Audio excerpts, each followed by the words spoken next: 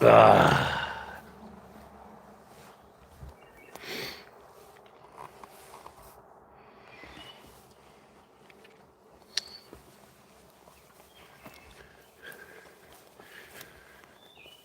Anybody in the house? Getting ready to start this bonfire.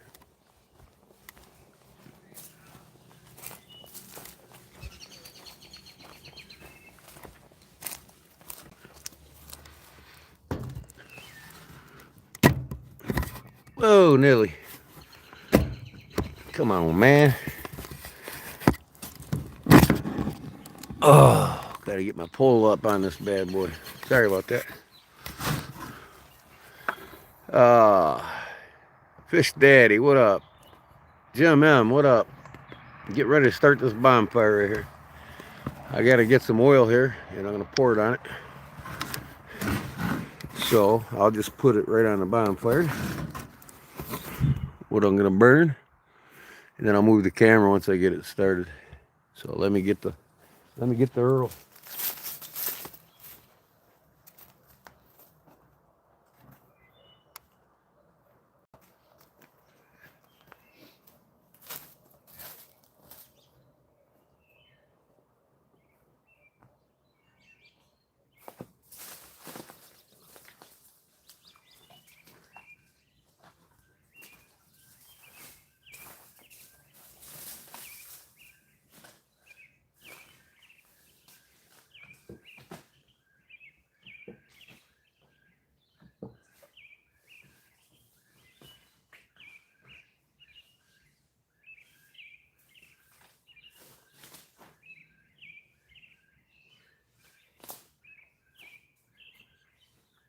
Good way to get rid of my oil from my oil change in my truck.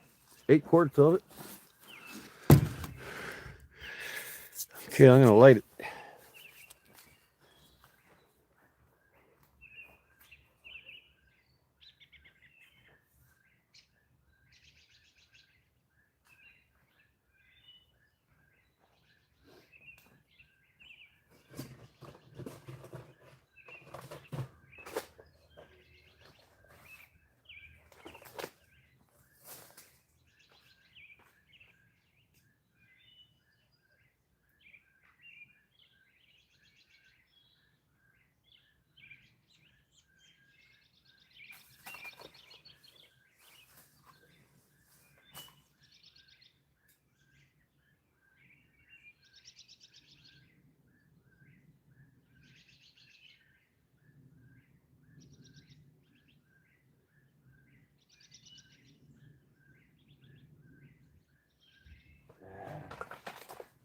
I'll get my torch.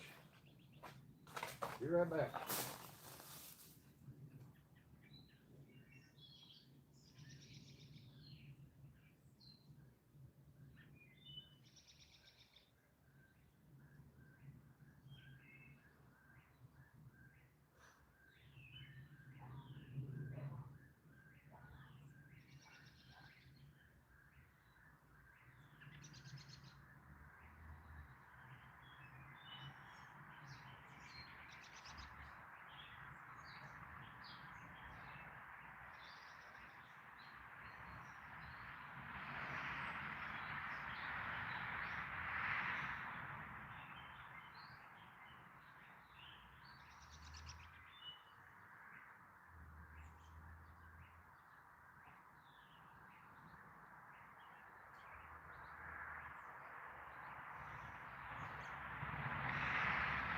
You gotta stay clear, cat. You'll be fried kitty if you don't.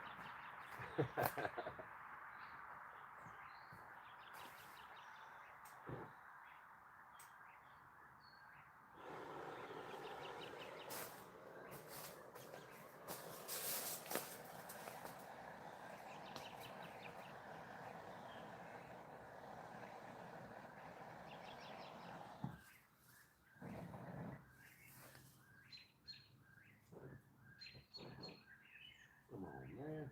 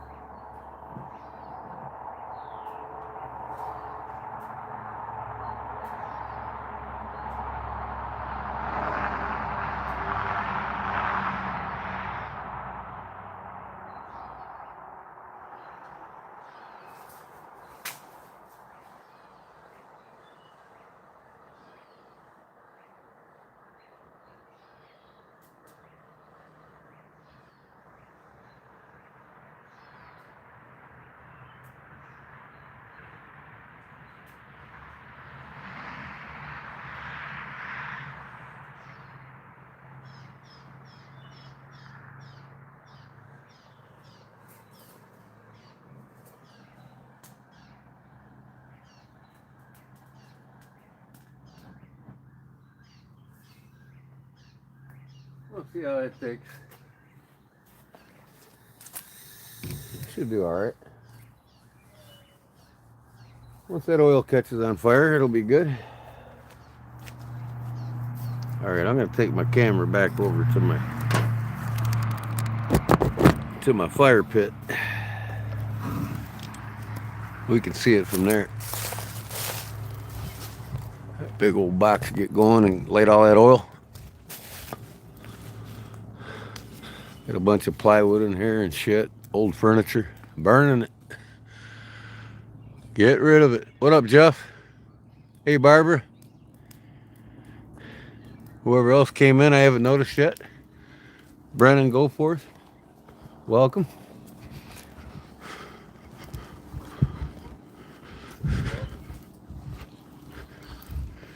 Okay, there she goes. That fucking box is blazing already. Okay, there she goes. That fucking box is blazing already. Okay, there she goes. That fucking box is blazing already. Okay, there she goes. All right, I can turn my volume down on this damn thing. Damn it. Do it every damn time. Turn my notebook off when I want to turn the volume down. Let me see here. Cliff, what up, man? Who else is in here? Jeff Jackson, what up? Caleb Smith, what up? Jim, what up? Fixed up all day, what up? Willie BC, welcome.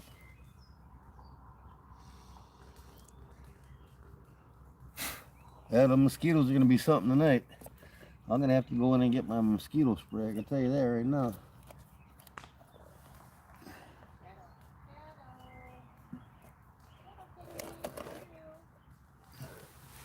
You worried about the damn cats?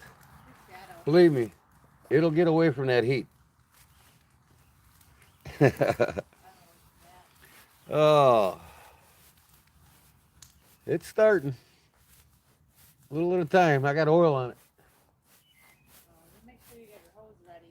That hose is sitting right there on the ground. You see that, Hot Lips? I'm one step ahead of you. I'm one step ahead of you. Good. I burned the woods down. I don't have to fucking clear it out, right?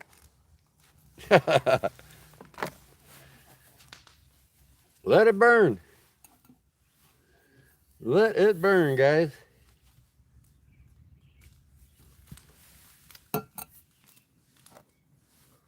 Let her burn. Oh. So how's everybody's Mother's Day go? Everybody have a good Mother's Day weekend?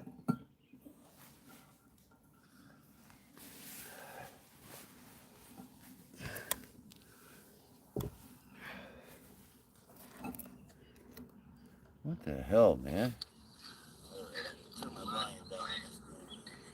Back. Back.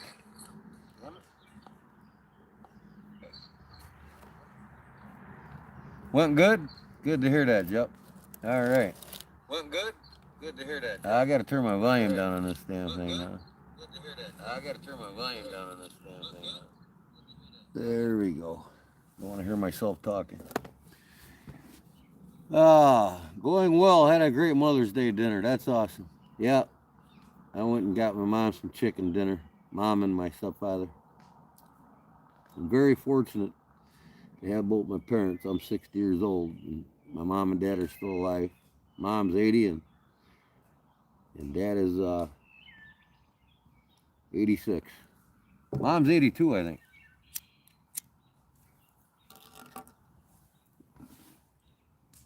Johnny Five, what's up? Like, what could cause an issue? That house is 500 feet from that fire, and I got a hose, so I ain't worried about it. He's used to me burning.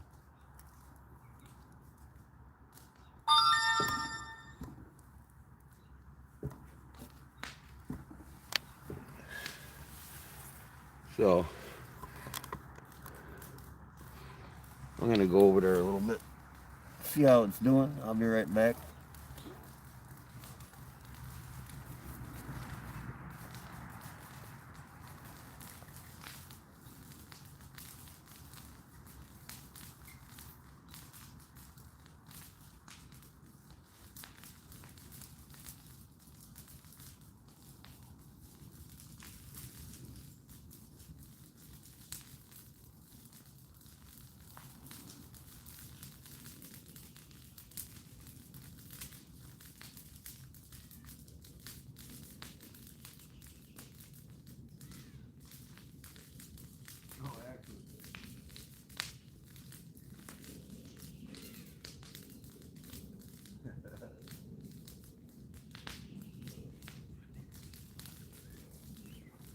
Yeah, actually that house was 75 feet away from that fire. But it ain't gonna get hot enough to affect it.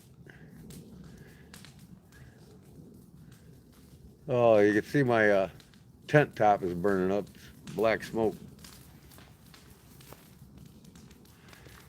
Got a tent top with holes in it, so I decided to torch it too. And that box had styrofoam in it. Black smoke. Start a fire near a tree. You think that tree's gonna start on fire? I've had more fires out here than you've had birthdays.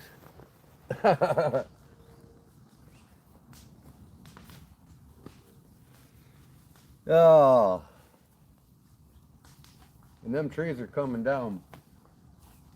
I've got 1, 2, 3 trees on my house, and they're coming down here in about another month. I'm gonna run a lift and cut them all down the same day.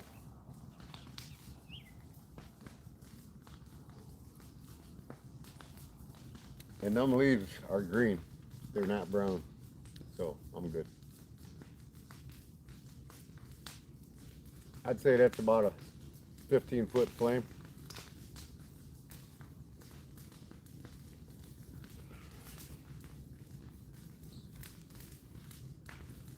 Yeah, them trees are 50 or feet or more away from that fire.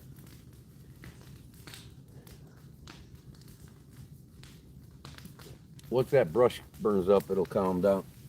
I got a lot of plywood in there. That'll be a lower flame.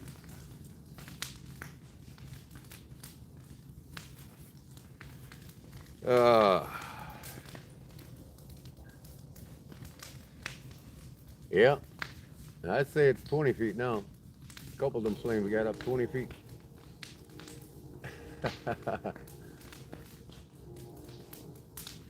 You know, ambers, boy, they're going up into that tree. Good thing it's a green tree. Look at that fire, huh? Gordy, if you start that tree on fire, you're gonna burn our house down. I'm not gonna catch that tree on fire, honey. You're crazy. That's right above our house. Yeah, well, that's got green leaves on it. There ain't no way in hell they're gonna catch on fire.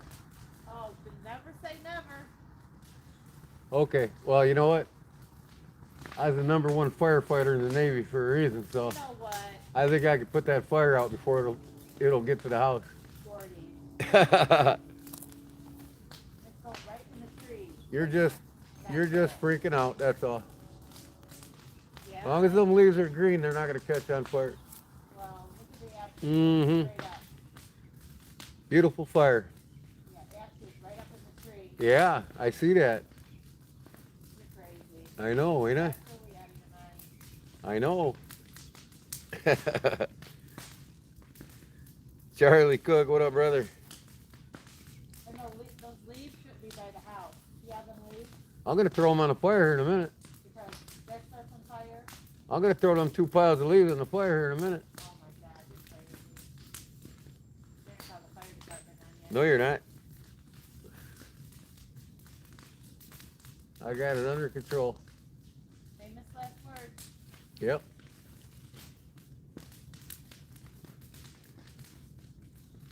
It's spreading. Where's it going?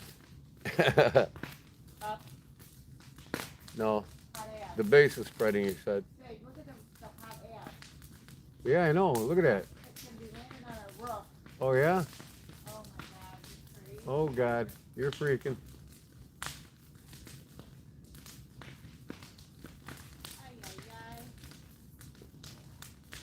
Now, if this was the fall and them were dead leaves, there'd be a different story. Look at it, it's still catch on fire. Yeah, it's got to take a big wind. There's absolutely no wind.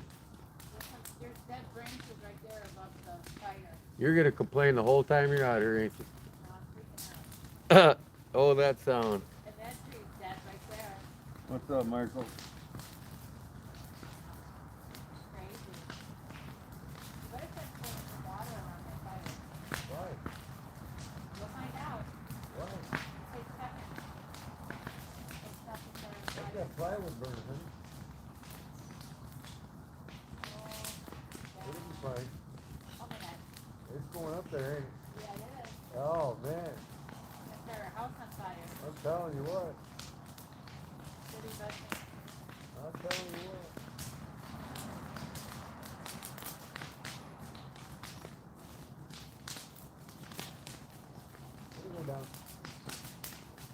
we're having on. You must start a fire in your house. Really? You know how hot they gotta get to start on fire? Well, red ash burned on it. Start a fire. What are wives for, right? But the complaint, Yeah. Jimmy what up? Reserve, what up, bud? Marco, what up? Spray the roof. Spray the roof with the hose. yeah, that's about a 20-foot flame now. Watch one of the neighbors call the fire department. I know. There's a house on fire here. Neighbor's house is on fire. Never know.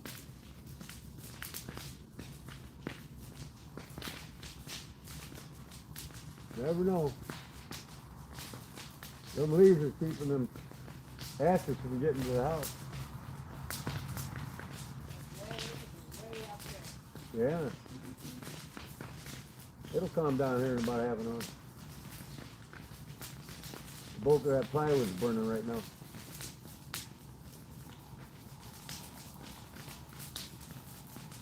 I bet I woke up Dan, I doubt it. Oh. Oh, I must have been standing in the way of the fire, huh? One way to get all your followers to watch your channel. What? I hope you don't melt their siding off. I feel the heat. I'm not gonna melt the siding, honey. I feel the heat right here. You do? Yeah. Well, I better spray it then, huh? Oh, it's not real hot. Feel it. Feel the siding. It's not that hot. Why is this thing on? Oh my God. The water's not even on. Ay, ay, ay.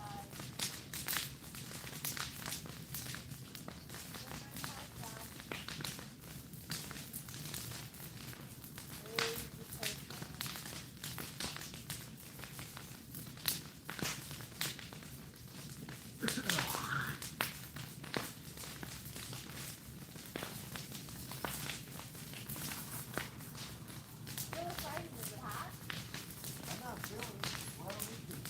I just got the heat right here. Yeah, it's warm, but it's not hurting my touch.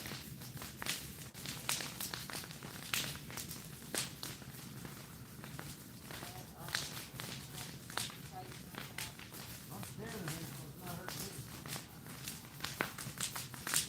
I just keep wet. So Oh, 40. Trees on fire. it is. Yeah, up high. Look it. Oh, it'll go out. It's that brand. It'll go out. You're gonna set the goddamn tree on fire. It'll go out. 40. It'll go out. Fucking dumbass. It's on fire right there. Where? In two spots, up high. Good. Maybe it'll burn and come down. No, you burned the house down. Okay. Oh my God, I knew that was gonna happen. Oh, it's gonna burn the house down. Oh, It's shit. on fire. The tree Oh, is on man. fire. That's terrible. Oh my God. I swear to God. Spray the top of the fire. It's not so high. Huh? Spray the top of the fire. Hot? Yeah, very top. So it doesn't go so high. Okay. The fucking tree's on fire. You know what? Just so I can shut your mouth up, I'll put it out. How's that sound? I can't believe the tree's on fire. I'll put it out so you can play. Right next to my house. Alright. Holy shit. Well, I didn't get the fucking tree to stop burning. It's on fire. Okay. About 50 feet in the air. I'll put it out so you be quiet. How's that? So you better be up there. I burned half of it already, so. The tree's on fire. Oh, man. That's terrible. Yeah, it is.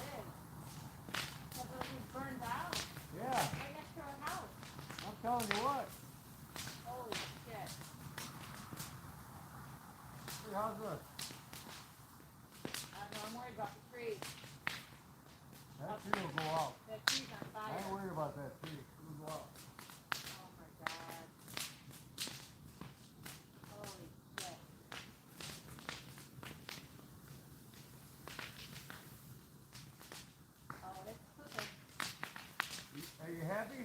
No, look up high. Are you happy? You're not happy because that tree's out, right? You're gonna have to I hold got a tree. fire on the tree. It is. Look at it. It's starting to go I up know. high. It's funny, ain't it? No, it's not funny. Oh no, the tree's gonna burn down. They're Oh gonna no. They're gonna melt all Oh, our no. siding. It's on fire. Oh no. It's on fire. Oh no.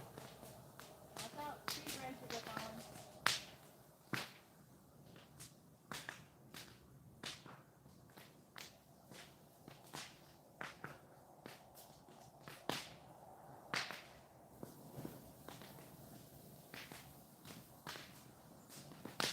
Oh no. Well, that's not good. Where's your boat? Oh no. Where's your boat at? The boat's way over there. Okay. Well, I don't know how that's gonna go out on the tree. You're gonna have to get the hose up here and spray it from right here. Because it'll just burn the whole tree down. Holy crap.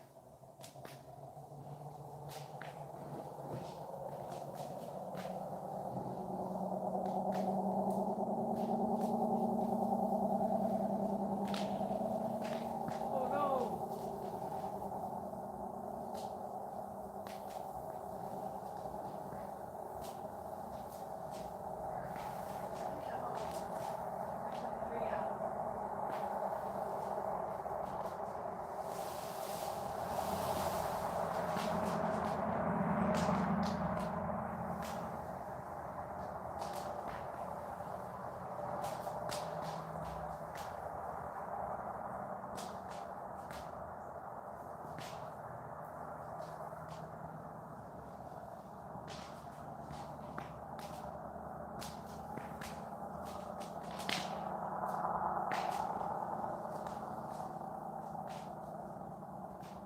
Oh, I think it's going out. I can still see it. It's burning. I think it's going out, honey. I don't think so.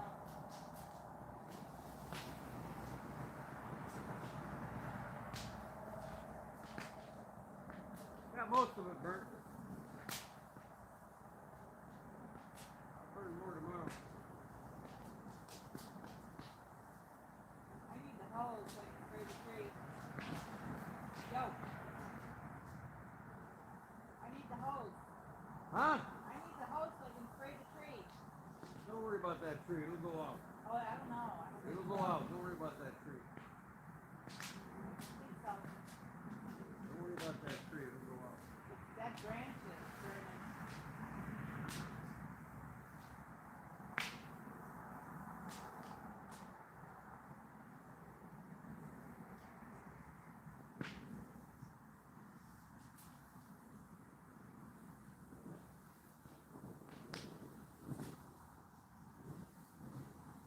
Oh, it's still burning. Yes. Yeah, it's got a little flame.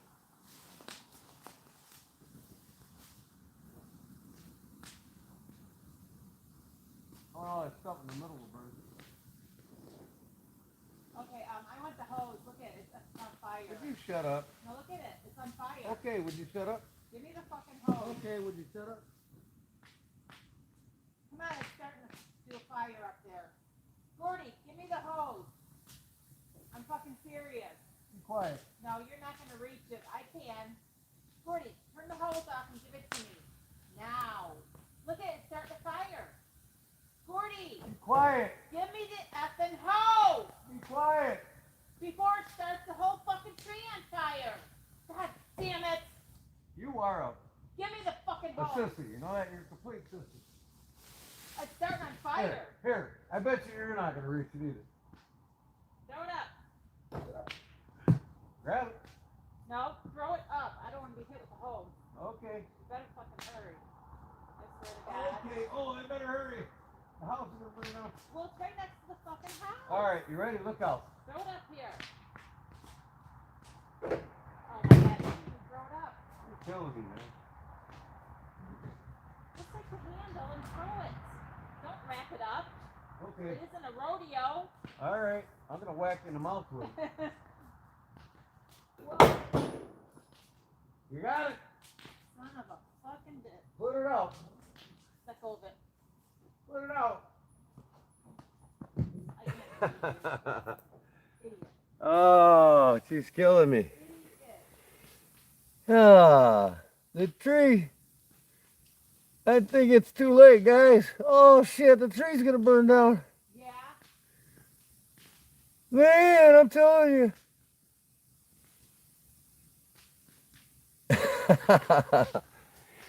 Oh. Are you hitting it? I can't see shit. I know. You're not even close. Yeah.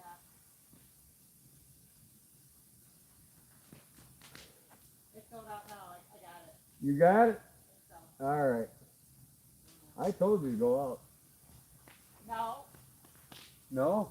water. It needs water. It's not going to go out. Oh, okay. That's a dead branch Oh, that's burning. good. Maybe it'll come down. Man, Why don't I just go get my chainsaw and follow the tree? man, you gotta love them. They got no brain in your head. Keep spraying it. You're doing good. It's going out. Gotta love it. All right, I'm gonna turn on my lantern here. Get some more light over here. I can't see fucking shit. Fucking hit the flash out.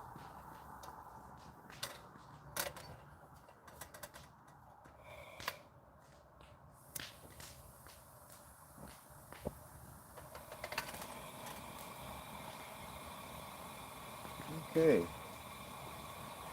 All right. I've called the city of police. Oh no. My wife is killing me. She actually thinks that whole tree is gonna burn down It will. and catch the house on fire. It will. Only takes 2 seconds. Ah.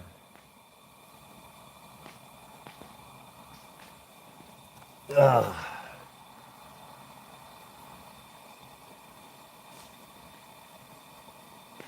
You ain't even getting close to it. I like the whole tree. You're wetting the whole tree? Oh, okay. That's gonna help it. That's gonna help it.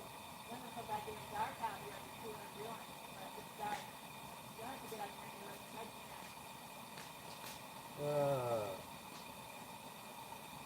Drop the hose. I'll get up there. It's pitch black. It's gonna go out, honey. Oh yeah. Wait, listen to you. No. It is. It's gonna go out. No, I don't believe you. I'm gonna be here all night, so. He's killing me. Absolutely killing me. Yeah. The fire's burning good.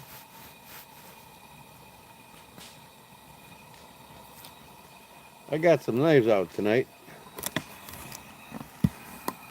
We talk about buck fixed blades. As soon as I get done entertaining my wife.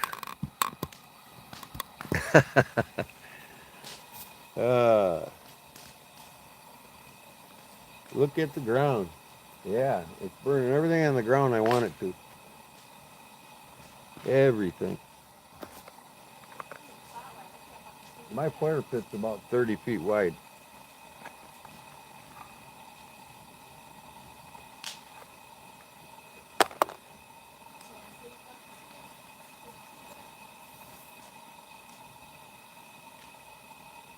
That's just one less branch I gotta cut when it burns up.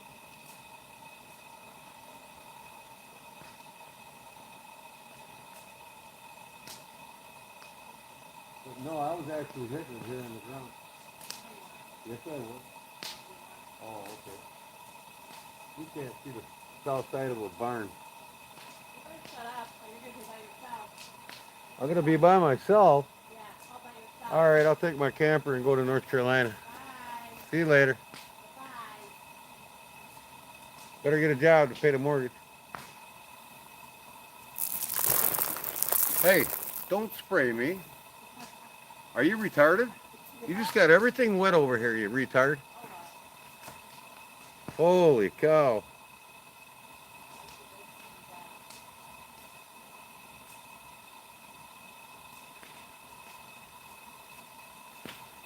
Oh my God.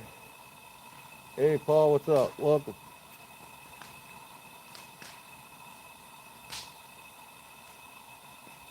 Oh, what's going on now? Look at that. There ain't nothing burning anymore in it.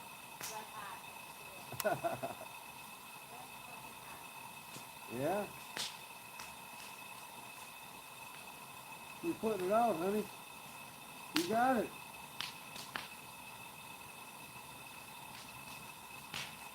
You got it.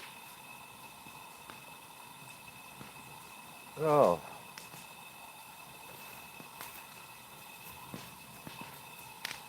I should have waited till she went to bed.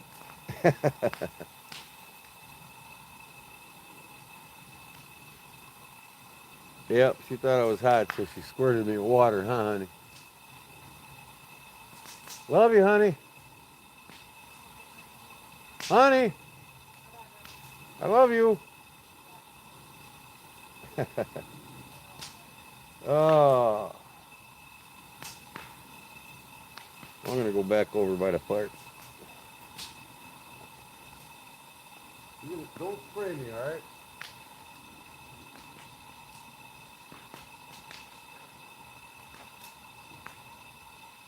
Oh, I'm glad that pile is down almost nothing.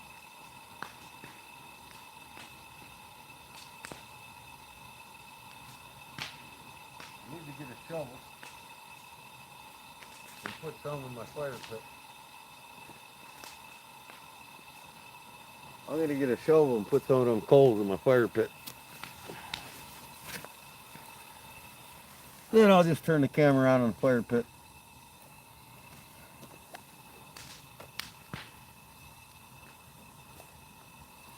Be right back, y'all.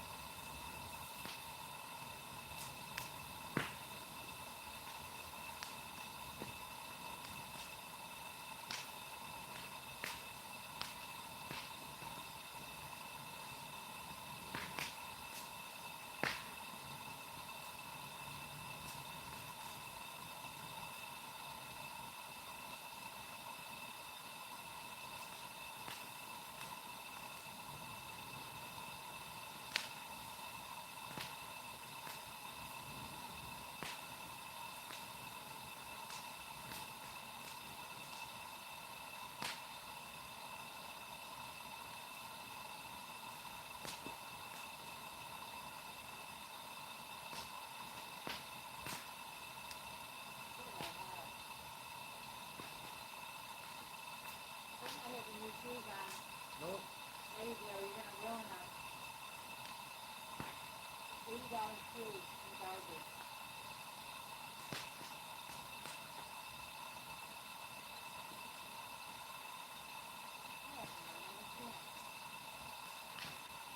Nope.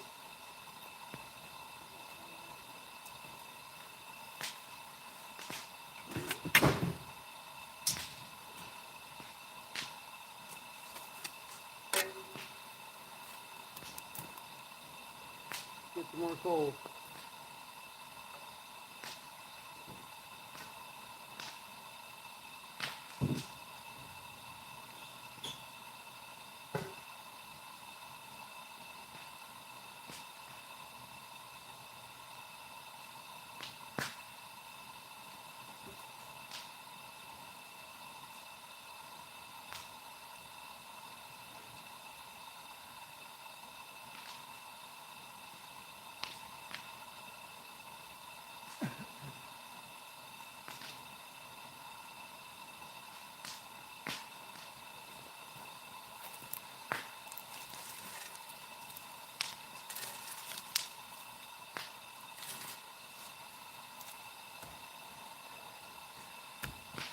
Okay.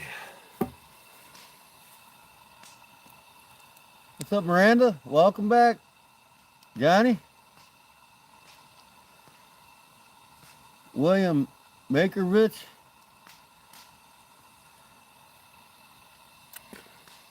Yeah, fire's always relaxing. Not when your wife's around, though.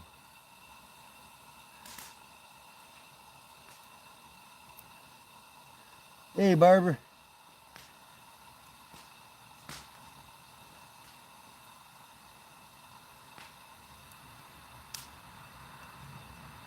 Oh, I'm going to be doing all kinds of fishing on my boat.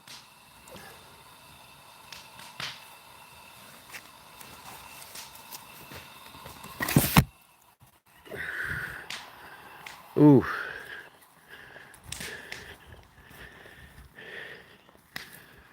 Yep. All I got to do is, now I got the interior all redone. All I got to do now is hook my fuel tank up and fix the pump in it. It's covered right now, but can't see it. But I got a fuel tank right over there. I reupholstered the whole inside of this thing. It's like new.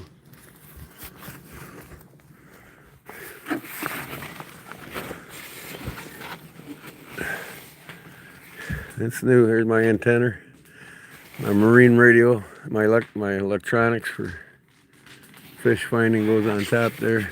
Then I got one up front for the trolling motor. But yeah, this whole thing is, can't see it. I gotta go get my flashlight, I think. But yeah, I gotta fix my log splitter here. Carburetor's apart. But yeah, I had a bunch of boards and old plywood that was rotted under the ground. It set 2 weeks on top of the fire, so it dried up and now it's burning up. So there's a tree up there. Wife was freaking out. The tree's on fire. I said, I know it is. It'll go out.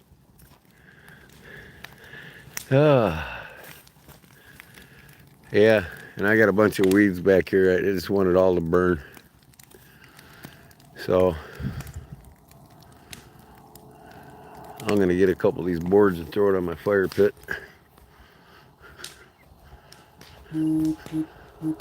I got my fire pit going over here.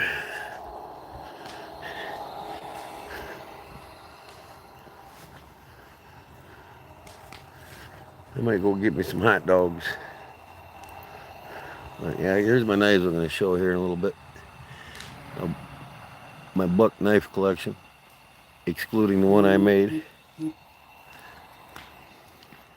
Hey Otis, what up, man? You missed the 20-foot flames on my fire. You can go back and watch it though. Wife's freaking out. The tree's on fire. You can see it up there burning still. But it had flames on it earlier, so it's going out. I told her it would. There it is right there.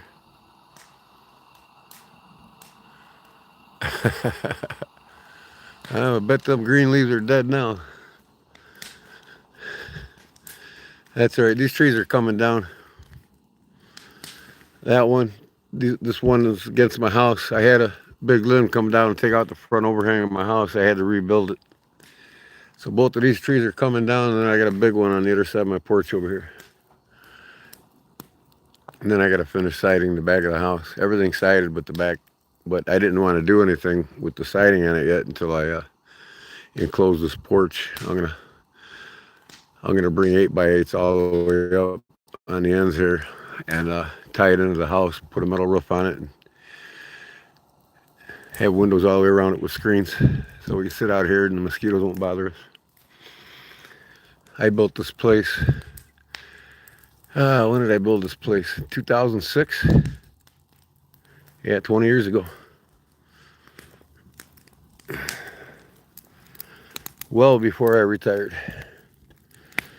All right, I'm gonna get me a shovel and get some more of these wood chunks on my fire. And put my phone back. Gotta get me another log cut for my target for throwing my knives. This one broke.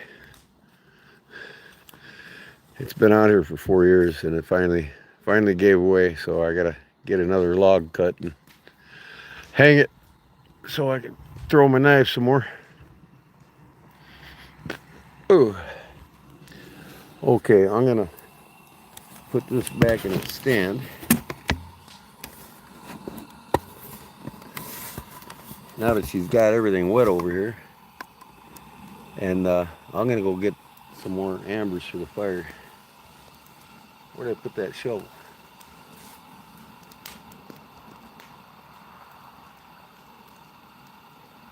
There it is. I'll be right back.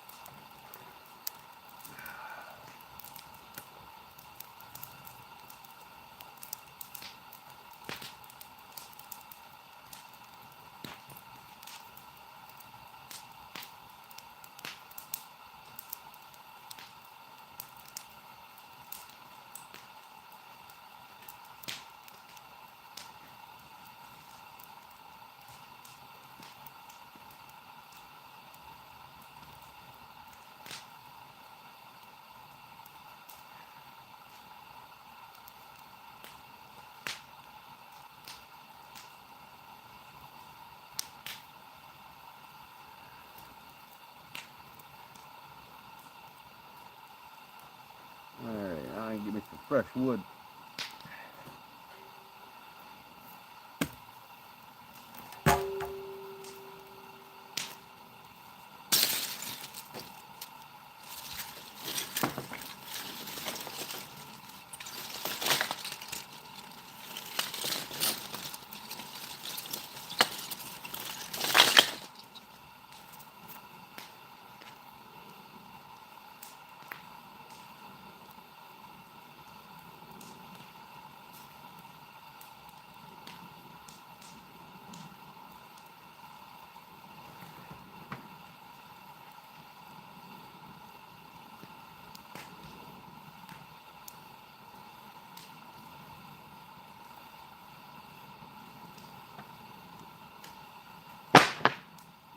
Saw at it.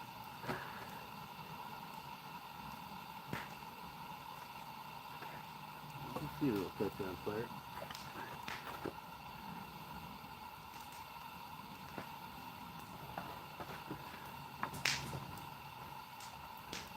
Let that burn half. I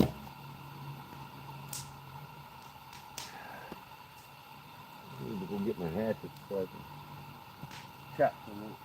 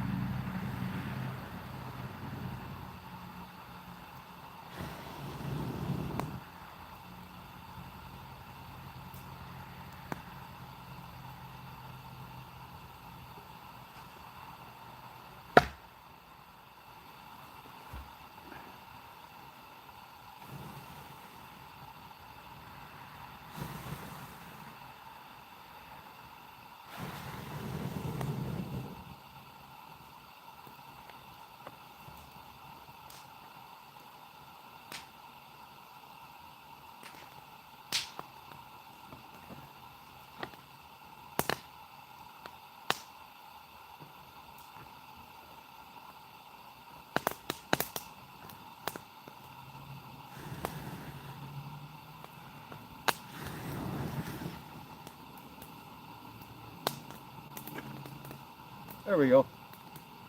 All right. I can sit down and relax a little bit. Where's my coffee? Where the hell did I put my coffee? Over on my machine, I think.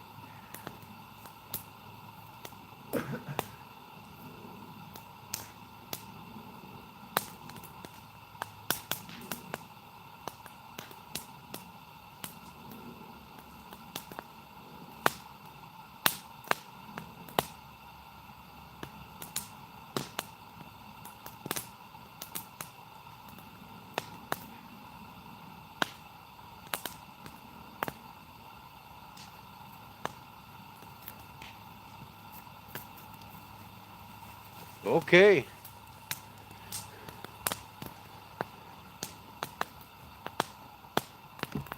Oh, hopefully this don't smoke me out. Okay, fellas, I'm on the chat now.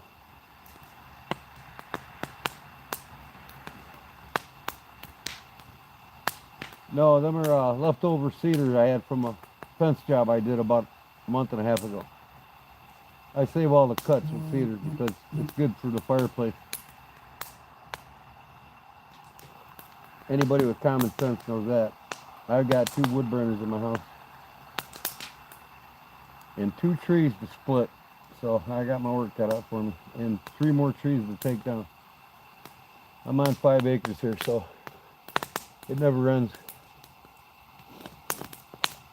It never ends.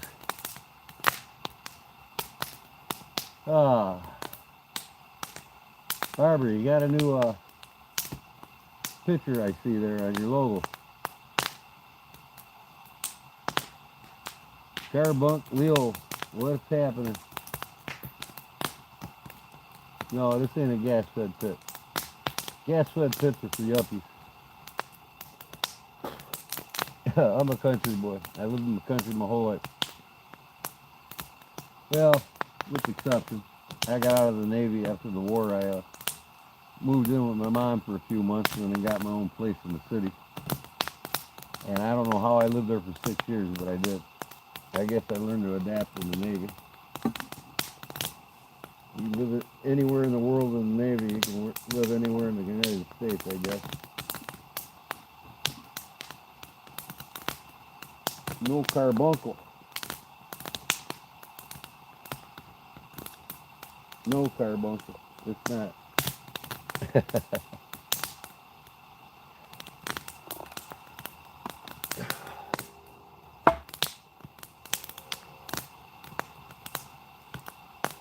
I need to carve something out here as long as I'm out here. I gotta make another hatchet handle for a hatchet restore I'm doing for a fellow. I wish I could make some of my lives into long form videos. I gotta learn how to do it.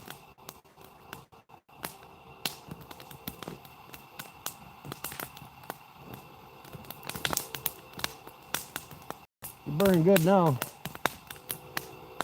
I need to get me a fire poker.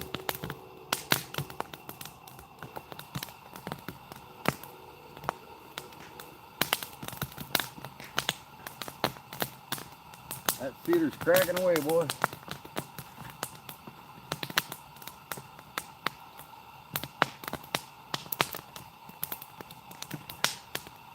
I got a poker somewhere.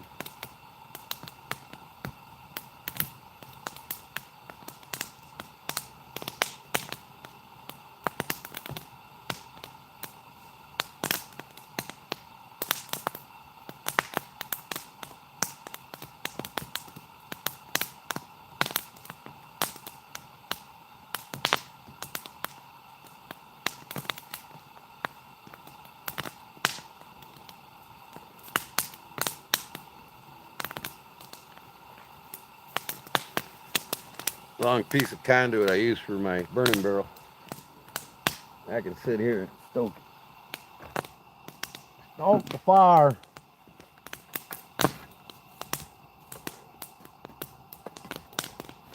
That cedar sure does crackle, boy.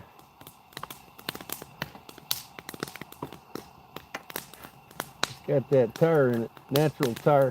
One of the best woods in the woods when it's fresh. You can take the bark off of it to start fires with, even when it's moist outside. Cedar and pine bark is the best barks to start fires with, because of the natural tar in the plenium. It lights up like anything else.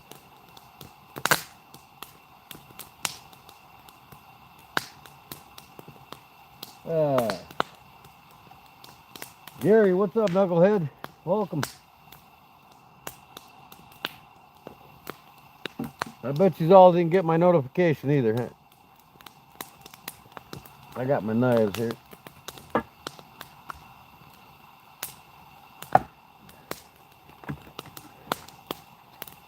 A buck 119 series. We'll talk about them here in a bit. That's my biggest one, I don't think. That's my smallest. This one here is the 116. One of my favorites. This is my favorite, the 103. The 103 is my favorite, and here's the good old Glory 119 that the knives are named after. And what do we got here? 120. I think this is 121. Yeah, this is 121. Holy but good. Yeah, I just bought that one. And then I got the bad boy here. The $500 dagger. I wouldn't sell that thing for $2,000. Sentimental to me. And I think you all know what.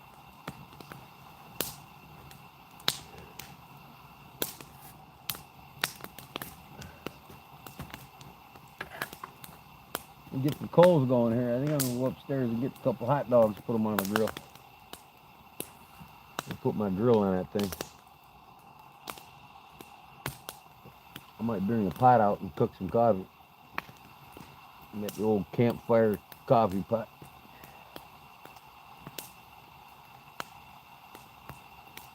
I've got that going. Kerosene lantern for extra light. That's the only thing with gas out here. I've got, that's propane. I mean, I got a dozen kerosene ones in the house. I had a collection of Coleman lanterns. And they just took, I was hanging them on every rafter of the garage. I mean, my whole garage was filled with lanterns. My wife's like, why don't you sell the lanterns and get some knives? They don't take up as much space. I said, okay. So after I sold my lanterns, I bought about 300 knives with the money.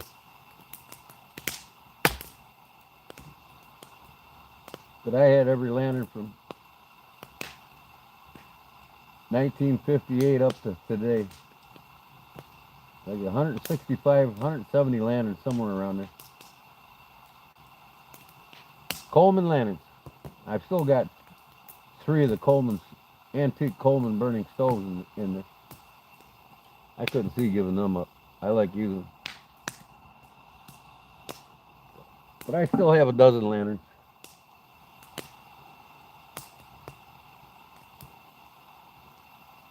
Well, if a space heater runs on propane, yeah, that's the same sound it makes. So,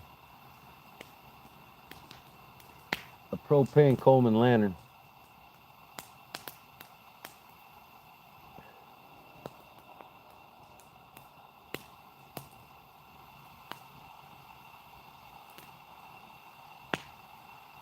It does sound like a space heater, don't it, Jerry? Ain't this a beauty?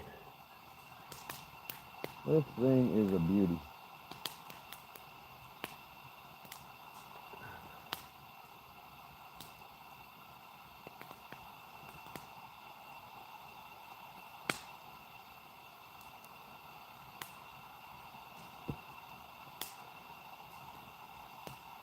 Number 65 of 250 made. Elk Stag Dagger. Custom hand carved by Wild Bill Cody for custom shop buck. Nickel silver coated, the whole thing. It's got copper and brass and nickel silver bolster in the front. And jimping all the way around it. It's all nickel silver plated. This one does not get used.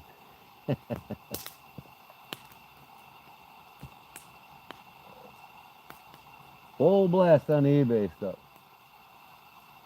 Well, you got to make that extra money while you can, man. It all helps out. It does help out. Why don't you go full blast and buy a couple of my items in my eBay store? And then I'll go full blast and buy some things in your eBay store. In fact, I need to buy something in your eBay store.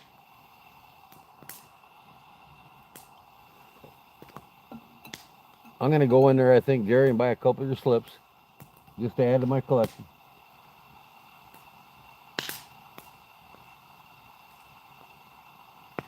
Yeah, you buy them garage sale knives, man. All the beat up ones. And they actually turn a buck faster than the newer ones. You put a reasonable price on them, like 15, 20 bucks. They sell right like hotcakes. I'm just collecting them, man. Another 5 years, I'm going to call it quits and open a knife shop. That's going to be my thing. Sit around, sharpen knives, have the boys come in for coffee, and maybe sell a few. As soon as I get my Social Security, I might do it then.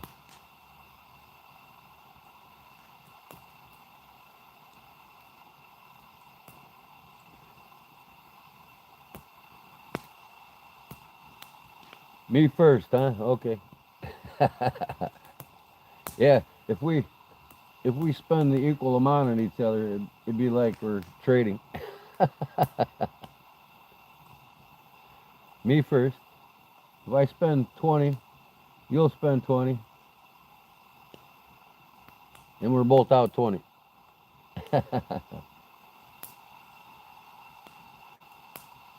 I know I do. A beautiful slip at that. I can't wait to get it. But more is never enough. Like I said, I get sick of it all. I'm going to sell it all. My knife shop. Who knows? Maybe I can buy my buddy's knife shop. He's much older than I am, and I don't think he's going to be around but maybe another 5-10 years. I'll offer him a price for his knife shop, and an offer he won't refuse. He's got over 3,000 knives in it. We're close to 4,000 knives, and I add mine to it.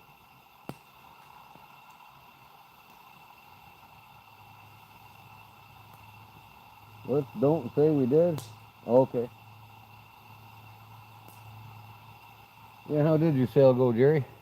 Make a bunch. You make $1 million, did you? No. I bet you made a few $100 though, huh? I don't think they had the flea market today where I wanted to go because of Mother's Day. But they will next Sunday.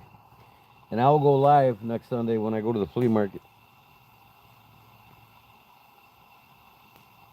Knife and watch hunting. Y'all get to see me knife and watch hunting live. Live at the Hive.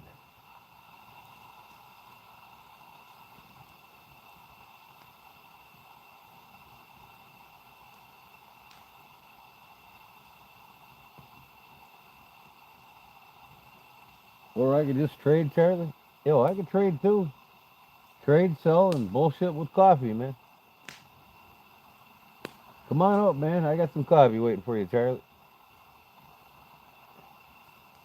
I appreciate the shout out the other day. That was an awesome video you made. Now I gotta get Jerry to do a shout out for me. Ah, how about it, Jerry?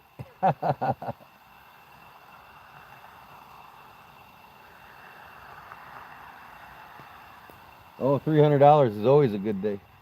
That's 300 more you walked home with it than without. That's for damn sure. I can see I had to get my coffee pot out here.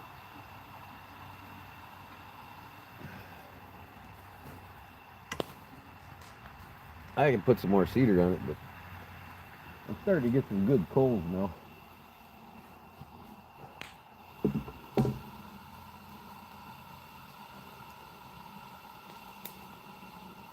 Where the hell did I put that other log at? Oh, it's over here.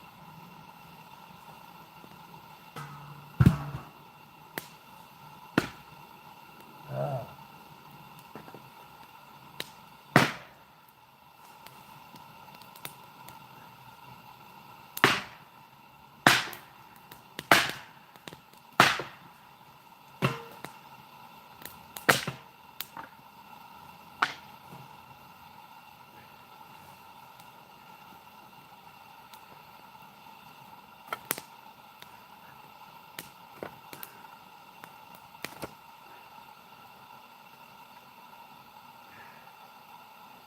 There we go. Yeah, Barbara, good fire is relaxing, ain't it?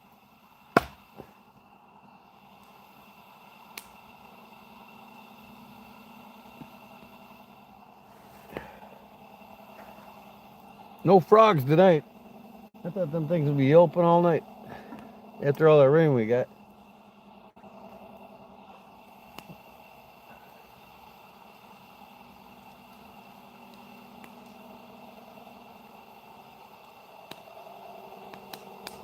Double cabinet.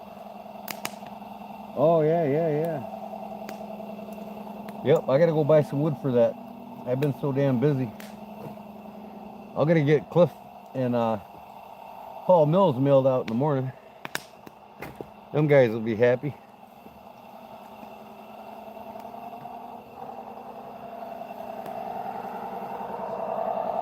What the hell is that? The truck coming down the road. That thing is loud.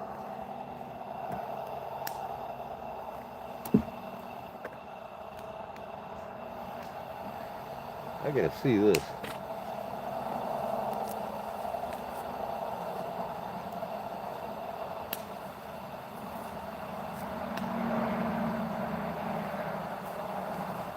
One of them damn kids with them 4x4 tires. There's the other fire. It's still burning away.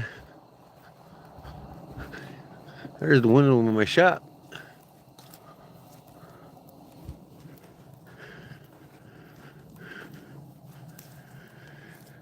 Oh, yeah. Burn, baby, burn. All that shit's gone. Well, I'm glad the tree didn't catch on fire. My wife was freaking out, man. Oh, I told her, you honestly think that tree's going to burn down to the ground? Come on, man.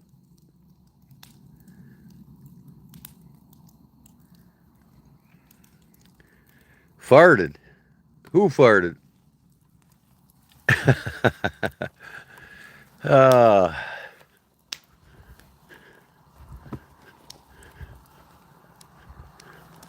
this is what you hear. Here's what you hear, Jerry.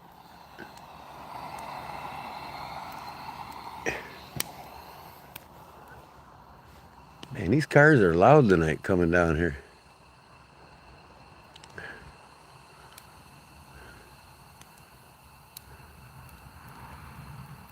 Jeez. I'm going to plant evergreen trees in the ditch in front of my house. I got a 3/4 acre front yard. And I don't want nobody looking in here anymore. Some fast growing evergreen trees.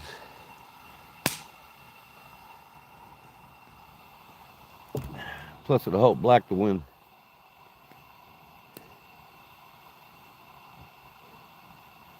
I'm going to have a knife museum. Well, that and a knife shop, you know. I'll have the ones that I don't want to sell on display, of course. This one will always be on display. I told my wife to put it in my grave with me. When I go to heaven, I'm going to take my buck dagger with me. Hopefully the good Lord will accept me.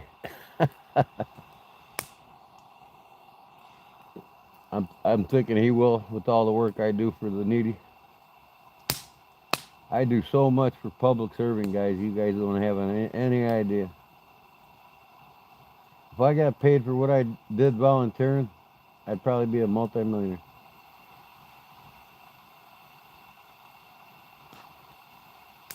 You got a new video? Jerry got a new video? No way. He's usually got a new video every night. I can't keep up with him.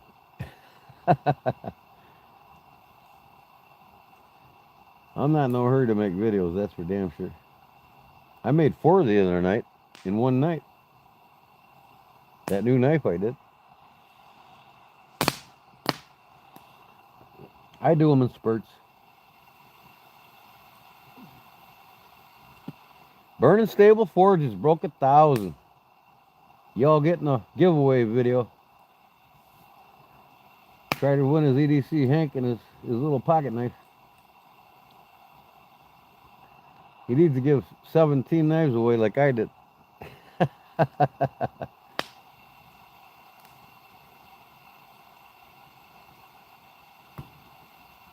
Archer Dummer, what up? Welcome to the channel.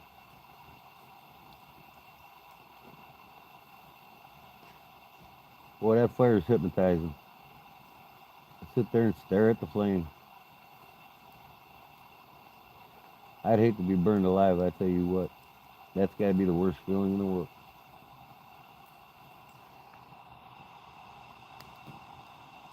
You know, when a lobster boils, they don't have a nervous system. They feel the heat the whole time they're in that pot until their brain just gives up.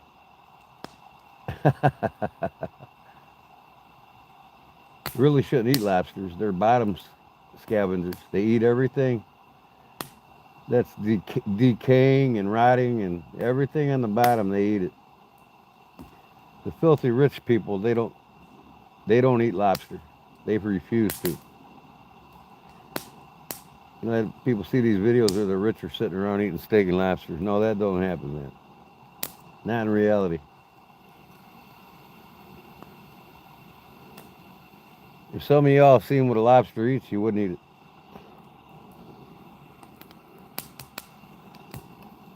But it's the same with a pig. You guys eat pigs, so they're scavengers too. They'll eat your 4 month baby if it's got a bloody nose. They will eat that kid to the bone. You're gonna do a tribute to me? Oh, come on now. It's not all about me, it's about you, brother. Do a tribute to yourself.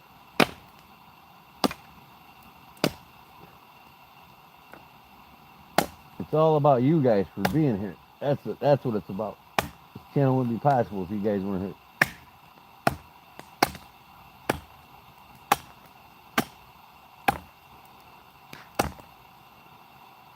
Oh. What do you think, though? I think I need to go get that Osage orange that I want to make an axe handle out of. I'm going to make one this shape. Sit here, since I'm outside, I can make a mess out here. I'll rake it up in the morning. I want to make an axe handle for that restore job I'm doing.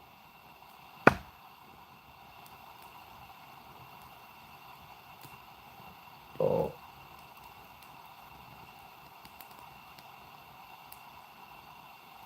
The bullet handled pocket knife. No, I got to get some more epoxy. I ran out of it. I'm gonna order some, I think, next couple of days here on Amazon. I'm gonna get a gallon of it though. 2 gallons of Total Boat. I've been hearing good things about Total Boat, so I'm gonna get 2 gallons of it. That way I can do handles whenever I want. I got plenty of shell casings. That ain't the problem. It's just I use that epoxy up like left and right.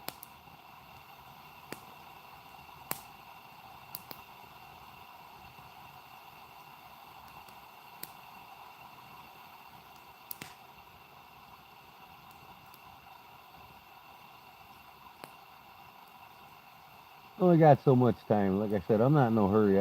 I don't do this for a living. I do it for pleasure. You know, I sell a knife or two here, I'm happy. You know, I got a couple mods a week, a couple mods a month coming in. That makes me happy. I don't need a couple a month, a couple a week, a couple months. I'm happy. I don't get too busy. I don't make this become a job. I don't want it to be a job because I'm retired. I want it to stay my passion. But yeah, you'll see me do it. I make them scales, I'll be live. A lot of the scales I make, I go live. God knows Barbara's probably seen me make a half a dozen already, right, Barb? And Jerry, and Charlie, and all the other regulars.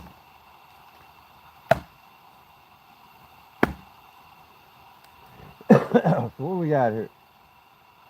This is my latest buy right here, I think. Yeah, this one I just bought. This one's the 121 fillet knife. in the Buck 119 series knife. Outdoor fillet knife. And it looks like a 1970 model. Buck 121 USA. And it's an original 1970 sheath, as you can tell. This thing's like almost mint, no scratches on it. I picked that up for like 55 bucks, I think.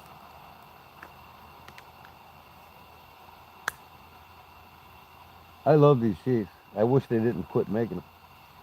They got these damn sheaths now with the wraparound. This is a beat up 120, I think. Yeah. I gotta do some. I'm gonna put a new grind, hollow grind on this blade. That's a big boy there. That's probably an 8-inch blade with the fuller.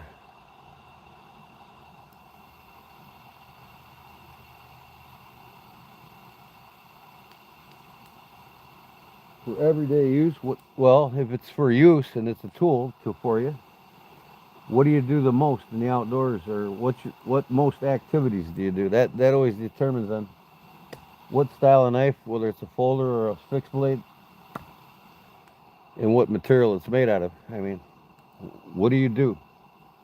Do you hunt, fish, both? Do you skin animals?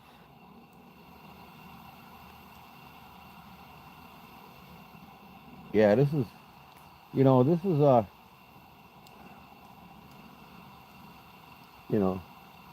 Hoyt Buck, when he designed these knives, he went with the originally the 119 was born out of the looks from two different styles of knife. The George Washington Bowie knife that we know in America is the American Bowie from England, and the Puko of the Finnish people. So the Buck 119 series is basically a spin-off of both the American Bowie and the Finnish Puko. That was his intentions when he designed the knife. A lot of people don't know this, but that ain't called a blood groove. It was just nicknamed a blood groove. It's actually a fuller that's used as a second handle to sharpen the knife. That's why that fuller is there. It has nothing to do with going in somebody's body and relieving blood pressure. That's non-existent. But the fuller was made on purpose by the Marbles Corporation in 1898 to be a second handle for sharpening these knives quick in the field. Or sharpen any knife with a fuller in the field. You see the Ontario knives and the the field guides and scoutmasters, stuff like that with the not the scout but the field guide got the full fat fuller on it. That was basically invented by Marbles in Gladstone, Michigan. I'm pretty sure he had the patent on that in the beginning, and he had the patent on the double tang leather wrapped double tang. That was his patent idea.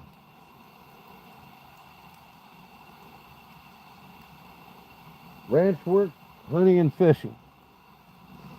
Well, if you do a lot of ranch work, I would recommend, if you get a fixed blade, I would recommend a 103. And this can be used for skinning wild game. It's almost a Nesmuk style knife. The blade's only like 4 1/4, 4 1/2 at the most. Feels great in the hand. It's not heavy. It's easy to cape an animal out with. Castrate an animal, whatever you got to do with it. And as far as, on the ranch, you want a folding knife to put in your pocket, get you a farmhand or a sow buster, they call it by Case. Bear & Sons farm hands, you know, the smaller, you know, style blades for that.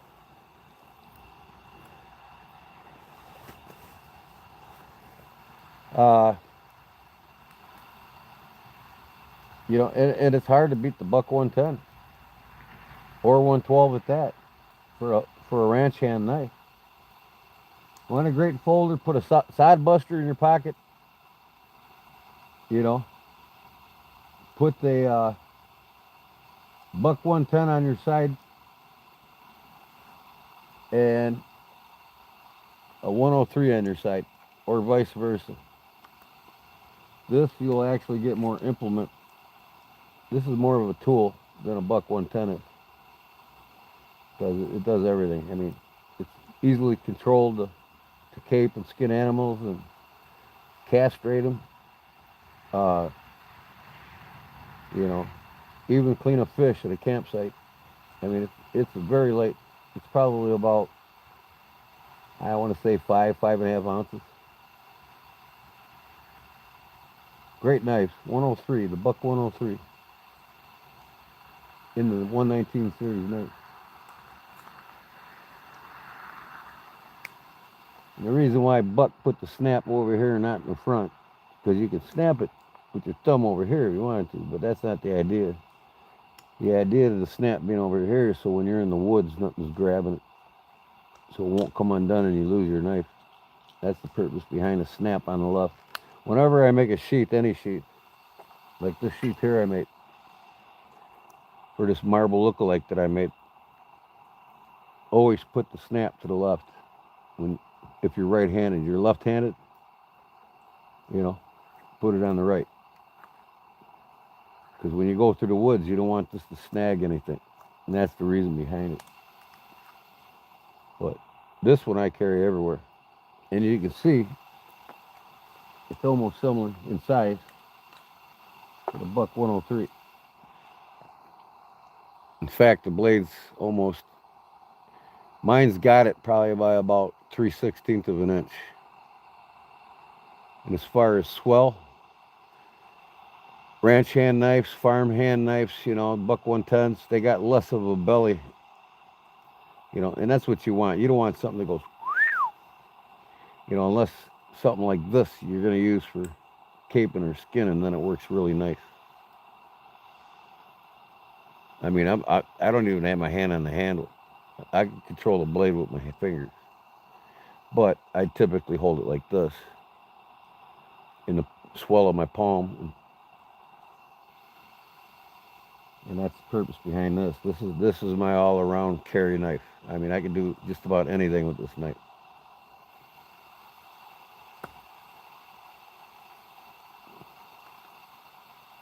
But yeah, I mean, 103 from buck, a 110 from buck, a side buster, full-size side buster from Case, and you got every tool you need for the outdoors. You know, the only time you're going to need a big knife like this is if you're in combat. You know what I mean? And you're afraid that a wild pig's going to get you. Be your pig sticker, but you know what? What's the odds on that? They're just too cumbersome, too bulky. That's not an everyday carry knife. These smaller ones here. And this is my favorite one to carry when I carry a buck 119 series knife, without a doubt. The 103 is my favorite. If I'm not carrying a 119 on me, or a buck 110 folder on me, that's what I'm carrying.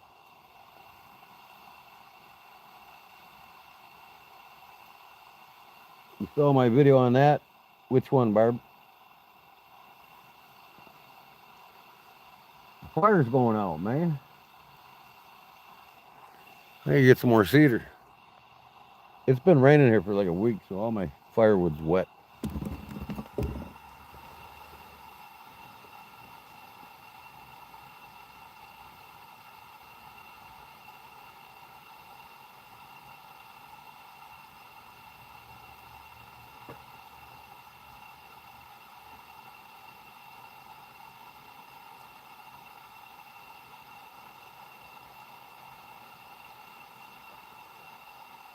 See how long it takes me to cut up one of these 2x4s with my hatchet.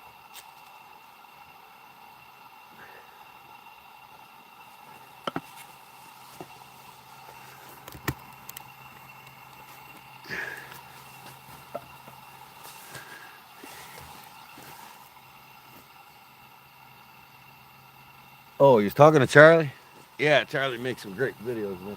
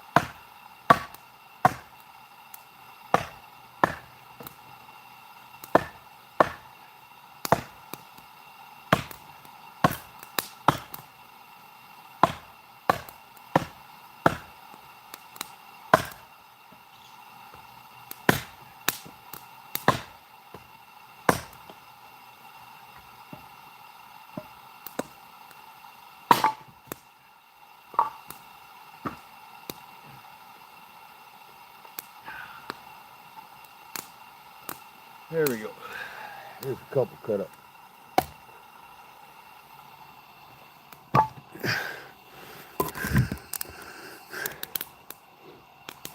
Ah,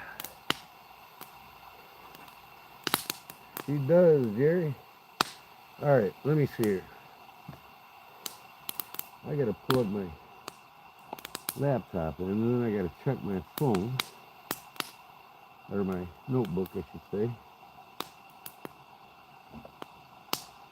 It was at 95% when I started. Where are we at here?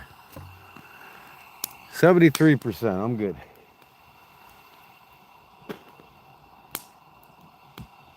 Yeah, don't take much with that cedar, does it?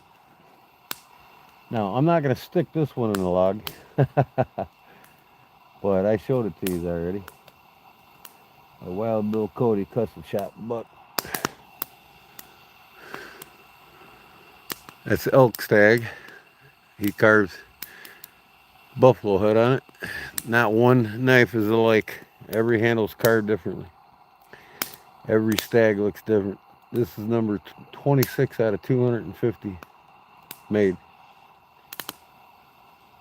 I haven't seen one on eBay lately. I think they've been all bought up. Whoever got them.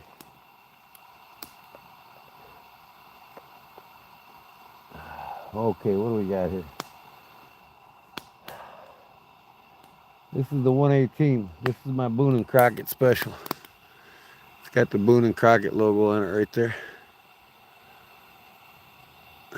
Let me see here.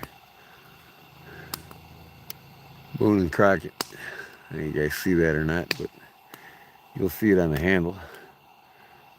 We got the buck knife established 1902 on the button. This is a collector series. It's a wildlife conservation. Boone and Crockett. It's got the Boone and Crockett on the handle. I need to get the one that's the Pope and Young now. I gotta have them both. You know, I think Buck made both 116s, two different 116s, the Boone and Crockett and the Pope and Young. Maybe not. I don't know. I'm gonna have to find out. I think they did. I'm not gonna stick that one in the log either.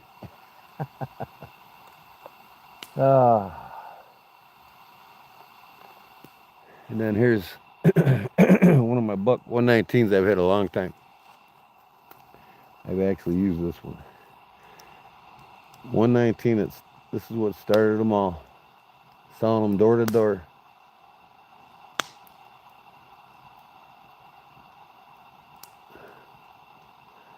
Hoyt and Chuck Buck.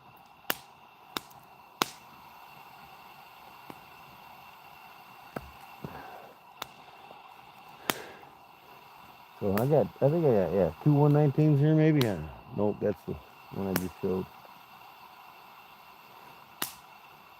I know I got another one in the house. Yeah. Yeah, I got it in the house. What do I do here? Put this one back. A fishing fillet knife.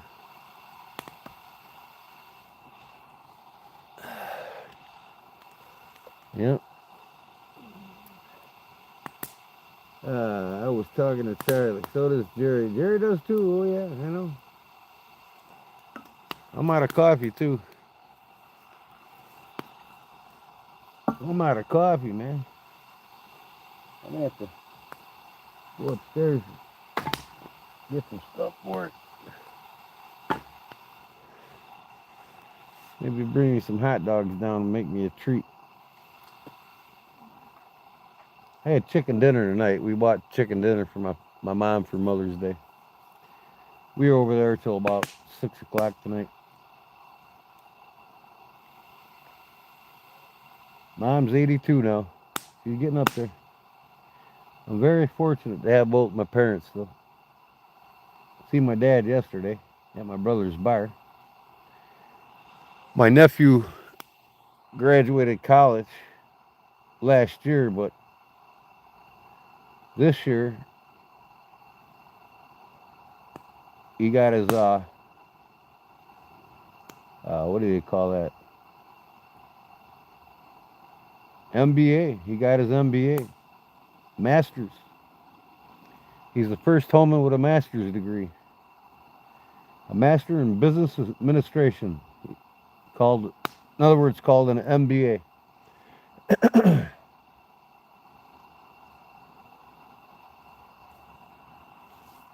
So, and he works in downtown Chicago. Lives here in Wilmington. He takes the train every morning. Takes the train to the city every day. Which is the best way to go. You don't have to pay for parking. It's a lot cheaper. You don't have to pay for gas.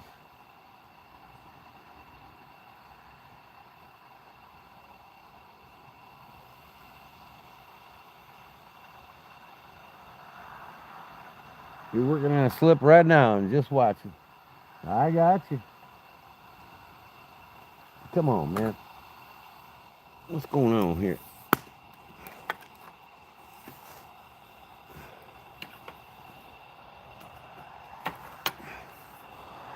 A little bit of tweak and get her going. Stir up the mash.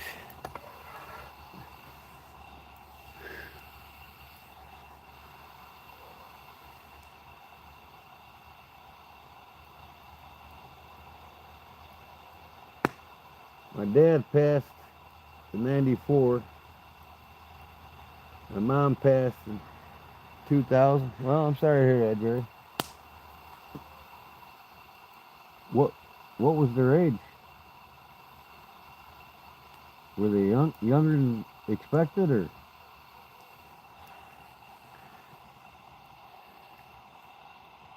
Sorry to hear that. Like I said, I'm very fortunate.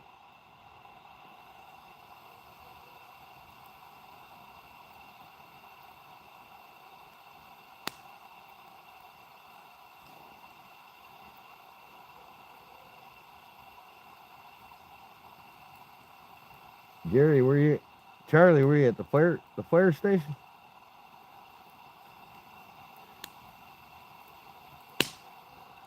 Your parents are probably in their 70s, huh? That's sad. Sorry to hear that. God bless them both. They're looking down on you from heaven, brother. They're keeping an eye on you still.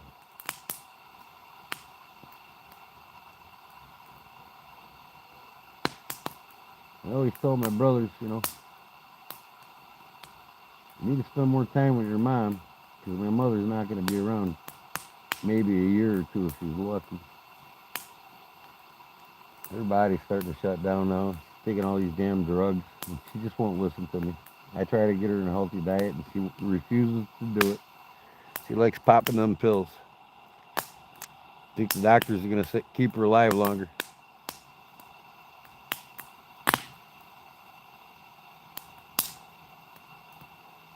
On the edge, what up, man? That's be what it is.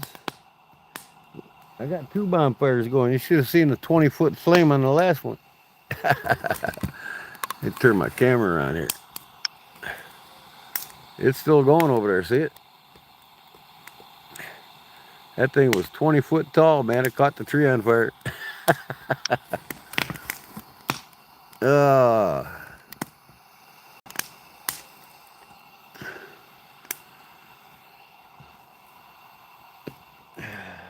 I need to get that Osage out here and start that axe handle. Let me put all these knives back in their sheet. Oh, this is what am I carrying on my side though? I forgot to show you what I'm carrying today. I'll take it out my belt. This is what I'm carrying today. Remember that one?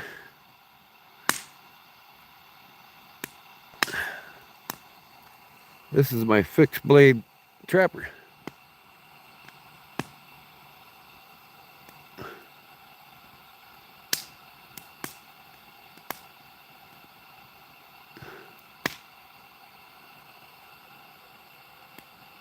With the ironwood. Beautiful wood, man. This is what I carried today.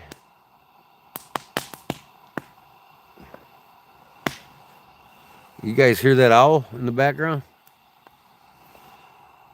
That owl's excited. As long as it stays away from here. You touch my cat, so I have to shoot it.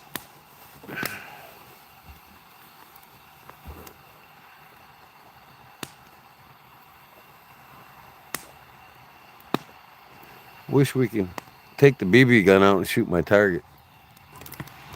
I mean, I could, but you couldn't. You can't watch me do it. You can watch my shadow, right? Look at it. That's 1/2 inch steel, guys. Them plates are 1/2 inch steel. I made that 1/2 inch steel, and my 300 subsonic blackout blasted right through.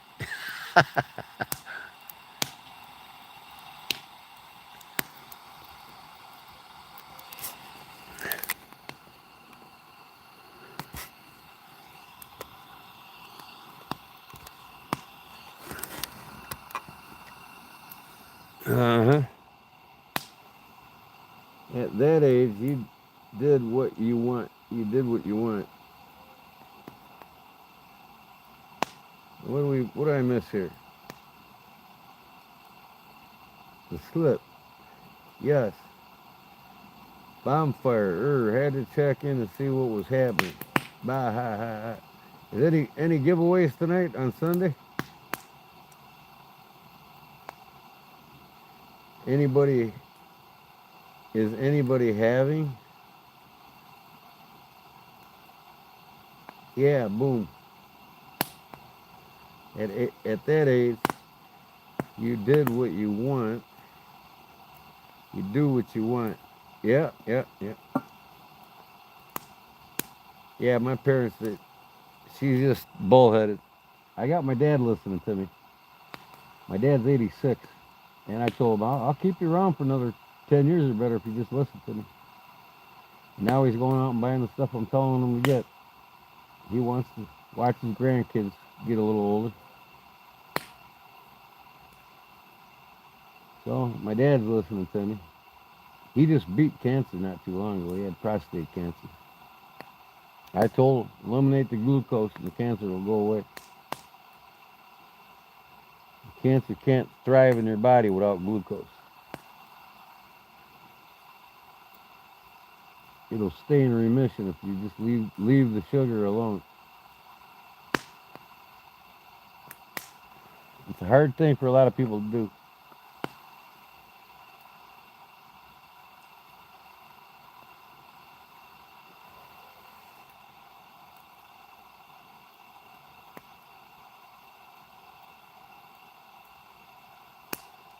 That's for sure, Jerry.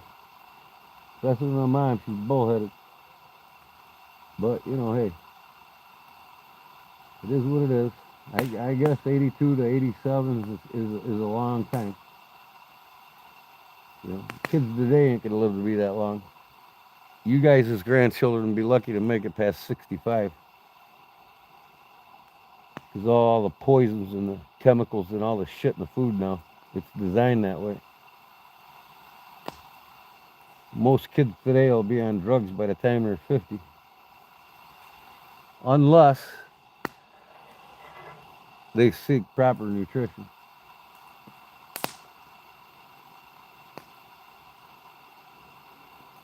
And most people die around the same age as their folks because their folks taught them how to eat. So they generally eat the same thing their folks do. So they generally die around the same age. You know, genetics only constitutes for less than 7% of your outcome, whether you're going to die like your parents did at the same age. Genetics is less than 7%. It's not 90%. It's not 60%. The only reason why it's high that people most likely do die around the same age as their parents did is because they learned to eat by them. They never changed their diet. They continue to eat like them, so they'll continue to go about the same time they did. And now today, with the food being twice as bad as it was when they were younger, most of you all in your 30s and 40s don't even have a head start like they did. I need to go up and get some hot dogs. The only time I eat junk food is on the weekend. I'll have a hot dog on Sunday or Saturday or Sunday. I don't eat them during the week though. Went to the restaurant to eat last night with the wife, and my mom had greasy ass meatloaf with gravy on it, full of egg noodles. Ooh, that son bitch got me. So I had 3 eggs over medium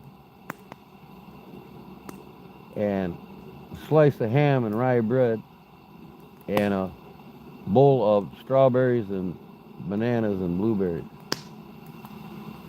That's what I ordered, and a glass of milk.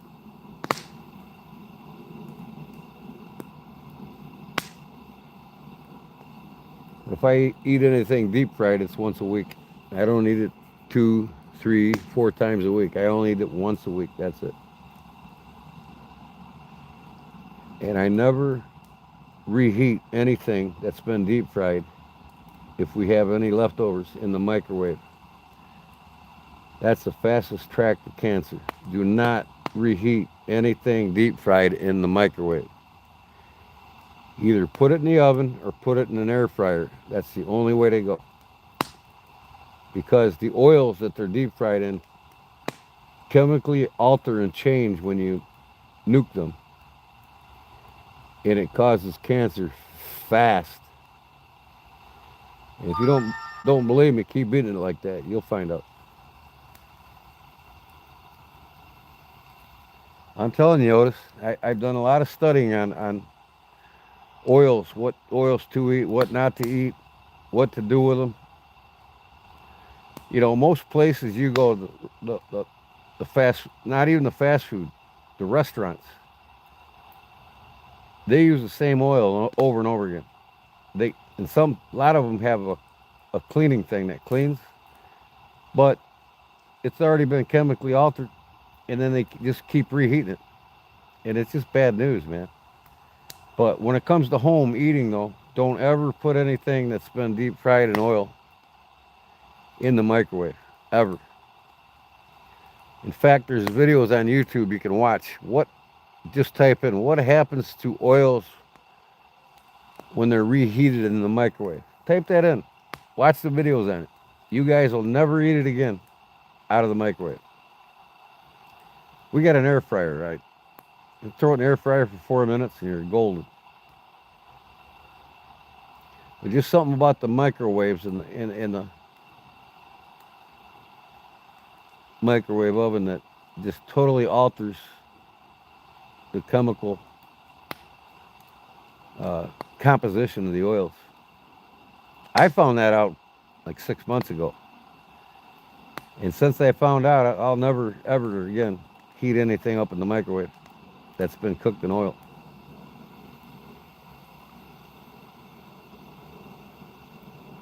What is Cracker Barrel? Yeah, the Cracker Barrel is known for reusing their oils. They got a cleaning system. After the night, they'll put it in a cleaning system. It'll filter through, and then they'll reuse it the next day. They'll do it for like a week. And in some of these restaurants, they'll heat shit up in the microwave. One time I went to a restaurant and got hot dogs, and them some bitches were like rubber. I was like, come on, man, take these back. You guys should know better than to heat hot dogs up in a microwave. Boil the damn things, man. I'll never buy a hot dog from them again.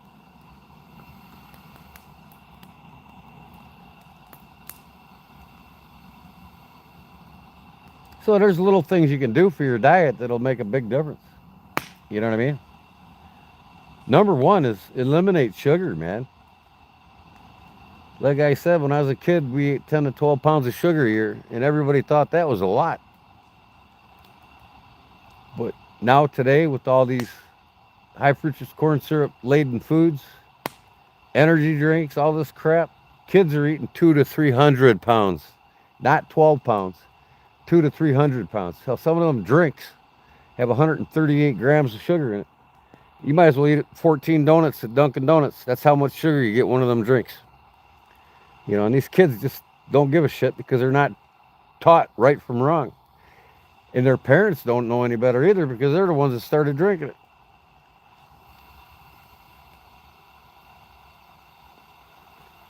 I generally don't eat leftover Chinese. And I generally make my own Chinese.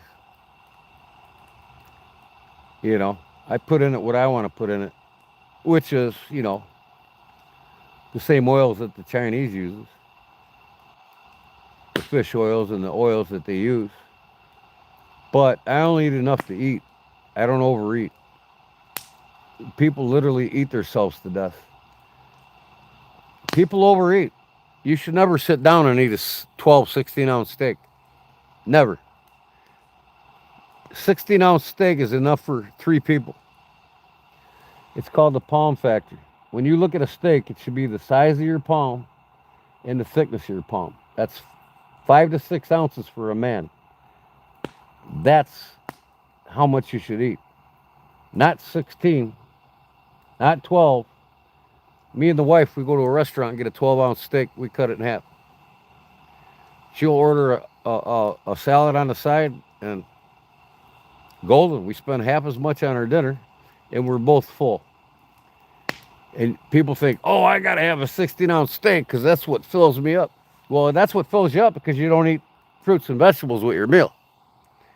If you ate fruits and vegetables with your meal that your body's calling for with the protein, the fiber in it will keep you fuller longer than the protein itself. That's why you eat Chinese, it's full of carbs. You get a quick fix, 3 hours later, you're hungry again. That's why I hate eating Chinese often. It's like eating noodles or spaghetti, you know. If you put a little bit of meat and sauce on there, and it's mostly noodles, 2, 3 hours later, you're hungry again. Stomach is stretched out. I like Monster Energy drink with a dozen Krispy Kreme donuts. I'm sure you do, Charlie. I know better than that, brother. You're bullshitting.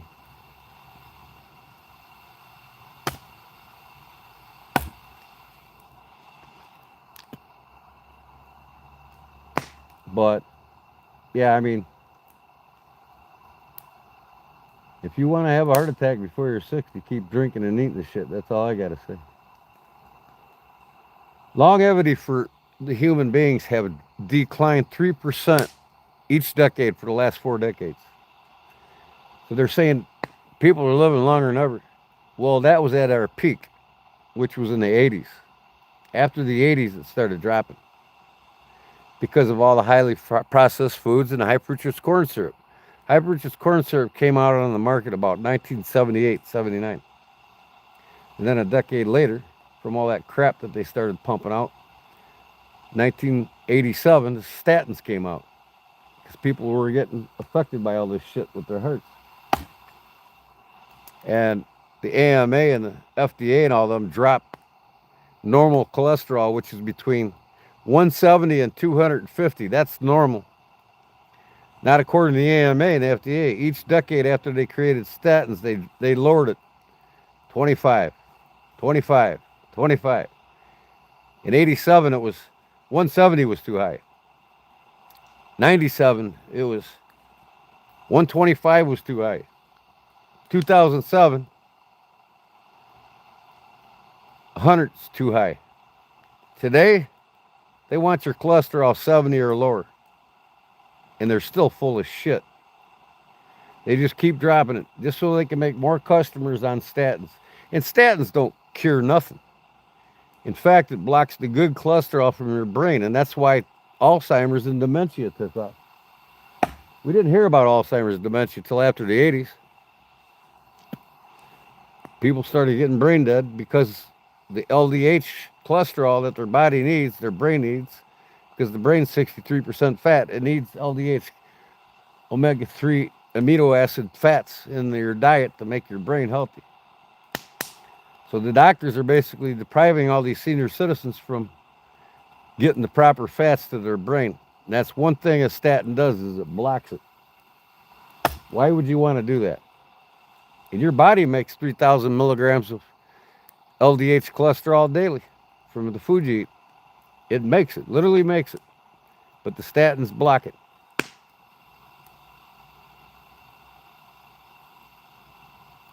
You don't like coffee? Well,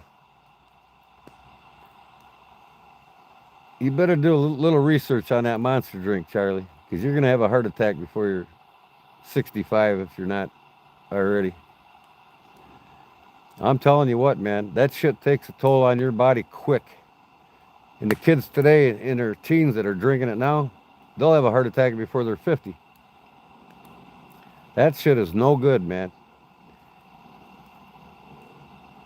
It's no good. There's something out there natural with caffeine in it you can eat. Chocolate. Chocolate's one of the healthiest things you can eat. Get 75% or greater cocoa. It's semi-sweet.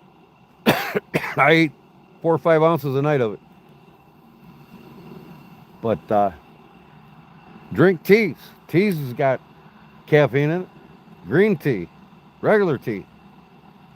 Green tea is the healthiest tea you can drink. You know, once your body gets used to eating it or drinking it, you start craving it. See, that's the problem. A lot of people don't want the stuff because they don't like the taste of it. Well, I didn't really care for tea either, but now I drink it every day. Your body changes. Its desires change. Your taste changes. And when you put shitty food in your mouth, you know it right away.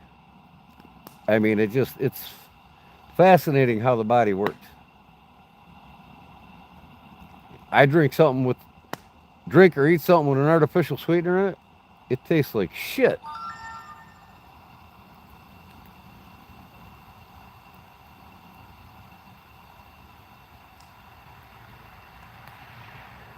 Well, you're not now, Charlie, but you know what?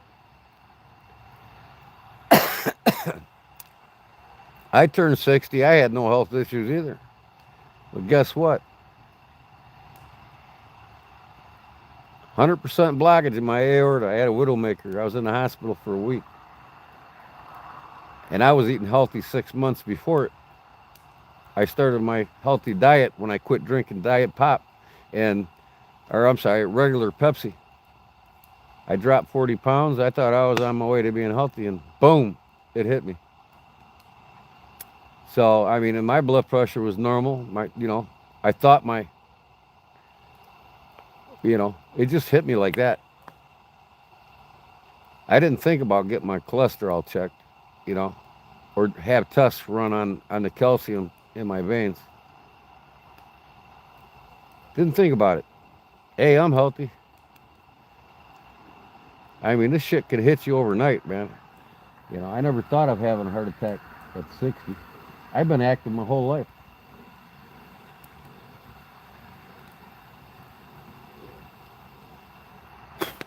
I got news for you. Your food's more poisonous than cigarettes are. People don't get that either. People think that people that smoke are going to die faster than the ones that are eating the shitty foods they're eating. The game's changed, man. It's a level playing field now. 90% of the stores you buy in a supermarket are poison. They're designed to kill you, get you on meds, and make you sick. People don't think about that. Processed meats in the deli, that's the worst thing you can eat in the grocery store. People think, I'm going to eat sub sandwiches, and I'll be healthy eating deli meats. Yeah, okay. Keep eating them. And then the meats, they're highly processed, poison in them. Even the free range shit that they say that cows, that's all a scam too. That's why I get all my meat and my fish, and I order it online. Processed, put on dry ice, and sent right to my house. I'm the first one to freeze it. And it's all wild raised. I don't eat nothing in meats from these fucking grocery stores. You figure you go and spend $150 easily now on meats for your family. Most of y'all, if you got 3 or 4 kids, you're spending $300 on meats or better.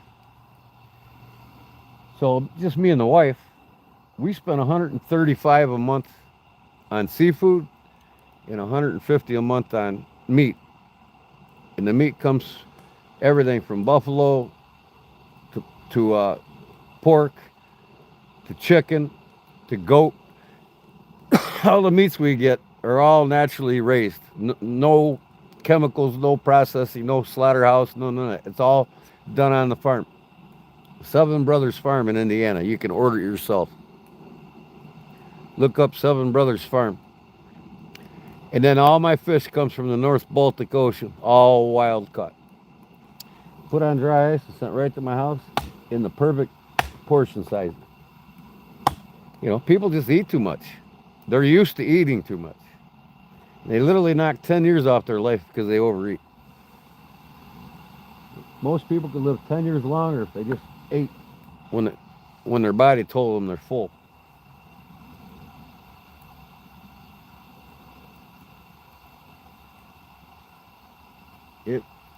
Your department has to have it, 201 total.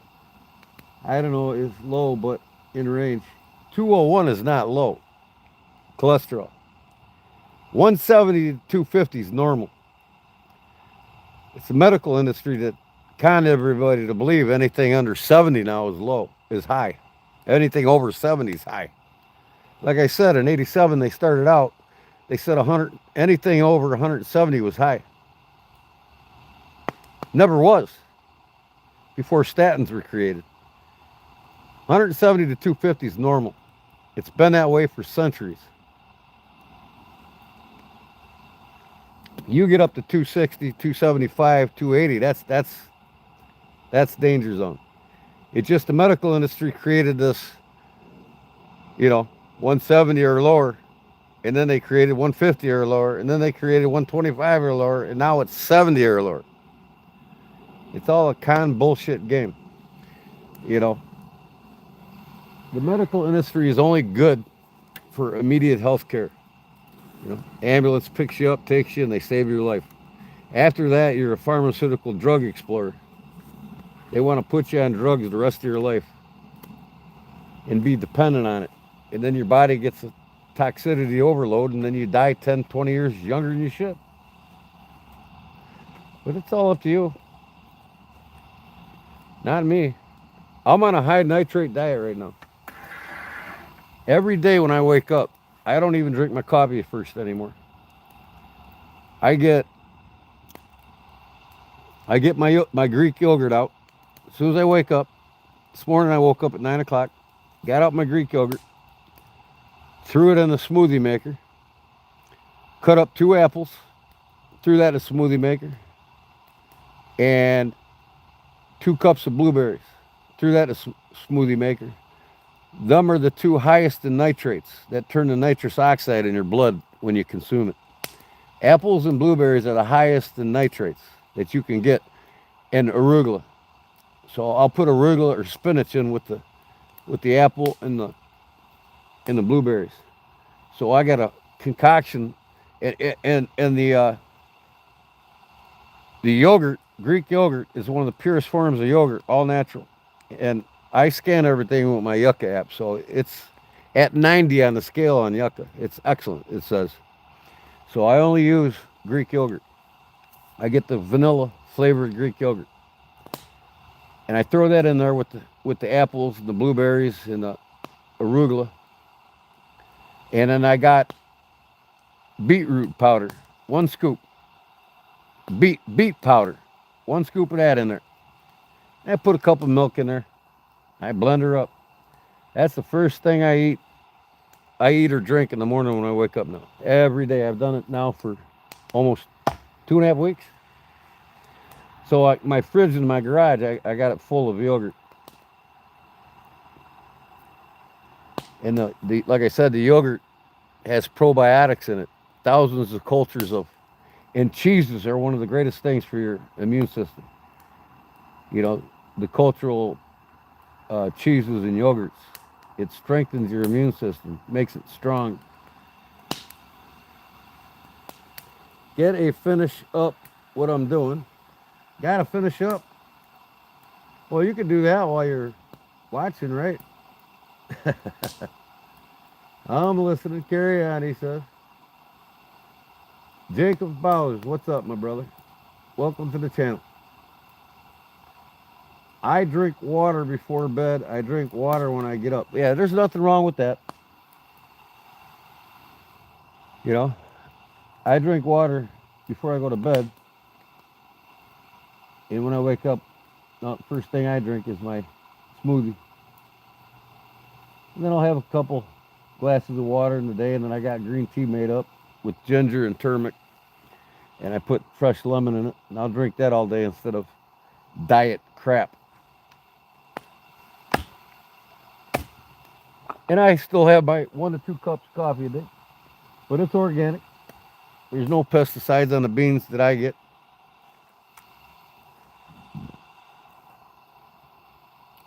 Coffee is very healthy for you if it's at a minimum. You don't want to sit and drink coffee all day long. 1 to 2 cups. I had one this morning after my yogurt smoothie, and then I had one just now. So now I think I'm gonna go up and get me some tea. Once you make a switch, man, you don't crave that shit anymore. You don't crave diet pops. Diet pops are worse than fucking sugar. You might as well eat the sugar. Because diet pop, what that does, it turns the sucrose in your body, and your liver can't filter it. So you get fatty liver from drinking too much diet pop. And then you die of liver disease. I'm talking 2, 3 diet pops, and then you add all the diet artificially sweet foods that you eat with it. Double whammy, right? The shit's no good, man. It turns the sucrose in your body, them artificial sweeteners, and your liver can't handle it. So you might as well drink beer, you know. You might as well drink booze and get sclerosis from one or the other. I mean, really, technically, drinking diet pop every day is just as bad as drinking beer every day.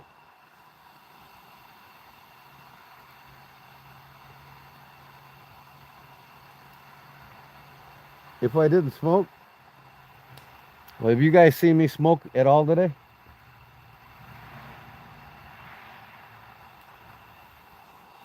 Have you seen me smoke one cigarette yet? Have you seen smoke coming out my fingers yet?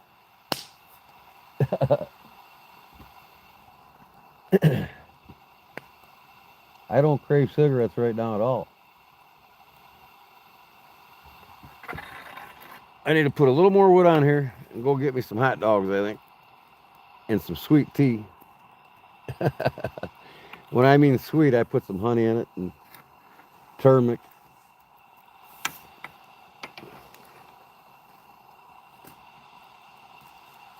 Not artificial sweeteners. Yeah, I'm just about done with smoking. I haven't really craved one all day today.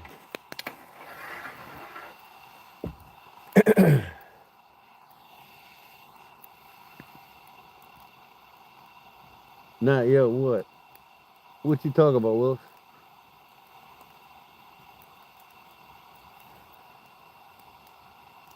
Well, at least the doctor's going to tell you some things that are facts, you know. But the doctors ain't there to tell you the truth on anything. And there's a reason why Bernie Stables Forge late night update. Uh-oh, he just posted something. Maybe you'll find my live after he's done doing that, right? There's a reason why Rockefeller Foundation created everything that's going on in this country. The first thing the Rockefeller Foundation created was eating 3 square meals a day. That was bullshit. Before Rockefeller, most people only ate once a day.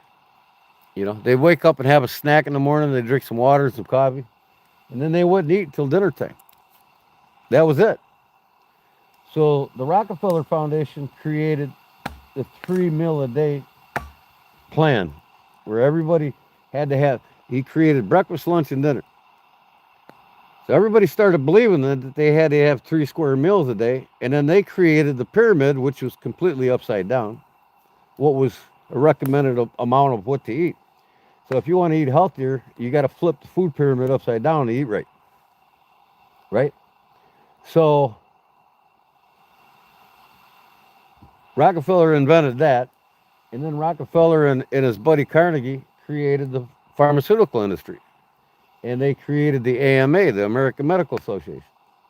So the doctors could not practice above and beyond the protocol of selling Rockefeller's drugs. That's it. So not only did Rockefeller succeed in getting Americans to overeat, which caused problems, but he also succeeded in creating a drug industry to get all the Americans on him. So basically, America's been conned for like 8 decades and don't have a clue about it. Some do, not all. Majority of you don't. You know, and I'm sharing this with you guys because it's been my life passion to learn all this stuff. You know? We're all going to die. We're all going to die of something.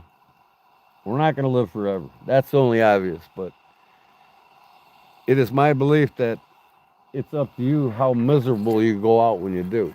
You know, you can die peacefully in your sleep, or you can die miserable on drugs and on a machine and in a hospital until you go. It's your choice. I don't know about you, but I'd like to fall asleep and pass away than be in a hospital for 2 to 3 weeks on machines and being pumped with drugs and everything else that got me there in the beginning. Charlie's hitting the sack. You're still at the firehouse, ain't you? All right, brother. Gotta run. He's got a call. Be safe, man. God bless you. We'll see you probably Wednesday night. Probably be live again Wednesday night. I want to get some shit done here in my shop.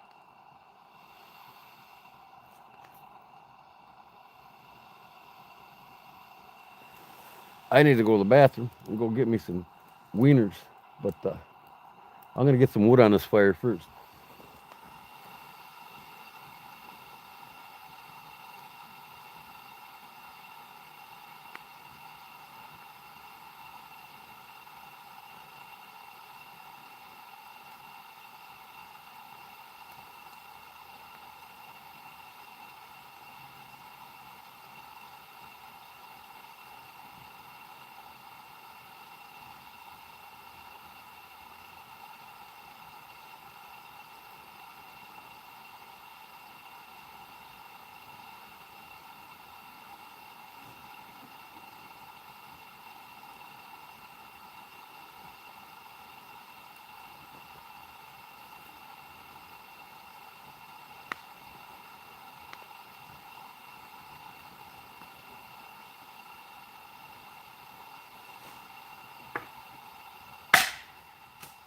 What the hell?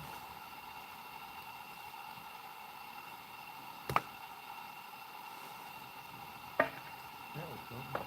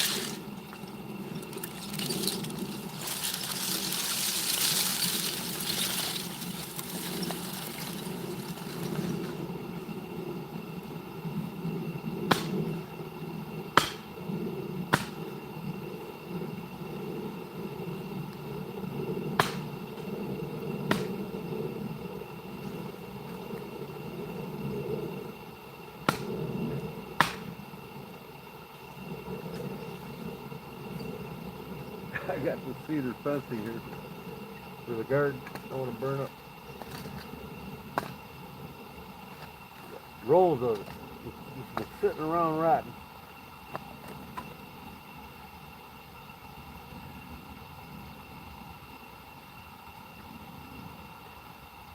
All right, you know what I think I'm going to do? Take these knives and put them back in the house. And then bring that Osage out, maybe whittle away on it. Get it started.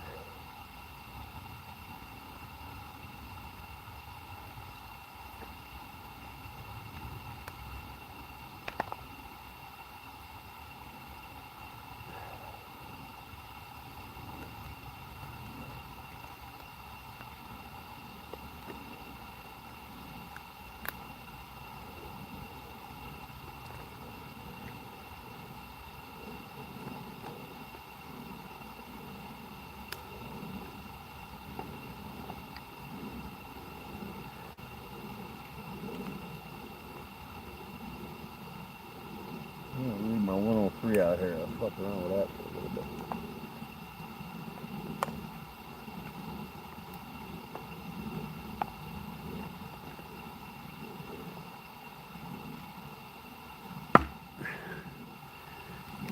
I'll be right back, folks.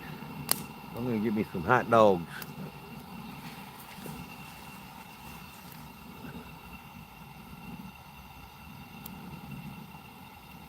What's that, Jerry? What? Jerry, what's up? Welcome. Cook's custom night. Awesome.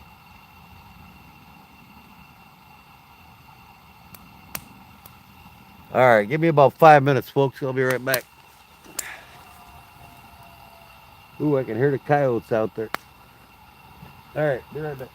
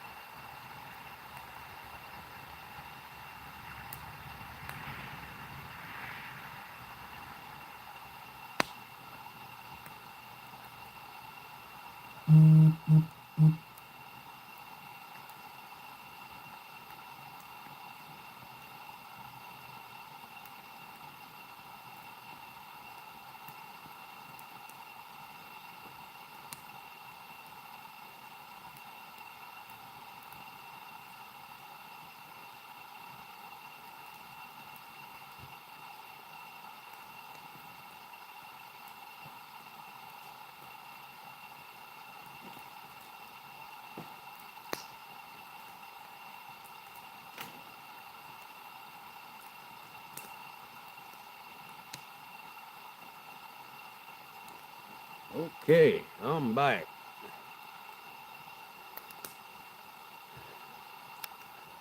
Put this shit down.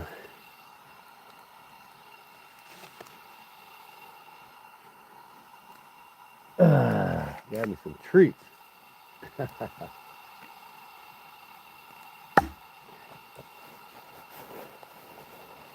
Hit the towel with the pocket. Everything else. Got my hot dog prong here. I can reach it right from my seat.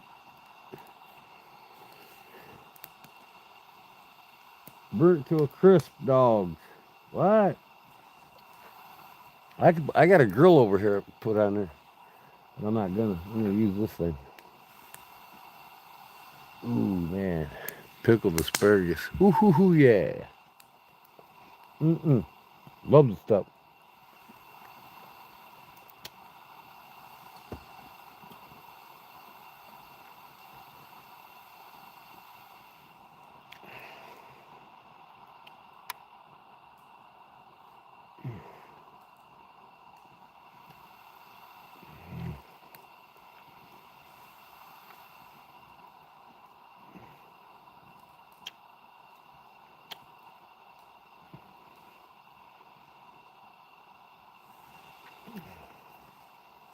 Oh yeah.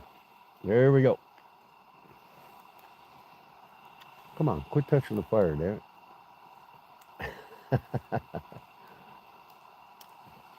Oh yeah.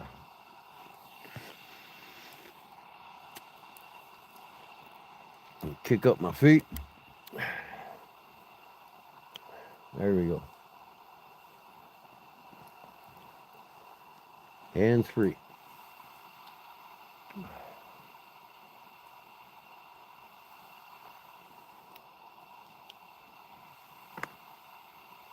Oh, shit. Charlie Cook. Can't see that shit, can you? There we go. Charlie Cook.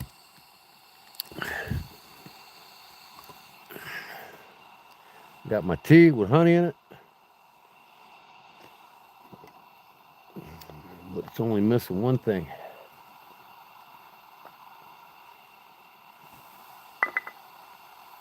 Lemon.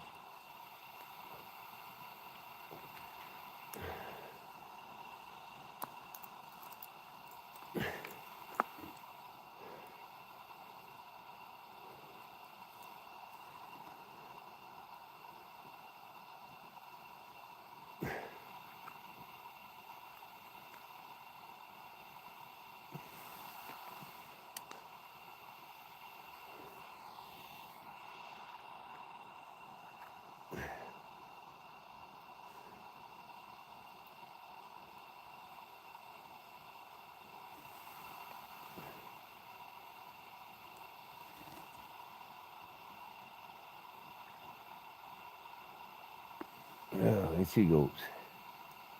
I like lots of lemon, man. I like lots of lemon.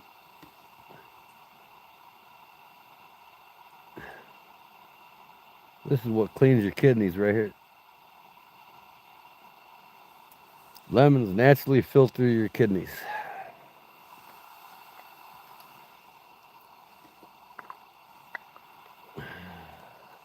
About 2 tablespoons of honey. That's it. That's all I need.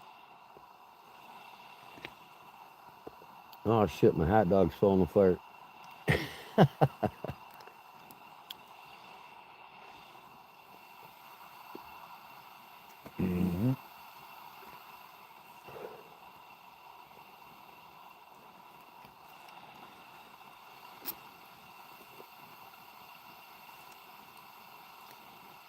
I am not fond of mixed flavored drinks. What's that?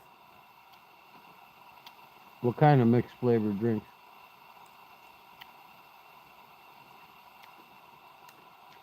I wouldn't be either. Don't even sound healthy.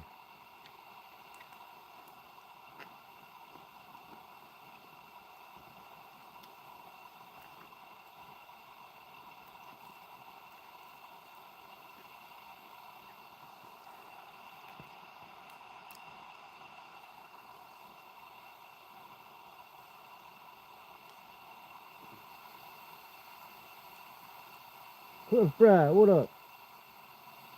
Wasn't you here earlier, Cliff?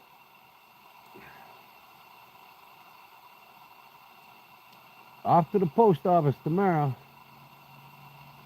Yeah.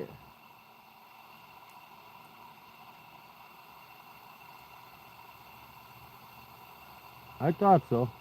You seen the bonfire, huh? The real bonfire. Everybody thought I was gonna burn my house down. My wife did too.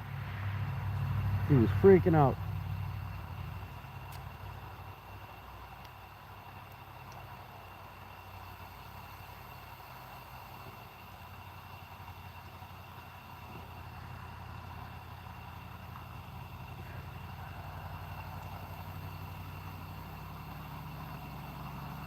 Any kind. I like coffee or tea or lemonade, but Arnold Palmer not my thing.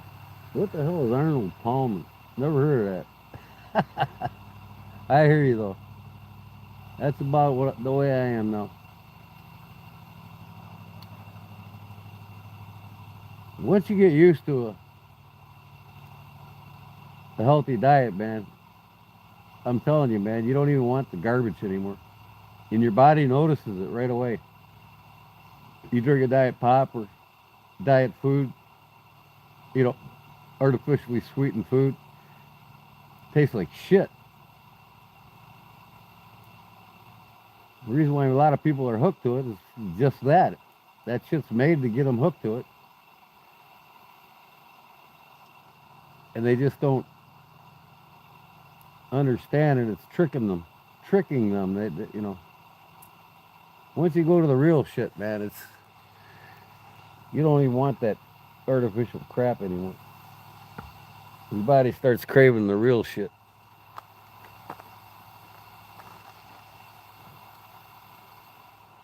I think they're done, don't you guys? Good enough.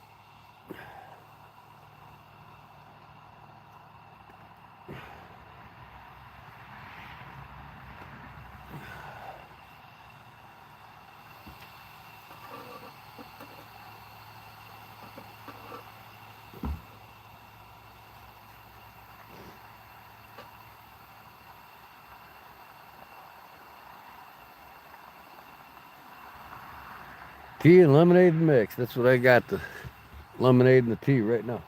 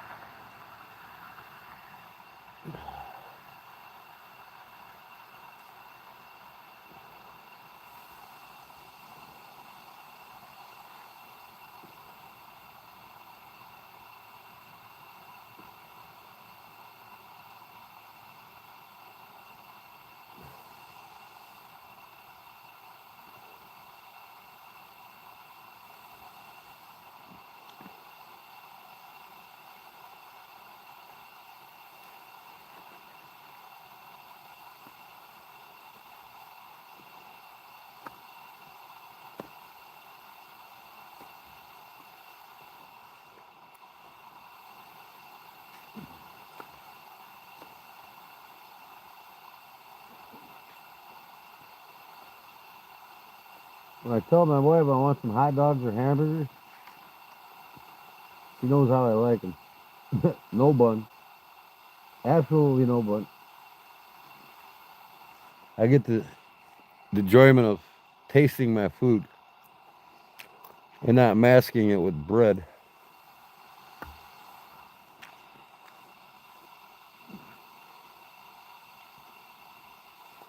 But I do like a little bit of mustard. I don't take every bite with mustard, but just a few.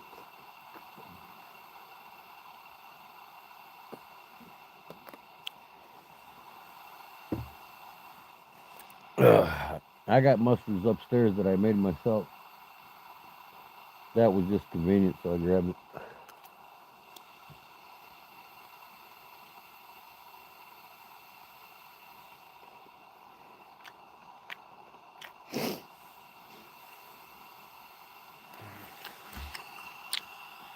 Man, I gotta put some more wood on that fire, don't I?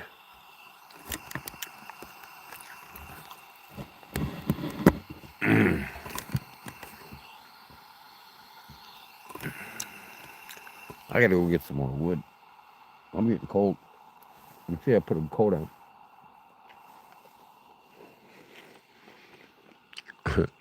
See what time it is? 5 to 11.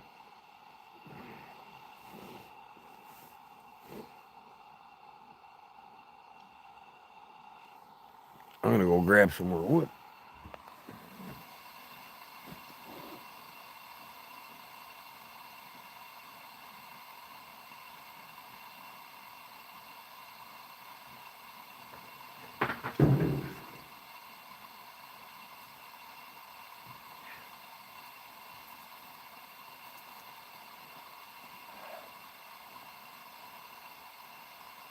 Oh, you know what? I forgot.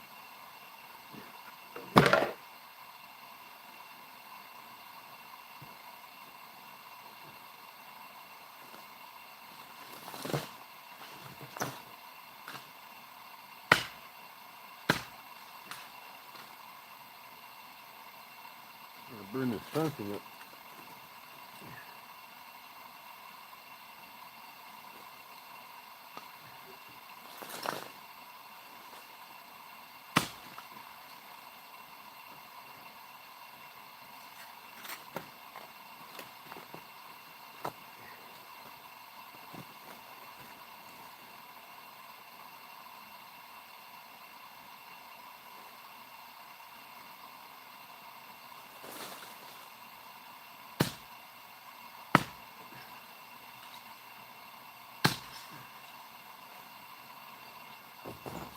Damn it.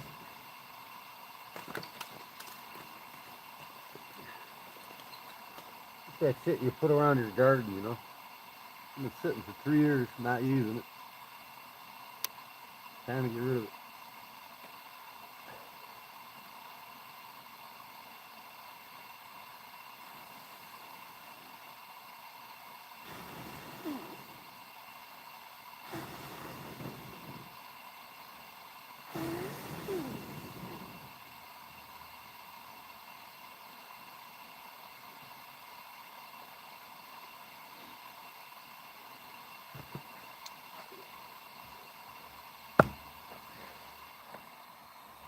Ugh.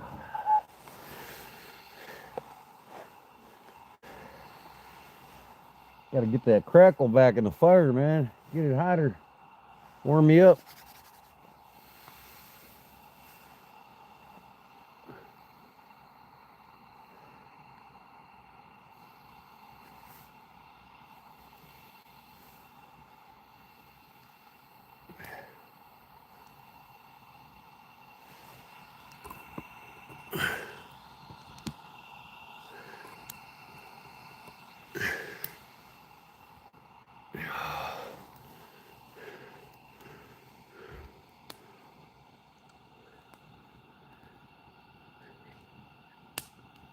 Almost 11 o'clock.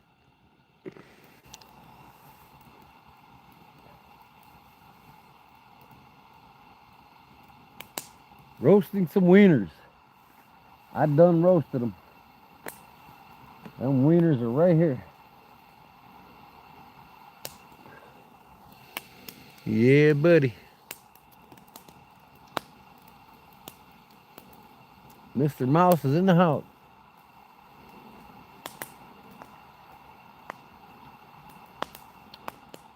Where the hell's Clayton at? I haven't seen him all night. Did he come in here and I wasn't paying attention or what?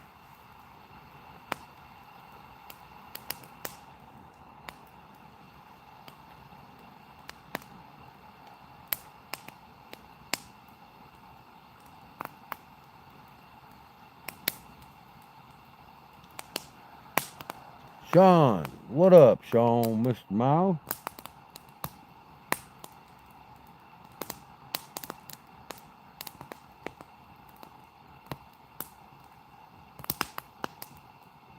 There's Cook's Customs right there. The Bears. Cook's Customs. Some of the finest.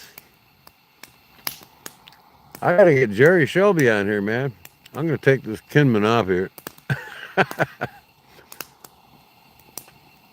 Man, I can't wait till my Bears beat some ass this year. Super Bowl bound this year, guys. Miami don't stand a chance. Oh, that's funny. I thought I'd get Jerry going.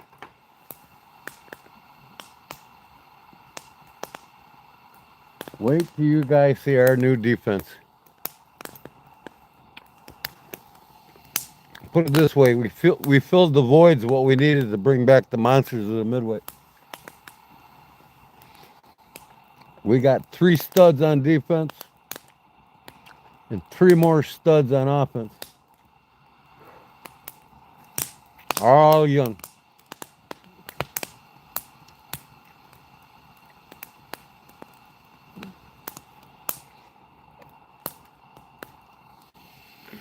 Gotta love pickled asparagus, man. That and pickled okra. Love it. That's a fire.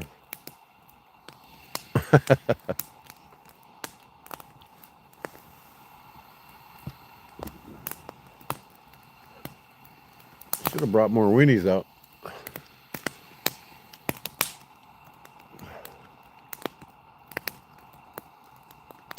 But I can only handle 2 of them. 2's enough.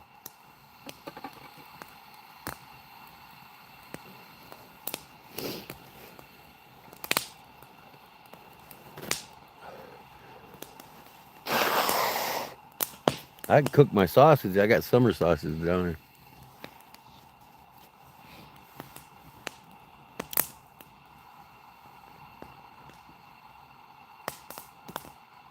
Come on, get off of there.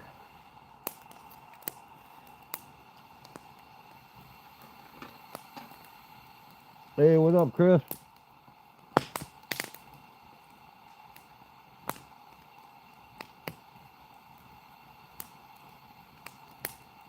Talking to Bosa to play with his brother.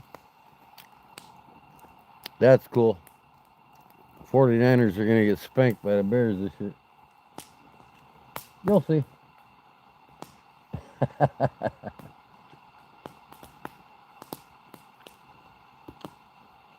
We got the #1 best center to replace our Pro Bowl center that retired all of a sudden.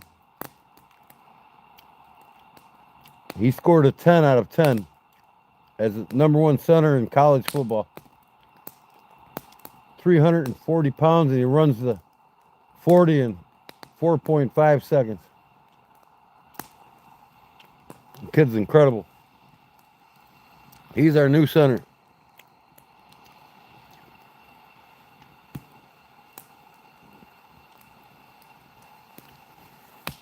$70 degrees in Reno? In Vegas? Nevada, I mean? That's cold.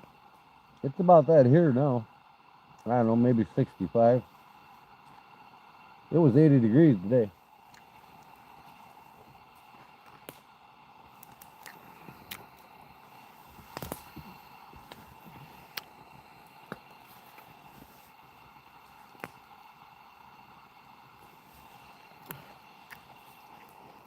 the hell's in this anyways? Get out of here. I'm surprised the mosquitoes ain't ate me alive out here. Distilled vinegar, water, grade mustard seed, salt, turmeric. Awesome. Paprika spice, natural flavor, and garlic powder. Pretty much good. The fact it's got turmeric in it is A plus.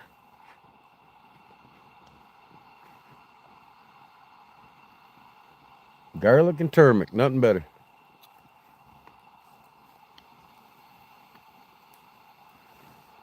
$70 in Reno.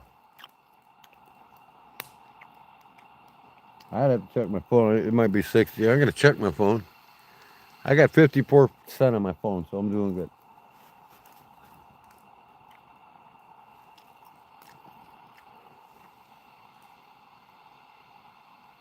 I'm gonna get some more fencing on that fire. I got them free somewhere. I don't know where I got them free anyway, but they sat for 3 years, and my wife's like, I ain't putting that shit around my flowers. Okay. And she didn't use it, so I'm burning it.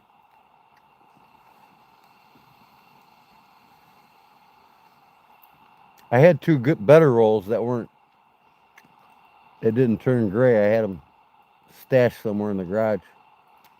I put them out on the street, and somebody took them some bitches in a heartbeat.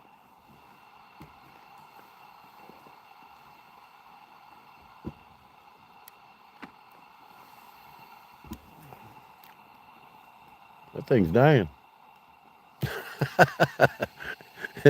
My asparagus is dying.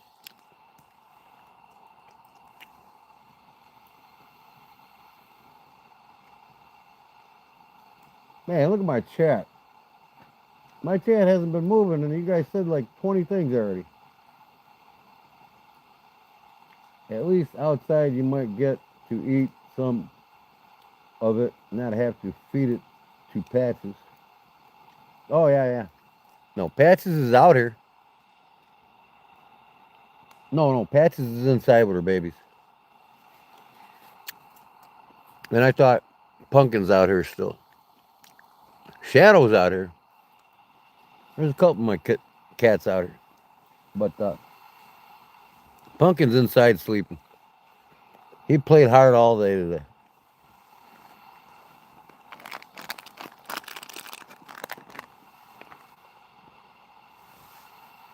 I want to get this damn skin off of here.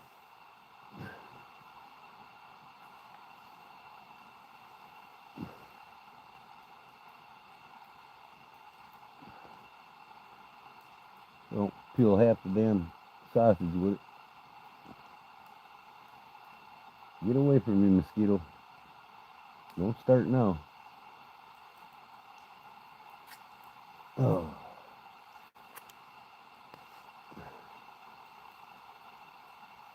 Watch that, I'll cut myself.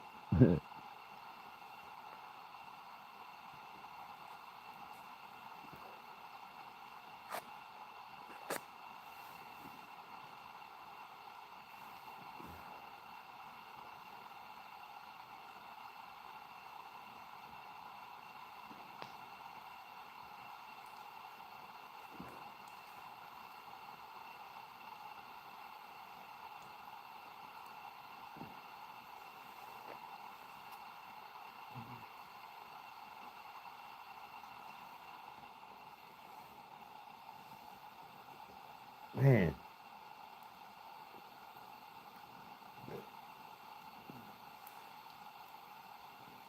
Leon's back. What's up, brother?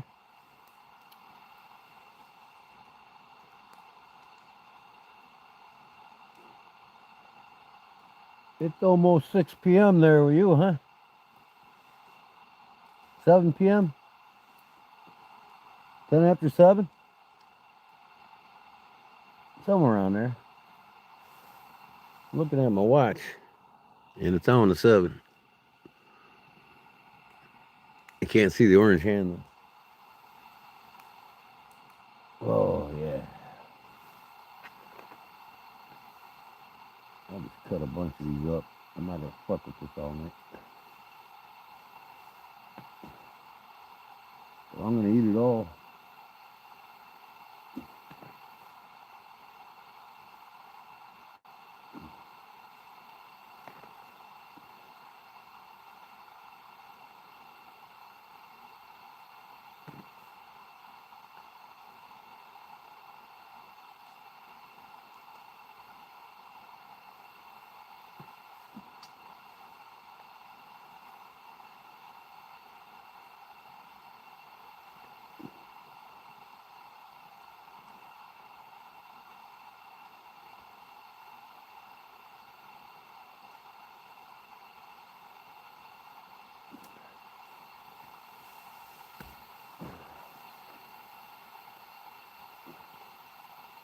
Yep, I don't have patches bothering me now.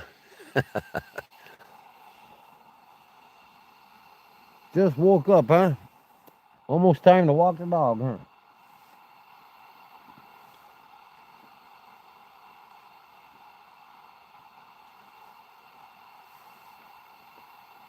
I'll get some more of that fencing. Keep that blaze going.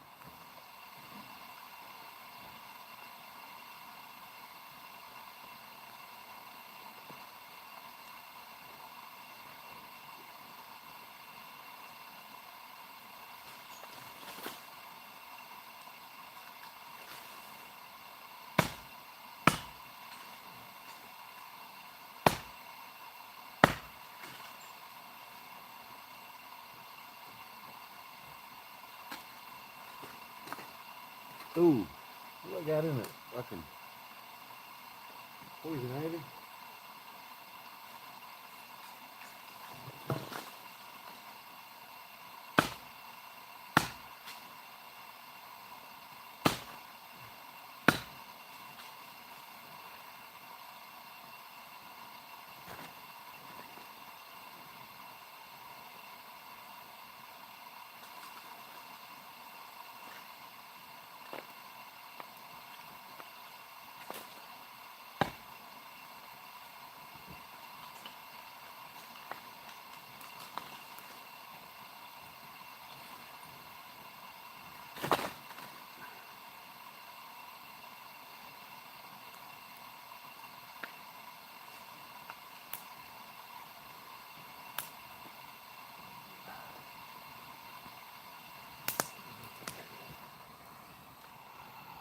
Ah.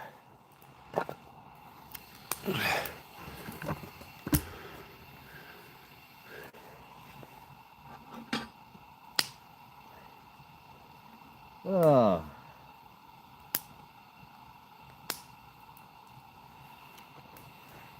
So you all enjoying my live tonight? It's all relaxing when you got a fire. Coyotes, they were out. I don't hear them anymore. You guys hear them coyotes while I was gone? But they got pretty loud.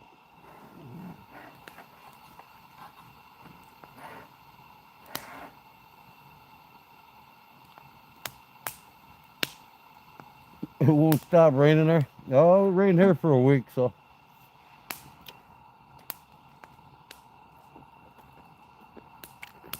I think we're good for a while now with the rain. April showers brings May flowers. That's what they say around my neck of the woods.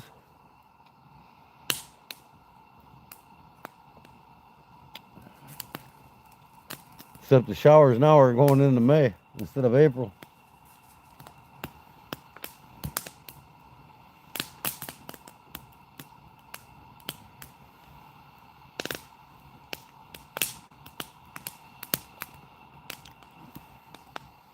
Oh, my fire behind me has almost went out.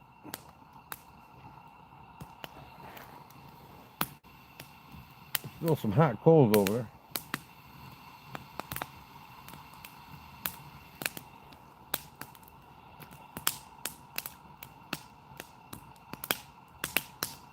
My wife's like, ain't you afraid sitting out there at night with them coyotes out there? I'm like, fuck no, I'll kill every one of them. Coyotes are little pups. Not like they're gray wolves or something. Now, if I was in Alaska with the gray wolves, I'd have my 44 on me. And even so, a pack of wolves can still get you.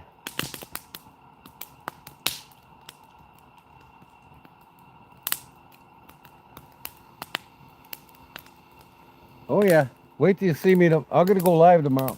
I think I might be going live tomorrow on my garden. Wait till you see what I got going.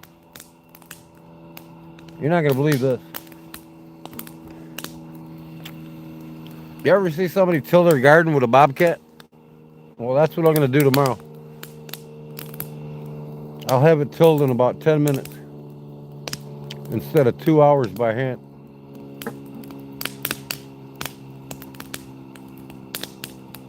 We got coyotes everywhere here. They were just yelping a minute ago.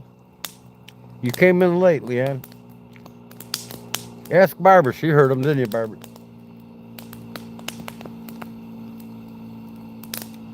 Yep, I'm starting my garden tomorrow. Our planting season's the day after Mother's Day. Some guys put it in earlier, but you take a chance of the last frost. I did it last year, a week early, and I got bit. I lost half my tomato plants.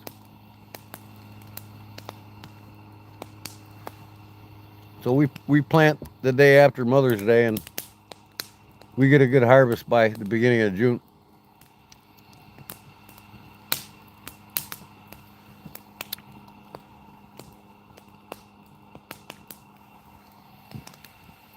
By the first week of July, I'll have big ass tomatoes. Maybe end of June, I don't know. I think there's the coyotes again. I think the end of August, my wife wants to go back to North Carolina and visit Claude and Cindy. And I agree with her. But this time, I told her I got a damn camper, man. We're not driving halfway there, parking in a hotel parking lot to sleep in our camper. You know, 17 and a half hour drive. I'm not driving 9 hours to sit in a damn parking lot of a fucking hotel out in the middle of nowhere. I said, this time we're going to go to the Smoky Mountains. And I'm going to go to Smoky Mountain Knife Works. And we're going to camp right there in the Smoky Mountains. And then we'll drive another 6 hours and camp overnight. And then 5 hours left, we're in Newport, North Carolina. Hear them coyotes? I can hear them. Yep, they're going, woo, woo.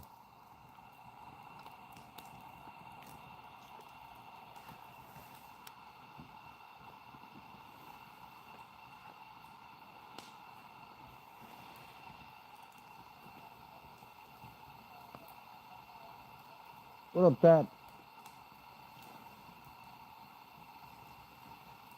Welcome back, Todd. What the hell is this doing in the fire? Man, them coyotes are getting loud now.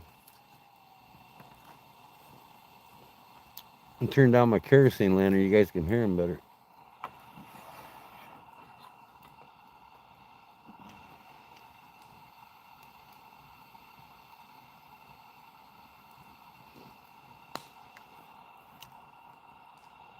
Man, I haven't seen Cornbread do a bonfire in I don't know how long. Is he even still doing them?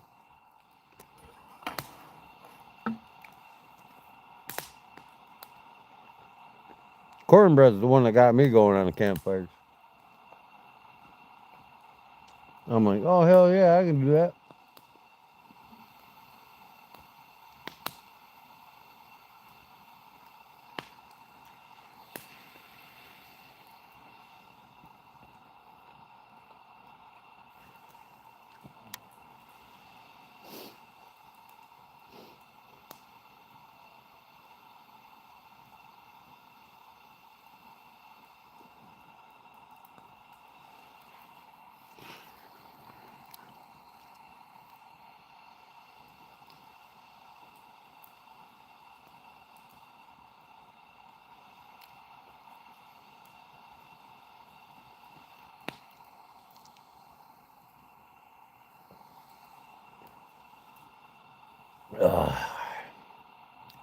Tasty. Never eat enough of this, but I don't. Like I said, I only eat this like once a week. This is the only thing processed that I buy, and even at that, I have these summer sausages made from venison in my freezer right now. I just gotta thaw them out. So this is the first processed summer sausage I probably bought in 6 months. I don't really like buying them from the grocery store. Still can't hear them.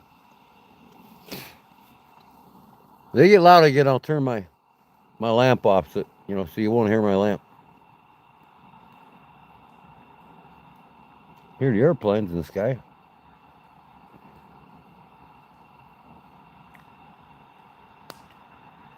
I'm surprised the train hasn't went by lately. Train tracks are like 4 miles from me.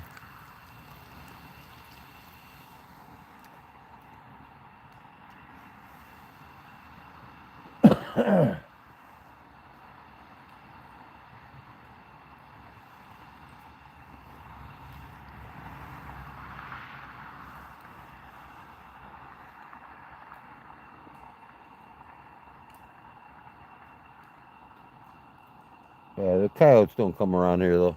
They're afraid of humans.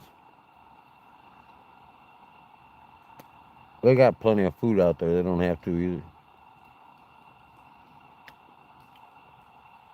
A lot of squirrels and rabbits and pheasants here. What kind of wood you burning in your neck of the woods? Right now, I'm burning up old cedar fencing. The small stuff that goes around flowers. I had it sitting around for a few years, and it just turned gray, and it's garbage. The wife don't want to use it, so I'm burning it up. And it's rained here for a week, so I ain't got much dry wood. I've been burning cedar all night. But when I started, if you go back to the beginning of my live, in the first half an hour, you'll see me burning a whole pile. I had over 20-foot flames on it.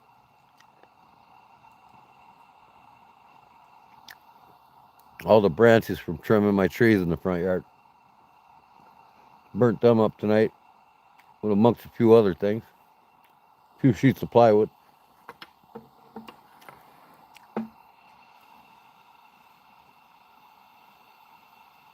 Johnny 5, what up?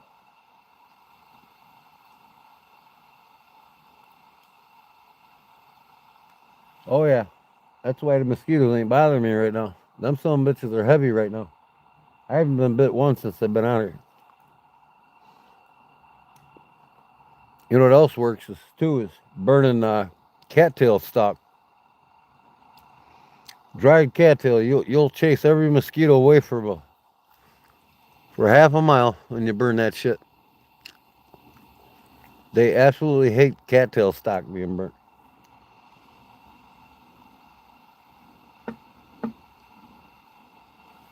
No, I don't talk horror movies. I don't watch many movies anymore. I watch action-packed military movies.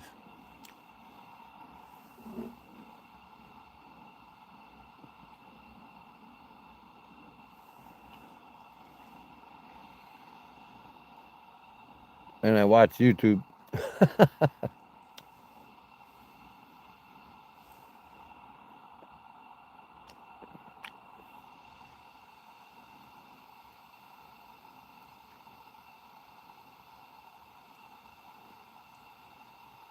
No, Johnny, I don't have a bunch of 5-year-olds sitting around the fire. That I want to tell horror movies to.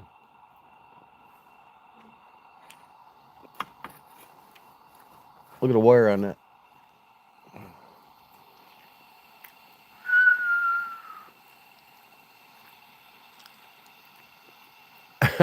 I'll pluck all that out of there tomorrow when it cools off.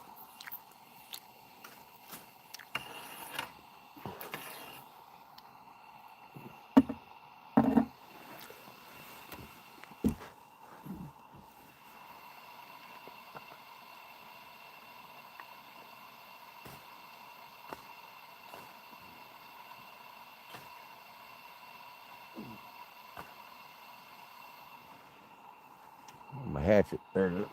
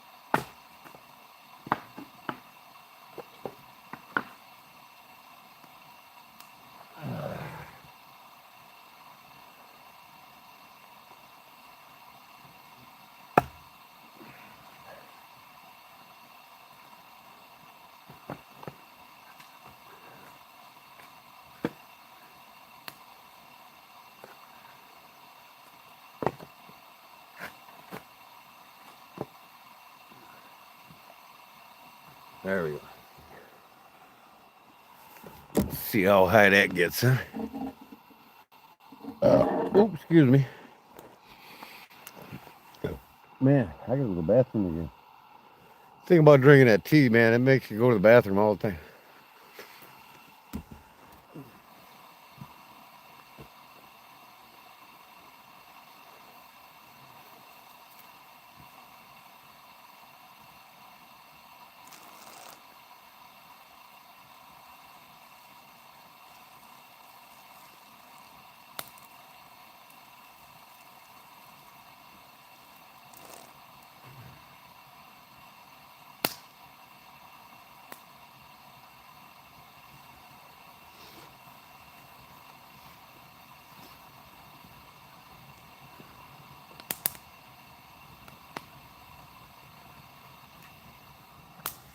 What's going now?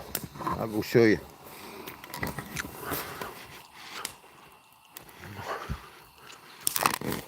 Oh, I got so much of that shit. I got a whole stack of it. And I made so many bird houses around here. I got sick of making them. There's the coals left over from that big old bonfire. That thing was 20 feet wide and had almost a 30-foot flame on it. It started the tree on fire. Wife was freaking out. She's out here with a garden hose putting the tree out. And she was up on the deck spraying the tree. But yeah, I got some coals left. Slowly going out. Fire Marshal Gordon, yeah.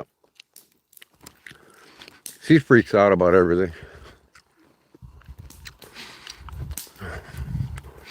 I was the #1 nozzleman, man, in the Navy. I was the head nozzle guy on the fire crew. When I got out of the Navy, I was like, I ain't joining the fire department. Fuck that.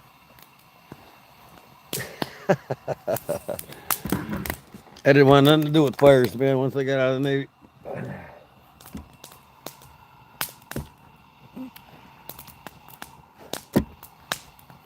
We did a lot of firefighting in the Navy. You ever see JP5 catch on fire in a flight deck? It's not pretty. JP5, better known as jet fuel. I've got sprayed with that so many times, it ain't even funny.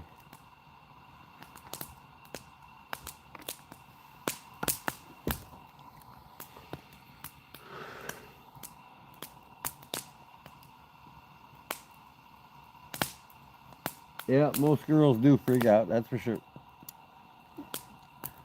I mean, we get to the point she wanted to divorce me. Right, Cliff? Paul, you guys were here in the beginning.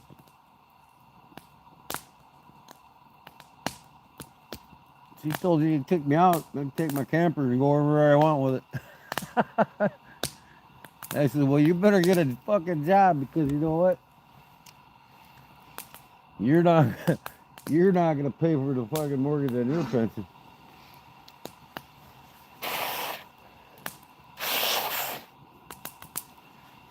But she loves me an hour later. We never really get mad at each other.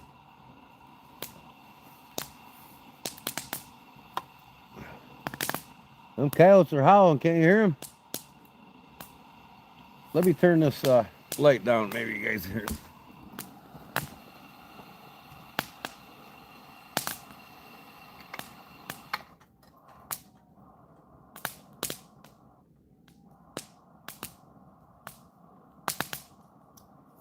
You don't need to be so bright anyway.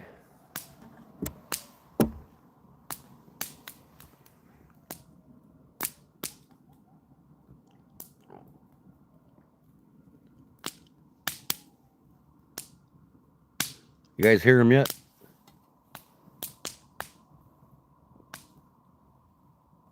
Water buffaloes.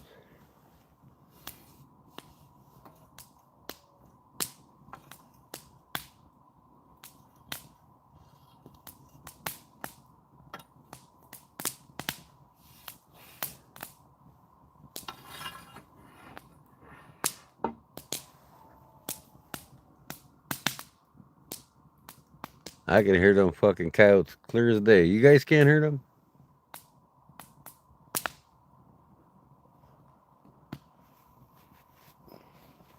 I'll go in the house and get my coyote collar out. I'll howl back at them, try to get them over here.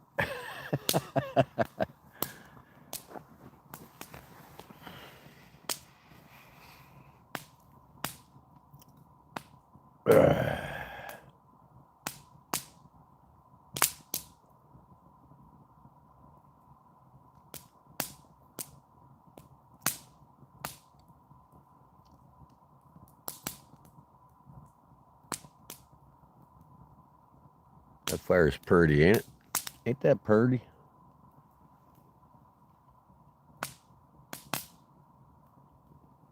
No, you're wrong, Mouse. Sean, these are not treated boards. They're a 100% cedar.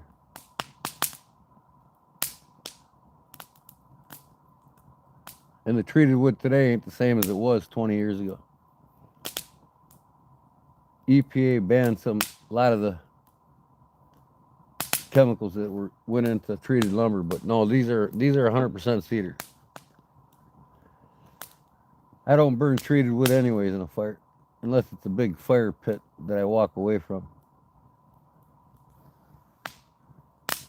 Not all? Well, I guarantee you these are. I built the fence, and I know they're 100% cedar.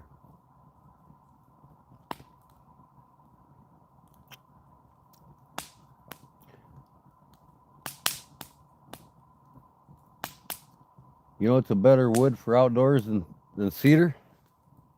Take a guess. What wood is better for outdoors, retains moisture, or repels moisture better than cedar? It grows all over the Midwest.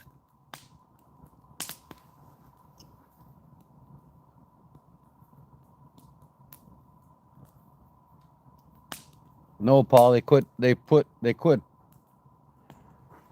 EPA banned arsenic in treated lumber now. There's no more arsenic in treated lumber. That was banned about 15 years ago.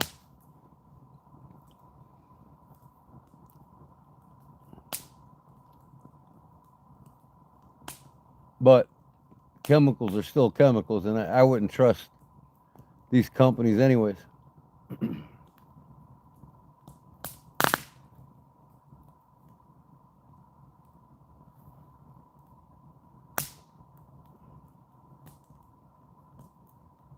Crispy Cracker, what up, brother? Welcome back.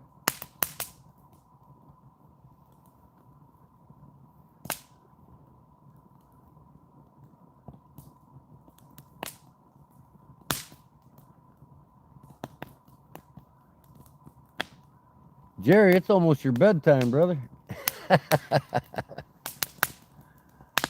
Almost my bedtime, too. I'm going to pound this into the dirt. Oh, look at that. I have to go get some more of them boards and stand them up. So Barbara heard the coyotes, didn't you?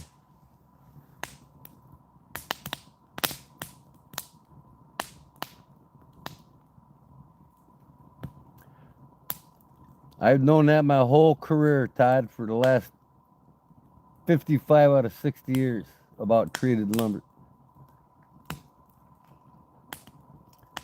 Remember, I'm a retired carpenter.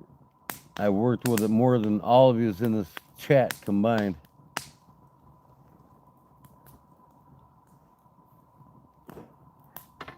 I built a lot of decks out of treated lumber. Nowadays, I build the decks out, the framing out of it.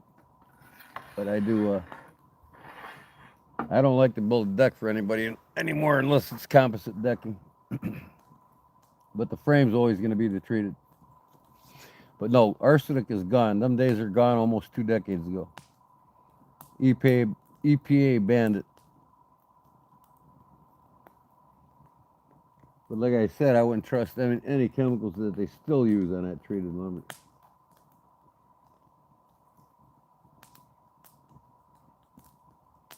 Yep, seal oil. Yep, cedar popping is pretty damn sweet. I love it. Love the sound of it. I'll go get some more. There's a light bag up there.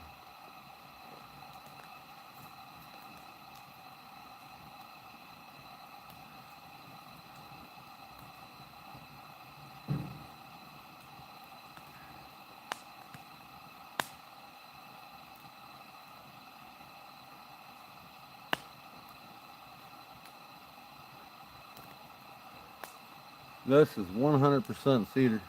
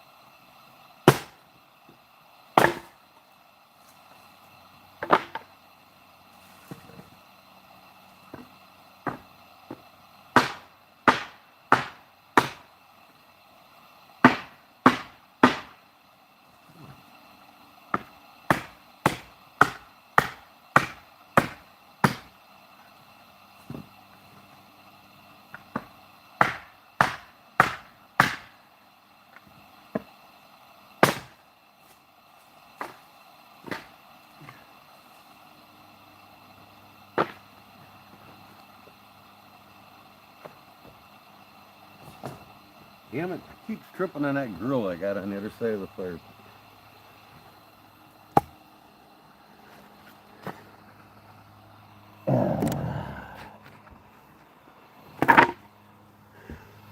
One 100% cedar. Didn't cost me nothing. Cost the customer.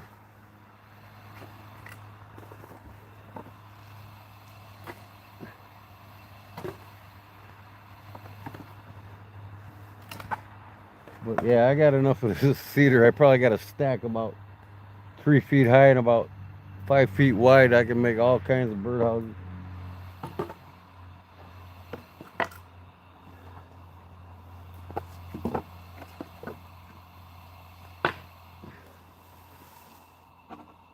I do have some saved for wood projects. You never know when you're going to want to build something. Where the hell did I put that piece? Oh, I think it's in my truck. I want to carve that axe handle that I'm doing. I got a piece of Osage orange from a guy, and he gave me an old axe head that he found on his farm. Probably been sitting in the dirt for 50 years. I told him I'm going to make a video of doing it.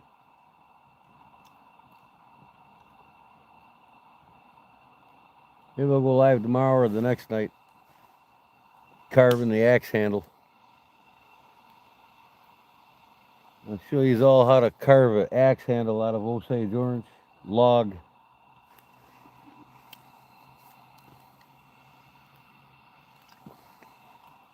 And the majority of the carving's done with us. My customized steel hatchet.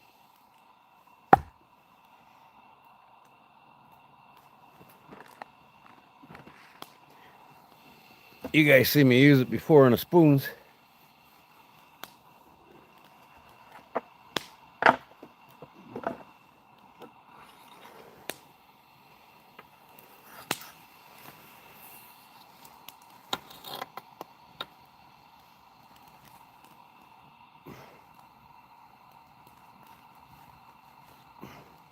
It's funny. I'll do a deck for somebody. Usually my minimum price of a deck I do, 10 by 10, 15 grand. I'll come home with about 500 extra worth of leftover cedar. They don't know it.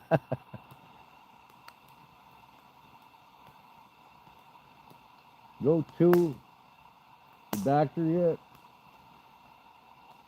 I feel tired all the time. It's Sunday.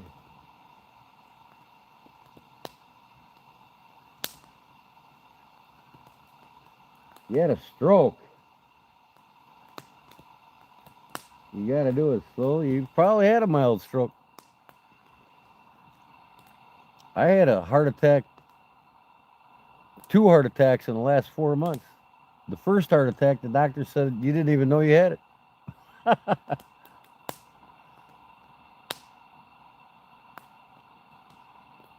But he says, yeah, our tests show that you've had a previous heart attack. I'm like, really? Well, I'll tell you right now, that's where my diet went into overdrive. I made it. All I can say to you, Paul, is change your diet. A lot of people have 2 elements in their body they're lacking: vitamin D and magnesium. And if you don't have them in your body, you get restless sleeping and things slow down for you. And that's probably your problem right now, Paul. You're lacking magnesium and vitamin D.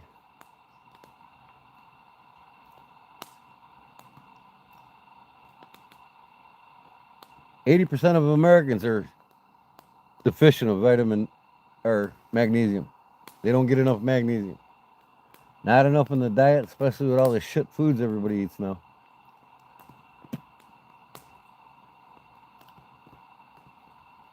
If you're going to get any minerals or vitamins in your diet, and you can get it naturally from foods, but get if you can't, get a high quality supplement. You got to have vitamin C, vitamin D, and magnesium. If you don't have them in your body's going to go to whack. It's going to be all out of control.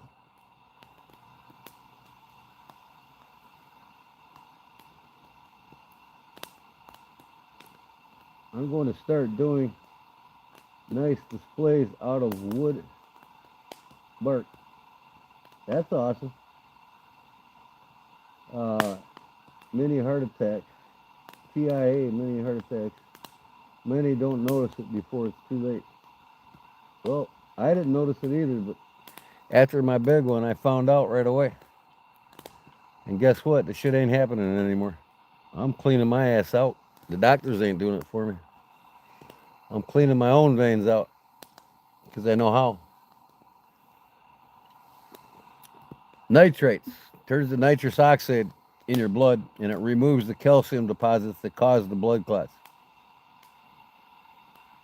And vitamin D3 and vitamin K2 acts as the transporters for the nitrates. It makes the nitrates, when it turns to nitrous oxide, effectively go into your, it's the transporters. It makes the nitrates transport into your bloodstream. And it removes the calcium that's supposed to be going to your bones and teeth, but ain't. LDL cholesterol is using it as a emulsifier to block your veins and cause heart attacks and strokes. So it's crucial. Eat high nitrate foods. And like I say, I wake up in the morning.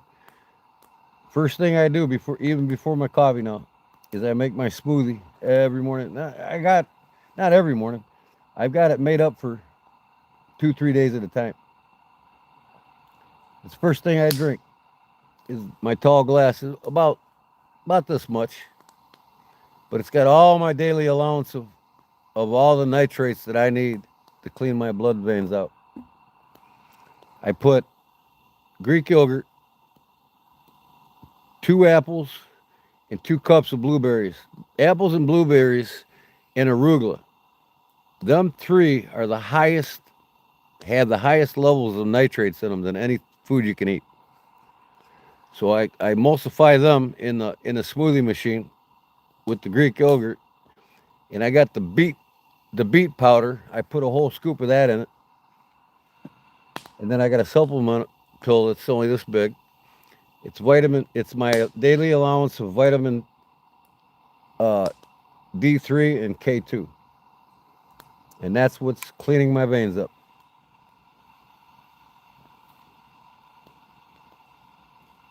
Yep. Grab another coffee. Fake food nowadays. It's all fake. I mean, everything's designed to kill you, man. 80 to 85% of what's in the grocery stores is made to kill you. It's like the food administration and the food industry is now sleeping with the pharmaceutical. They're poisoning us all. You know, the foods in the grocery stores, 80%, 85% of it is just pure garbage. You know, that's why I have a huge garden. You guys are going to see me live on my gardening.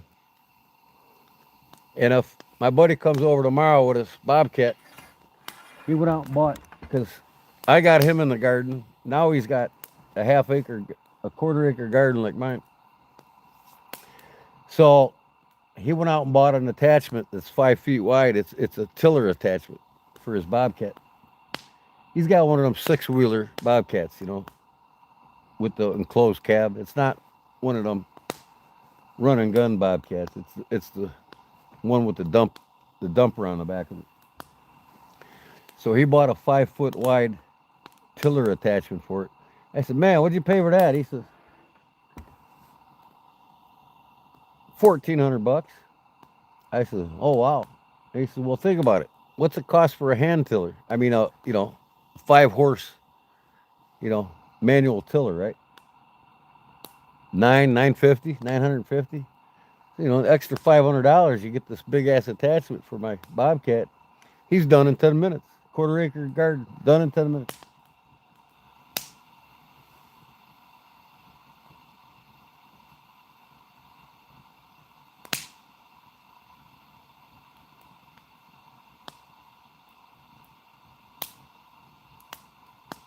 You agree with Barbara? What did Barbara say? I gotta go back on the chat here. I'm missing a lot here. Well, Barbara said, when you look in the mirror, smile and see if one side is dropping. Oh, yeah. Yeah, it's funny how one side of your brain controls the opposite side of your body. Generally, when you have a stroke, it only affects one side of your brain. That's crazy. But a stroke can affect both sides of your brain too as well.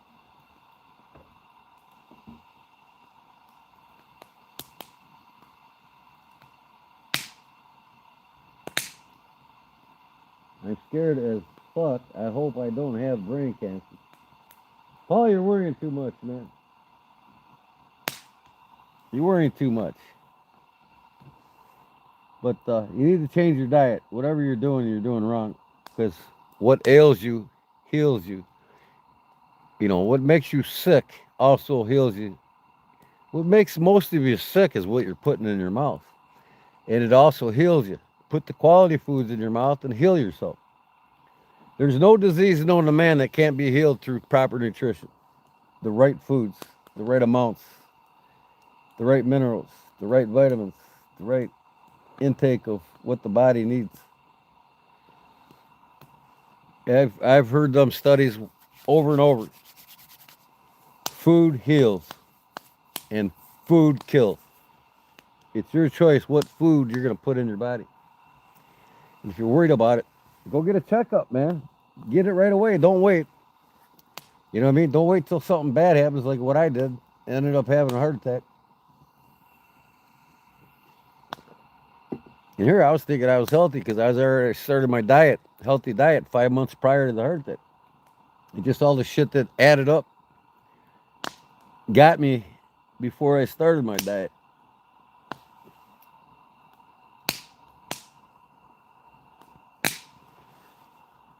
Yeah, don't wait. It's something you don't want to mess around with. Listen to Barbara, man. You know, if it's bothering you right now, go to the doctor. I mean, call up the ambulance, you know. Call up Charlie, he'll come get you.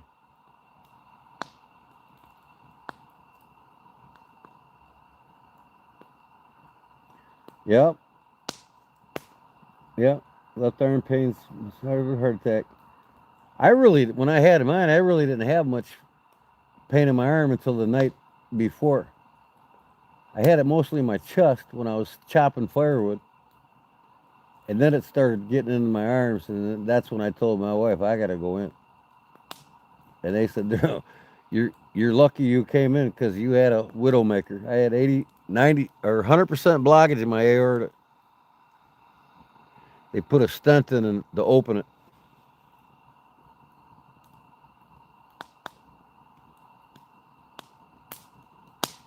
And it's always good at your age, Paul, to take a baby aspirin every night, regardless. I take them every night. I get my glass of water, like what's his name says, and I take my baby aspirin and I go to bed. That's good and healthy for everybody to take every night before they go to bed. Baby aspirin.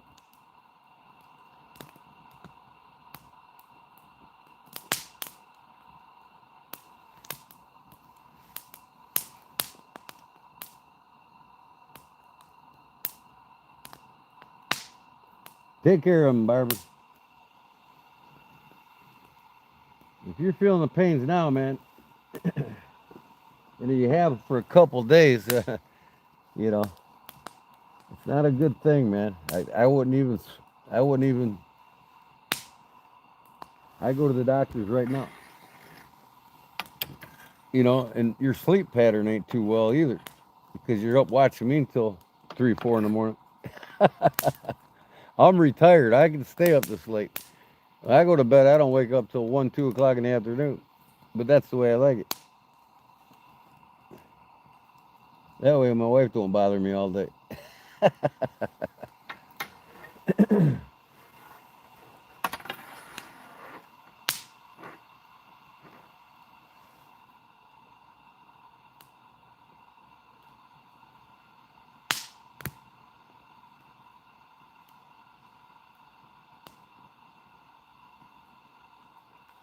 You could have vertigo too. You ever think of that?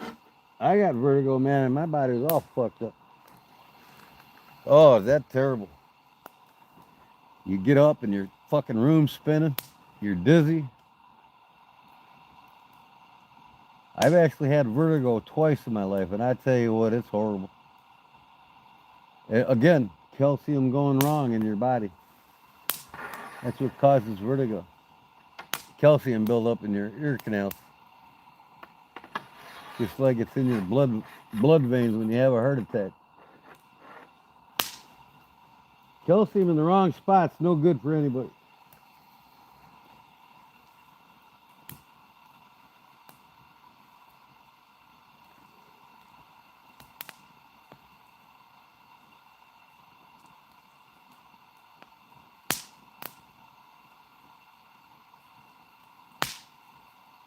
Chiropractor.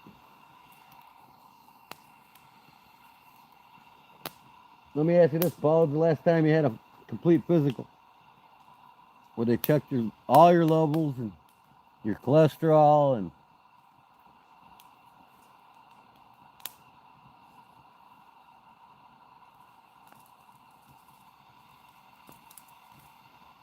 Jerry Surgeon, I told you it's almost his Betty Bye.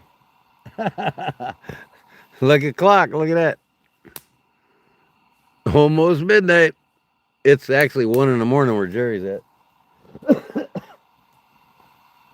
Good night, brother. Hey, give me a holler tonight.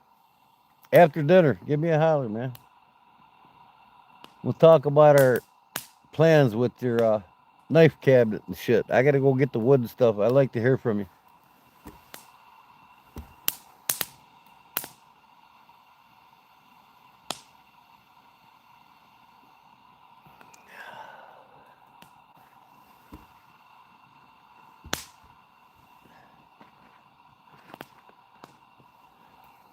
Man, that fucking, my office, them cats got that room stinking. I'm gonna get out the white vinegar tomorrow and do some scrubbing. They found a spot under our stairs that they're going in there and fucking spraying and shitting. And I gotta clean it out, man. It's driving me nuts.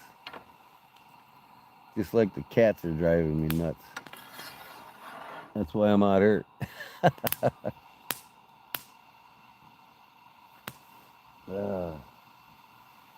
Don't mess around, Paul. Get to the doctor tomorrow, man. Get tested.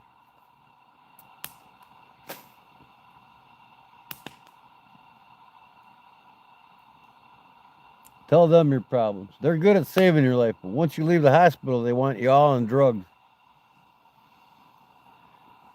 And that's where I step in. That's where I'll tell you how to heal yourself naturally. You don't need drugs. Oh.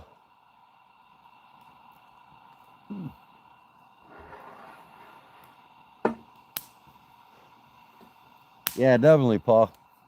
Go, man, and maybe I'll be live tomorrow night working on my garden. You can tell me how things went. And I'll be going to the post office for both you and Cliff tomorrow.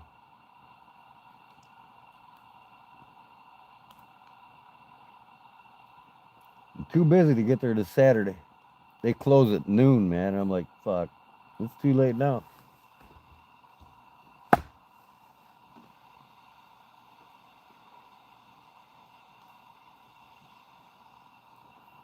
Yeah, it's not to mess around with. I won't mess around with it anymore, especially when I had a widowmaker and didn't know it. Shit creeps up on you, man, until it's too late. Just like Todd said, you know. And now I'll get tested every 6 months minimum. I mean, my insurance pays for it all. So, I mean, I'm talking every test they can throw at me at my age. Physical test, blood test, everything test. They ain't sticking nothing up my ass, though. I don't need no colonoscopy. I don't need it because I eat preventative foods that keeps colon cancer the hell out of me.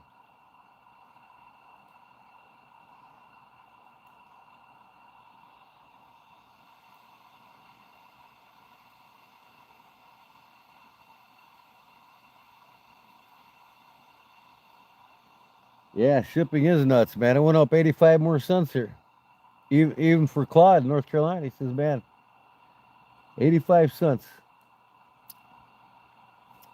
But, hey, as long as the customer pays for it, I don't give a shit how high it goes. That's just the cost of doing business online. You know, we need to go back to the mom and pop shops where shit's made here again in America instead of fucking overseas. Less than 10% of what we use in our lives is made in America. Less than 10%. Whereas 2 decades ago, 85% was made in America. So we need to force this country to go back the way things work.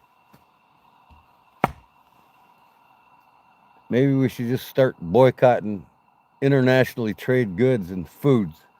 Because, you know, not only is the food's all poison in the grocery stores now, but 80% of it's coming from overseas. They raise the chickens and the beef and send it to China, have them process it, and send it back to us. That makes sense, don't it?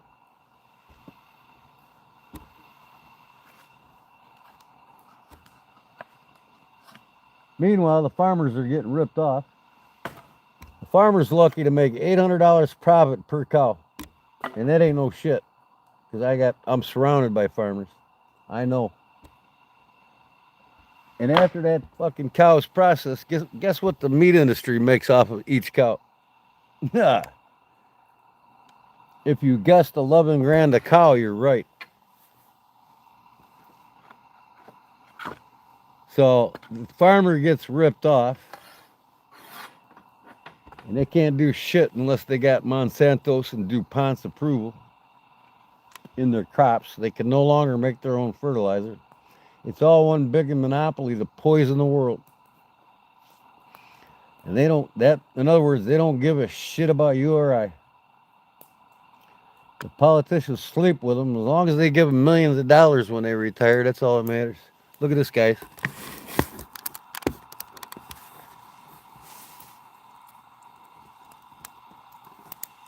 You get your apple? I threw you an apple, buddy.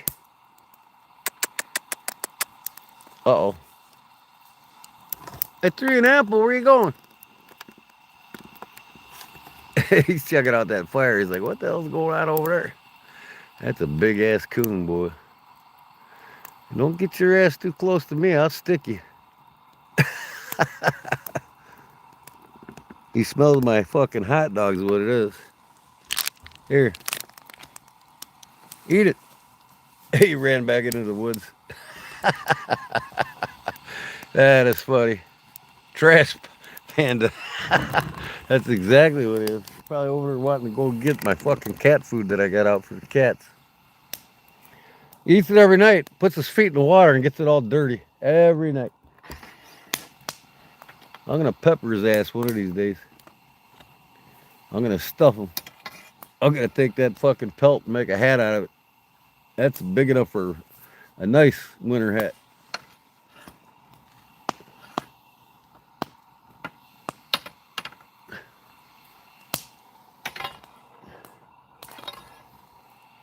Yeah. Yeah, you got that right, Clip. I just read your comment. Yep. Critter Getter's supposed to start sending me some, but I haven't seen him in a while in my lives, man. I guess I got to go back to his lives. He's been working night shift now, and he has been doing a lot of late videos. Now I'm keeping an eye on that coon. He don't sneak up behind me.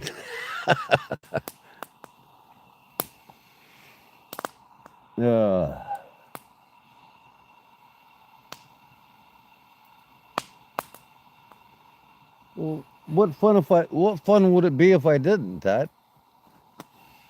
It's part of having nature in your backyard. I don't mind feeding them.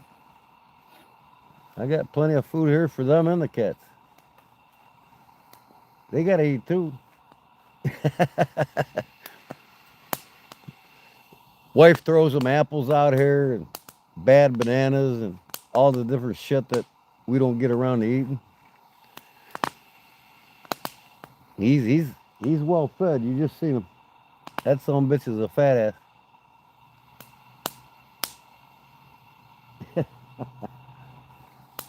We feed it all out here. Cats, chickens, coons, opossums, rabbits, squirrels, birds. It's fun. It doesn't bother us.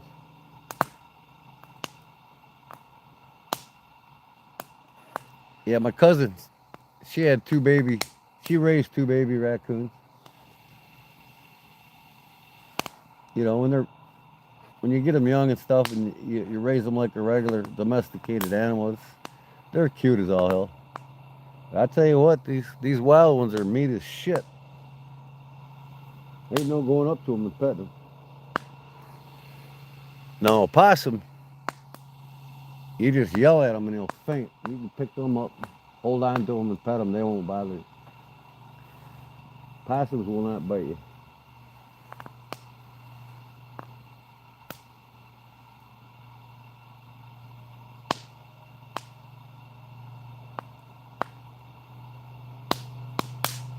Pet squirrel.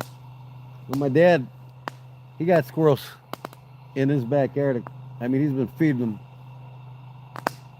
a long, long time in his backyard. So he holds peanuts in his hands and they come up and grab them from him. I haven't done that yet. I probably won't either. I don't really deliberately feed the wildlife because it's not right. Like you see these idiots all over YouTube and TikTok and all that. They're fucking feeding these deer. One guy's has him walking up while he's holding the phone and recording it. Guys like that need to be examined. You don't want to make a wildlife dependent on you, because it makes it easier for the hunters. You know, it's a stupid thing to do. Like I said, I don't deliberately feed the coons either, but I chase them out most of the time when I see them in the bowl, but it's only evident they're going to eat it. But we feed them cats again in the morning, and they get plenty to eat. Tree rats or dog food here? I tell you what, I make a killer squirrel stew, brother. Change your mind on that. Maybe one day I'll go live making my squirrel stew. That's some good shit. And I'll tell you what else I eat that people don't even realize is good to eat. Is probably none of you has probably had it, but it's been a delicacy of the Indians for centuries. Skunk meat. I mean, it's just wonderful. It tastes great. You know, people think, oh, skunk, it smells like skunk spray. No, it don't. It doesn't taste like skunk spray. It tastes like fucking chicken. And that ain't no shit. It's good, good, good, good. If I see somebody hit a skunk in front of me in a vehicle, I'll pick that son of a bitch up and bring it home.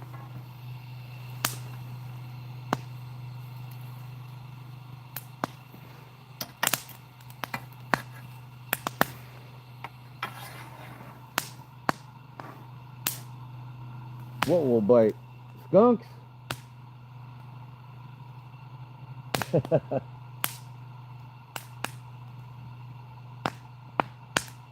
Well, I hope you do, Clip.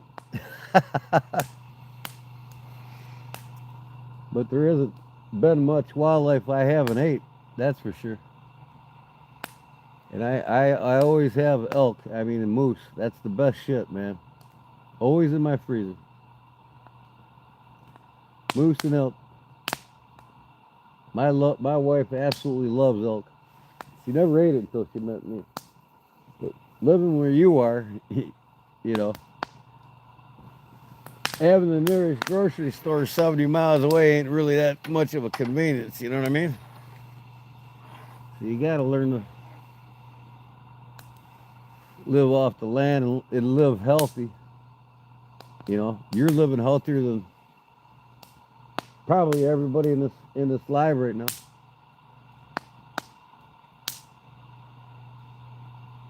Live off the land, man. You live healthy and long. Frog legs for me. I used to like frog legs, and now I don't really care for them. Just too much work anymore. I don't even like going after them.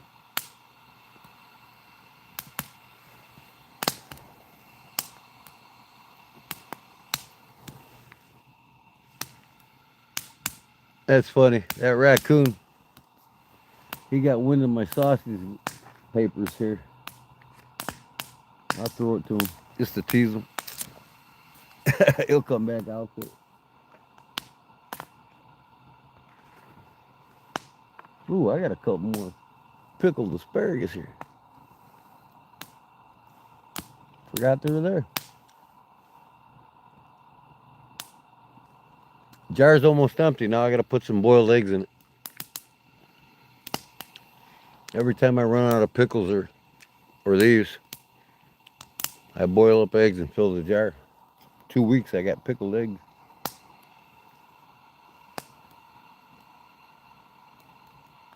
You ever eat dog shit, Clip? What kind of question is that? Yeah, his brother shoved it in his mouth when he was a kid. Like half of you probably.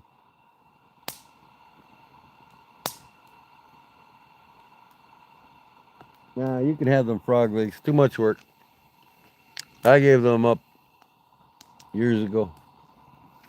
I used to go out and get a couple hundred of them some bitches in the night. Not anymore. Getting too old for that shit. That's a young man's game. I got enough wild game in my freezer. I don't have to. I do harvest my own fish. If it ain't North Baltic Ocean seafood that I get online. But I got plenty of walleyes and crappies and bluegills in my freezer. And catfish. I catch it all myself. I never hurt fish. That's for damn sure. I mean, that's probably the majority of what I eat. But lately I've been eating some high quality protein meats. Nothing got more protein in it than eggs. Eggs is the shit, man. There's only one other food on earth, and I don't even consider it a food. I wouldn't even consider it a salad, but it's the seaweed. Pound for pound, it's got more protein than anything on earth. Who in the hell wants to eat seaweed? But eggs, pound for pound, have more protein in it than meat does.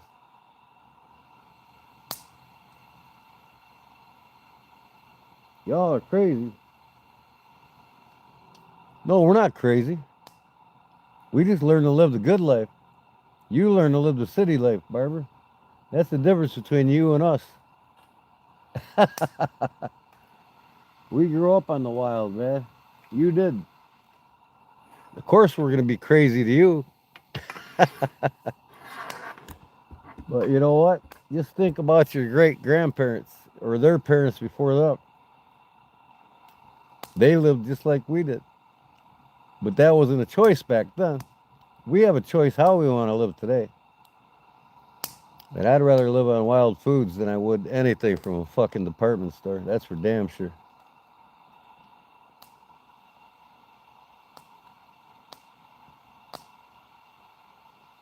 You eat seaweed daily? I bet you harvest it too. It's good shit, man. But nah, it ain't close to my house, so I don't have to worry about it.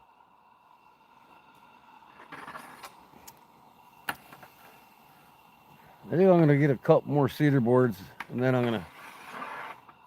What time is it? Yeah, I'll go till 1 o'clock. I want to go to bed early tonight.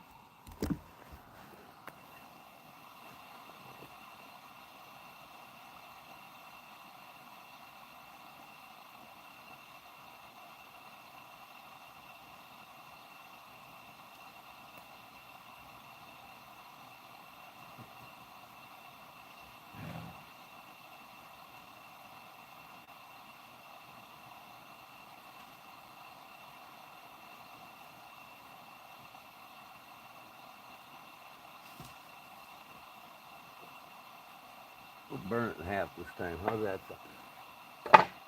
Let's see what happens here. Let's see what happens here. See how long that takes to burn in the middle. Yeah, there ain't nothing better than nature's best when it comes to eating, man.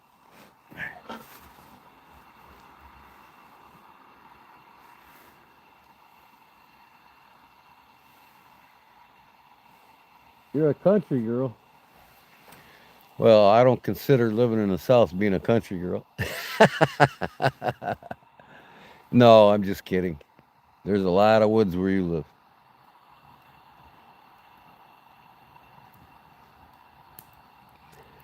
I know you're a country girl, but good food, man. real food. That's my alternative. That's Cliff's alternative. A lot of his ain't by choice. Well, it is by choice. He chooses to live there, right? But that's what he loves. That's why he's there. That's why he does what he does. People live where they live because it's choice. They enjoy it. And if I could start over again, I wouldn't have got married and I'd be living in Alaska right now. Because that's always been on my bucket list my whole life, even as a kid. I just never got around to it. Too much in the military and, I mean, I'm not going to go anywhere in the country and make what I made here in construction. We're the highest paid construction workers in the world. Illinois has the highest paid tradesmen in the whole country. I wouldn't get my pay in Alaska and I wouldn't get my pension in Alaska like I got here.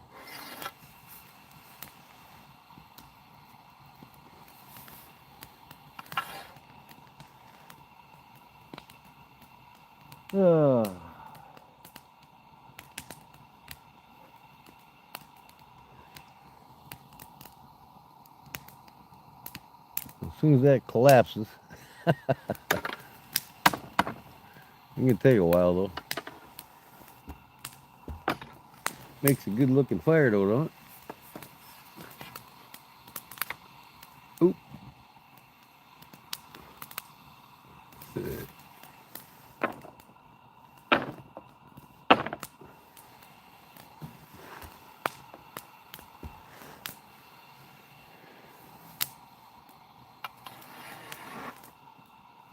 I need to go get some marshmallows, don't I?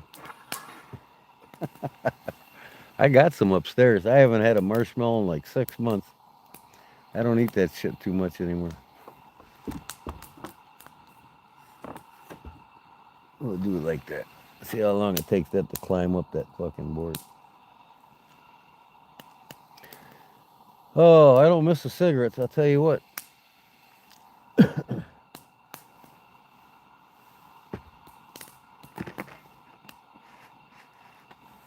I wonder if that coon will eat that lemon if I throw it over there. He probably will. He'd be like, what in the fuck is this? I gave some to the cat. He's like, oh, what the heck was that? That cat will eat anything.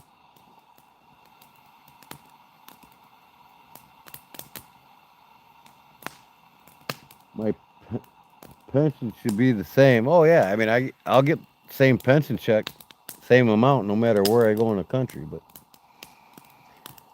I'm not moving now. When I move, it's gonna be when I get my Social Security in a year and a half.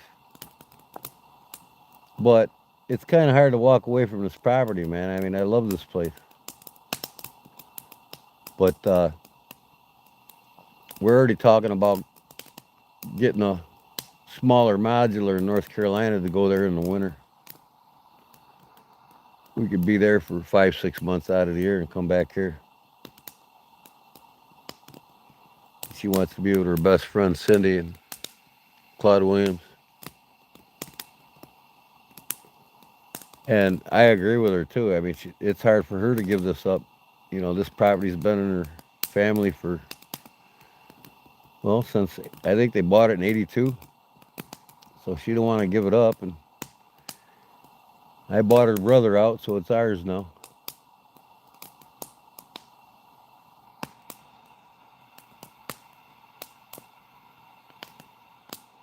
My pension's the same now, but I'm saying when I was working, 20, 30 years ago when I wanted to move to Alaska, I didn't consider it because I wouldn't make as much being a carpenter there than I do here. And my pension wouldn't be as great as it is now if I did it there. And that's one of the reasons why I got out of the military. I was making 70 grand a year when I went into the military. And I go into the military and I'm only making 30 grand a year. But, I'm getting free housing and food.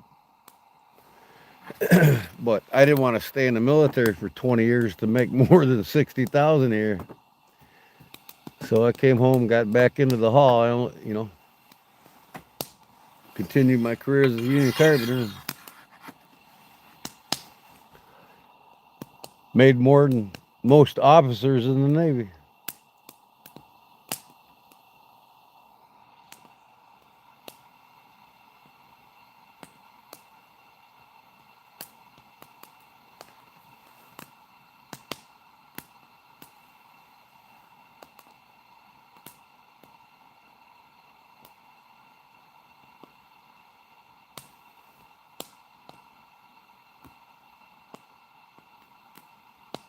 You better get Paul's number, Barbara, so you can call him in the morning to make sure he's alive. I'd be going to the hospital right now if I was him. I put that shit off and it caused me to have a heart attack. And it might be creeping up on him right now. Not know it.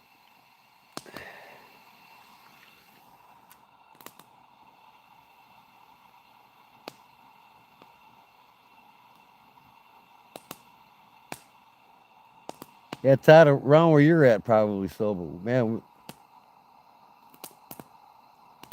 all our halls here are filled up, and that they're actually taking applications, but they're not really hiring a lot right now. I mean, the union electricians here, and UAW, the IBEW. I mean, it's there's all kinds of different electricians in the IBEW, but here the electrical the electricians here in the construction trades is what I'm talking about. I mean, they make more than we do. I think well, I've been retired since 2022, and I think we're making like 59, 70 an hour or something like that. Now, when I got out, I was at 57, 80, and I got out in 22. We might even be over 60 an hour right now. I'm not sure. And that's straight time. But, all the other electrical union workers, like for the power companies and the phone companies and all them other companies, they don't make half of what the tradesmen electricians make.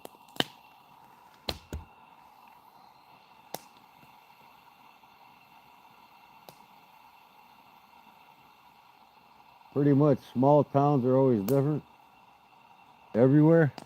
Well, I'm going to tell you right now, the highest paid electricians and carpenters, the highest paid union contractors here are right here in Illinois. I'm not going to go, and they're not going to go to any state and make more money. New York don't even make close to us. Down in the South, they make half of what we make, not even that. When I retired, I was bringing home $3,000 a week clear. You're not going to go down in the South and make that. You'd be lucky to make that in 6 months. And every hour I worked, I got $11.25 an hour put into my pension plus my hourly wage. So if you work 4,200 hours a year, which is 40 hours a week, do the math. You know what I mean? There's guys in my hall that retired that are getting $14,000 a month pension checks.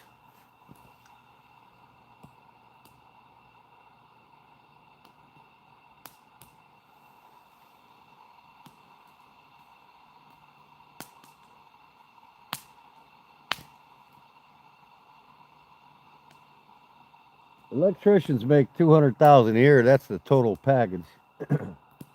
That's not the contractor's wages. There is no union electrician in the whole country that makes that on their paycheck. That's the total package. On average, I was making between 127 and $135,000 a year. That was on my check with taxes and wages. That's not my comp and, you know, my benefits, my pension. The total package here is like 475,000.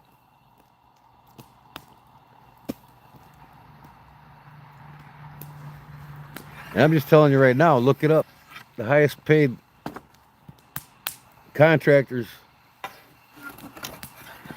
you know, union trade contractors in the United States is right here in Illinois. My carpenters hall. Now we're in the Chicago District Council. There's like 14 halls, including mine, that merged. So a lot of them are merging now. And the wages are going up with the merge. But Illinois is the highest paid construction workers in the world, hands down. With the exception of overseas jobs, specialty jobs.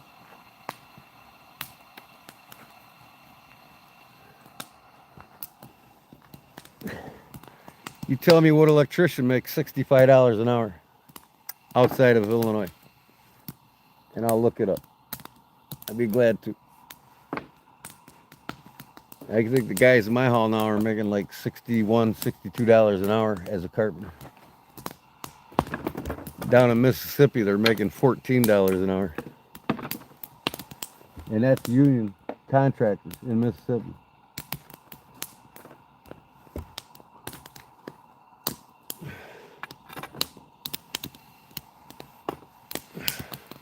They wanted me to go down Amico, BP Amico. I wanted to go to Texas and work. You know, when work was slow here, before I retired. Why in the hell would I want to go down there and make $27 an hour when I could stay up here and wait another month and make 55 or 57 an hour when I was working?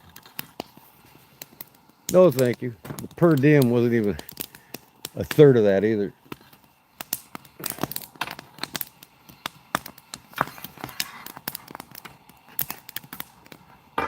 You know, and that's why it's so expensive to live here. Illinois just became the most expensive state in the country to live in.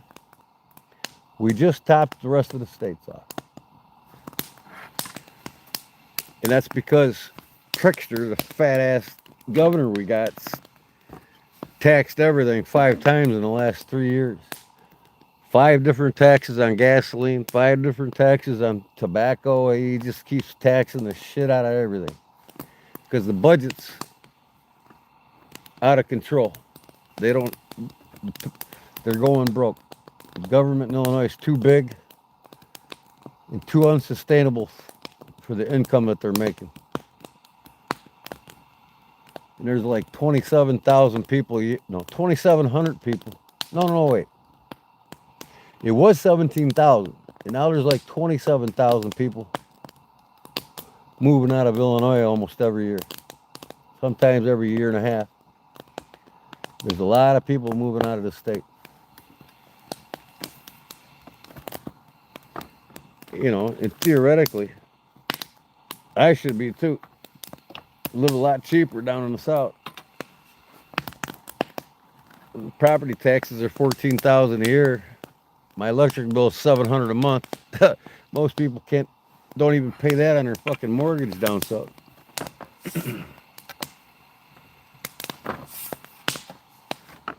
That ain't wanting to burn too good.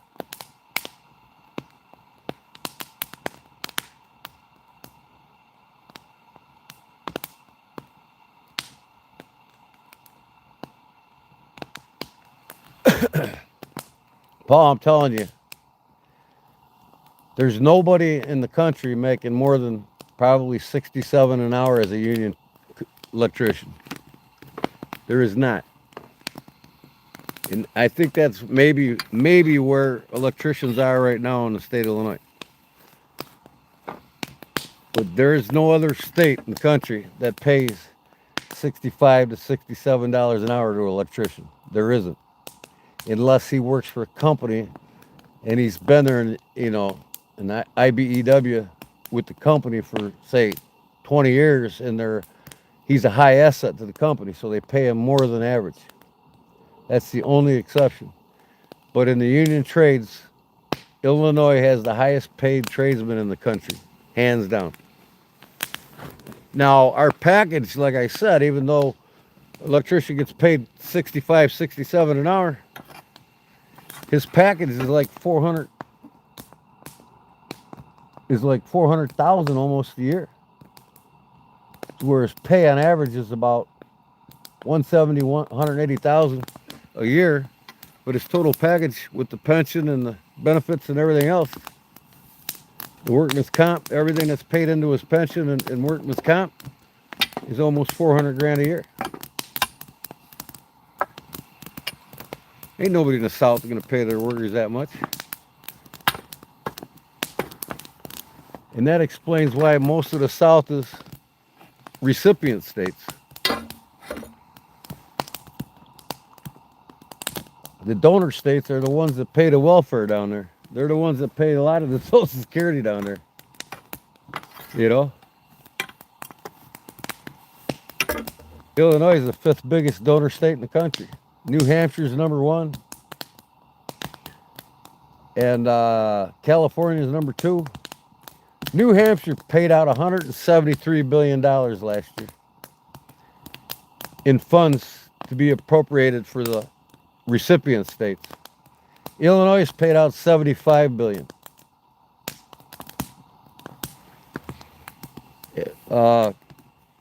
California paid out like $95 billion. If it wasn't for the donor states, these people wouldn't get their shit in the South, man. You know, that's the difference between the red states and the blue states. It's more expensive to live here, and we pay for everybody. Everybody hates the Democrats, but I'll tell you what, wasn't for the Democratic states, a lot of the people in the South would be living so broke and poor they couldn't stand it.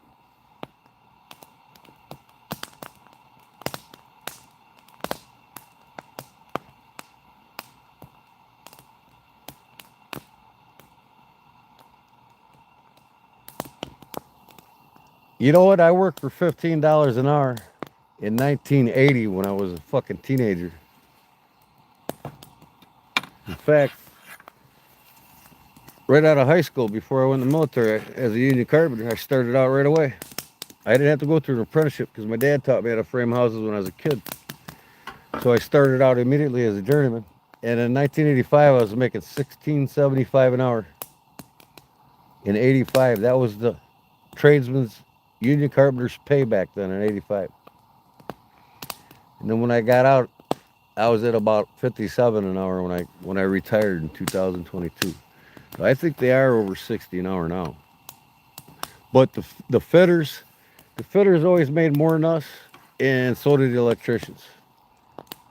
But their pension package wasn't as good as ours.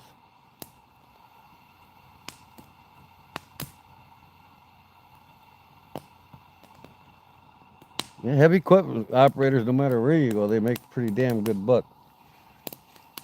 The thing is, you know, trades, we need more tradesmen in this country. You know, we're not getting enough. We need more tradesmen. More kids in the trades and less in college, because 80% of the kids that go into college don't even get a job in their field when they graduate. So it's kind of like a financial scam by the banks again. They know them jobs ain't going to be available, but they'll take their money. So kids around here, there's a lot of college students here, don't get me wrong, but you know, unless you're going to college to be a doctor or a lawyer or a judge or a politician, there's no sense to go to college over a trade school. Trade school pays for it, you don't. And you make a damn good wage, and your pension's there when you collect it. Unlike most of these corporations, it vanishes when you retire.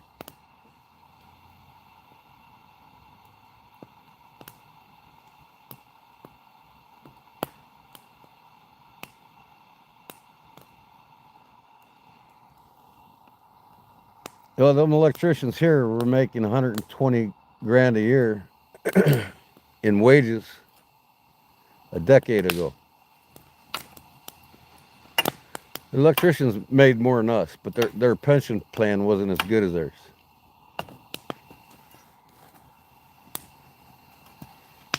The average electrician here probably makes about 150 now. And you know what? The middle class is gone. Unless you adjust for inflation, unless you make 170 grand a year, you're not in the middle class. Pretty much in this country now, it's the middle class is over 170,000 a year, which is less than 30% of the country, maybe 40%. But then we got the working class, which is now anything under 170,000 a year, working poor, and the poor.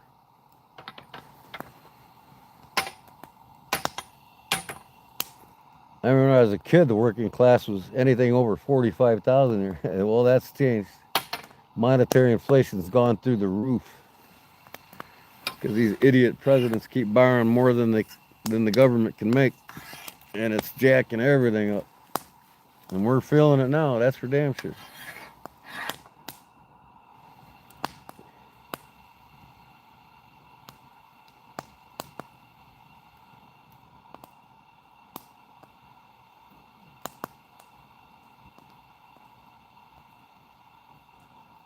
Yeah, I mean, it's seasonal work in Alaska. You're not going to frame houses all year round in Alaska. That's for damn sure.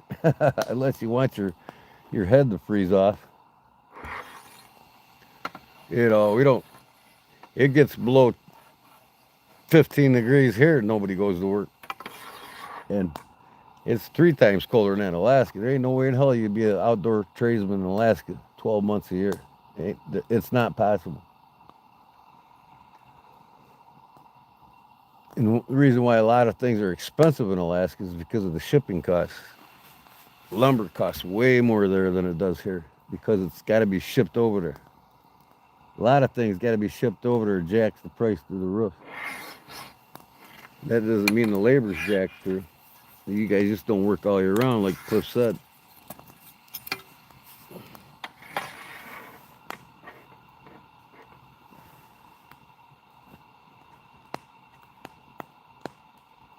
Well, yeah, Todd, it's called an apprenticeship. You know, in the union of trades, you go through an apprenticeship.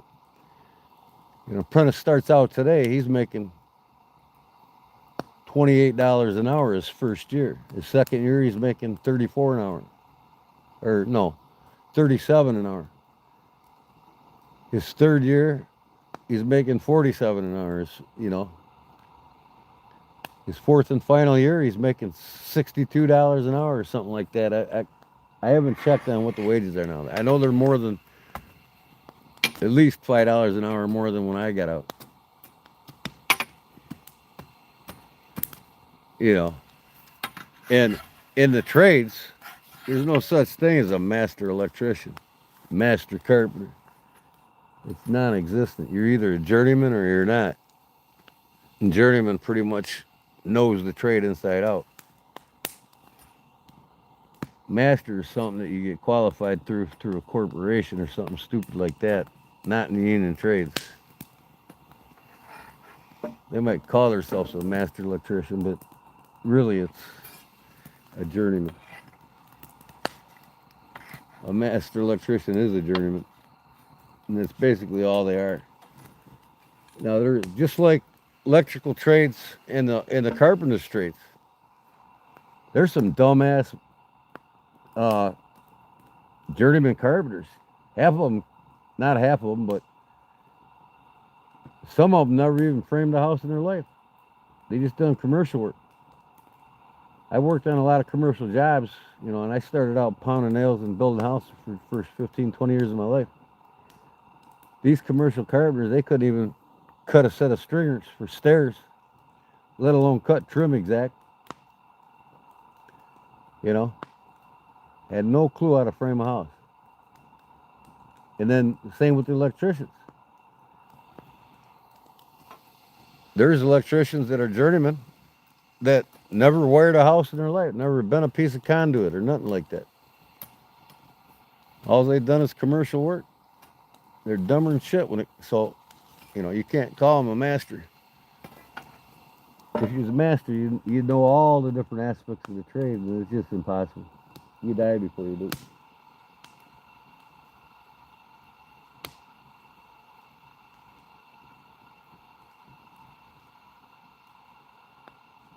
Well, 56 for a sheet of plywood in Alaska, yeah, because it costs more to ship it over there. Right now, I can get plywood here for $20 a sheet. In fact, in Illinois, the price of lumber has went down. But it's like a market thing anyways. It's going to go up, it's going to go down, it's going to go up, it's going to go down. And now with the transportation costs of fuel, I can see it going back up again. They did say it went down. That was when the gas was at $3.80 a gallon. And now I bet it is going back up again with that gas going up. Banker's game, man. All a banker's con game. The banks own everything. All the politicians, they own it all. They make this illusion we live free. What are you free from, really? Taxes? Giving them 80% of your wages?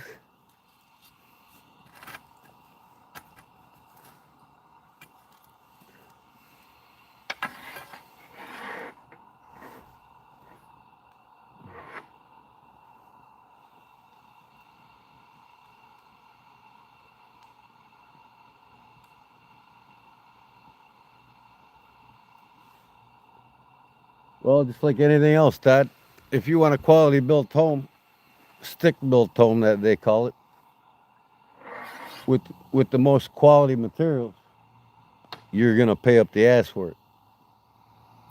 Everything has become pre-modular, pre-framed, you know, paneled walled houses where it's made in a non-union fucking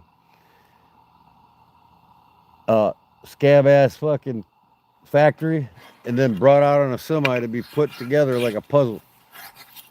Or you could pay an American builder an extra 100 grand to build you a quality stick framed house with all the quality materials that it should be. I mean, the craftsman style home, they don't build homes Victorian style anymore. Georgian Pacific or Arctic or Victorian. Those different styles of homes are no longer built because the price of the material would be tremendously. I mean, if you built the house like they did in the late 1800s with all the crown moldings and the Victorian architecture, the Georgian, Victorian, Gothic style homes, it would cost you over $3 million just in material. That's why they went to the craftsman style home, which is everybody that lives in now, the newer homes. Anything built past the 60s is now considered a craftsman style home, which is basically a cheap 2x4 stick frame building. Back then, the 2x4s were thicker than 2 inches and 4 inches.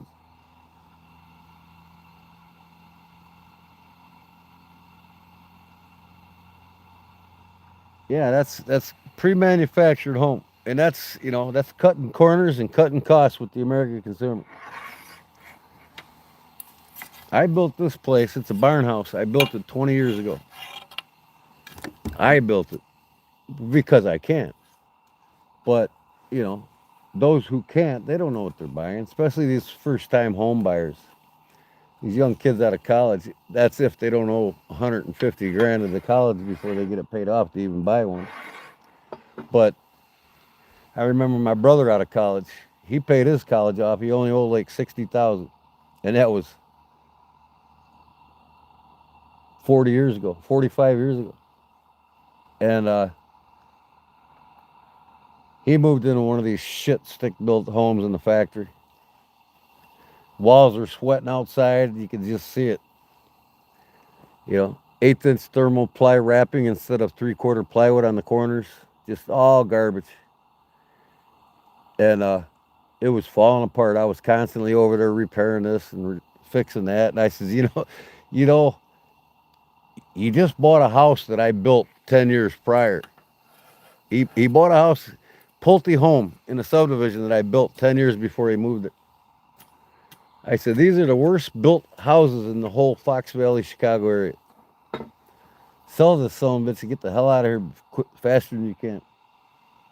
So he did. He sold it and went to another higher end neighborhood and pay $14,000 a year in property taxes.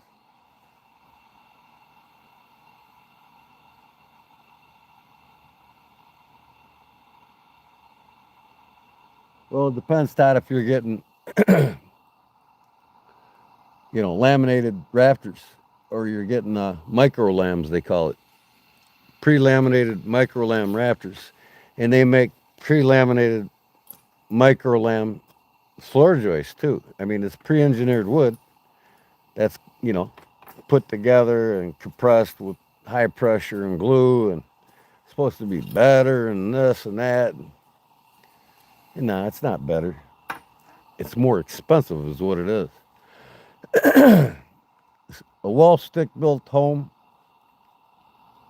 where everything's shored up properly, the plywood's put on properly, the right fasteners are used properly, the right techniques of putting all the different finishing products of the home in place.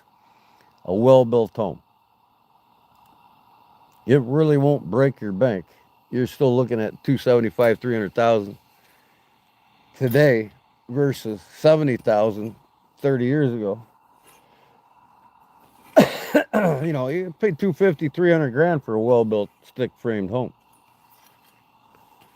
Or you could pay $150,000 to $180,000 for a pre-manufactured, like you're talking, laminated rafters and floor joists. And you just got to really know what you're buying when you buy it. And you don't have to break the bank when you buy a house.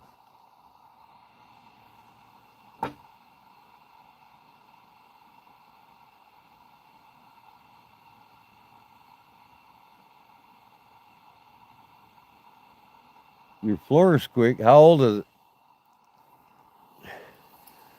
Like 20 years old? And most houses, they're shit built houses, all over Chicago. We're going down the highway. I said, hey, honey, look at another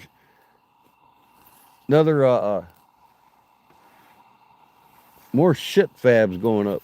More shit houses. Shit subdivision, I call it. I mean, I can see it. I know exactly what I'm looking at when it comes to homes being built. All these pre-manufactured modular homes that are slapped on these concrete slabs left and right, just so the contractors can make a quick buck. And that's all it is, man. And these homeowners, first-time homeowner buyers, they're getting whacked for $275,000 for something that only cost the contractor about $80,000 to build.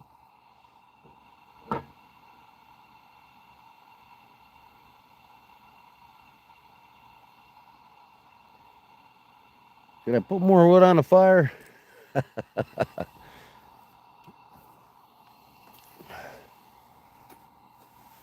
Yeah, it is.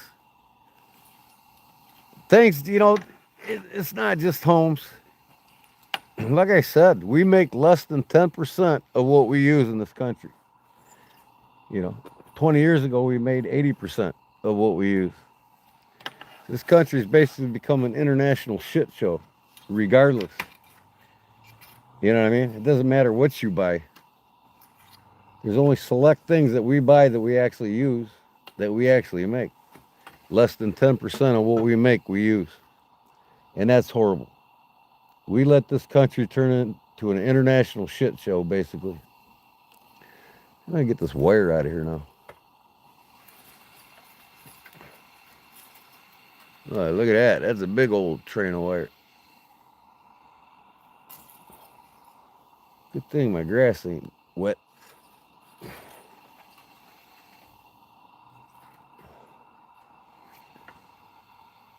Todd's hit the sack. All right, brother. God bless, man. Thanks for putting up with my bullshit. Hope you enjoyed the show. We'll see you in the next one, hopefully. Sometimes I'm a little outspoken, but, you know, just because we're the highest paid contractors in the country doesn't mean we're the best or we're better. There's some exceptionally talented and great contractors around the country. And I've worked in a lot of different states, so there's, you know, down south, there's some exceptionally great builders that make exceptionally great homes, better than more than half of the contractors up here. But there's a difference in a contractor and a union contractor. Big difference.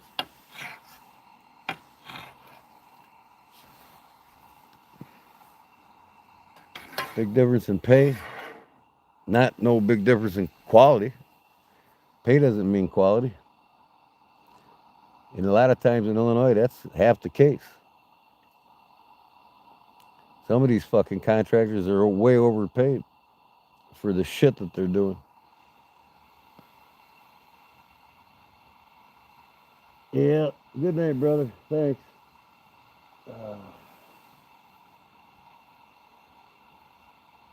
3 a.m. there. Oof. Yeah, that's late.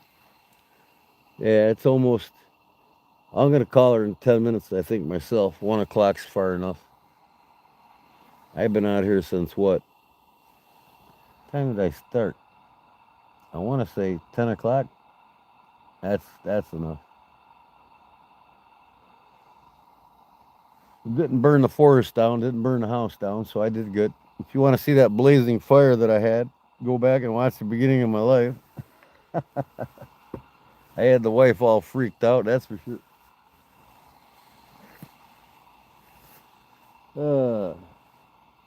Hey Gordon, I just got my gift with the spider on it. What's that? What gift with a spider on it? A spider knife?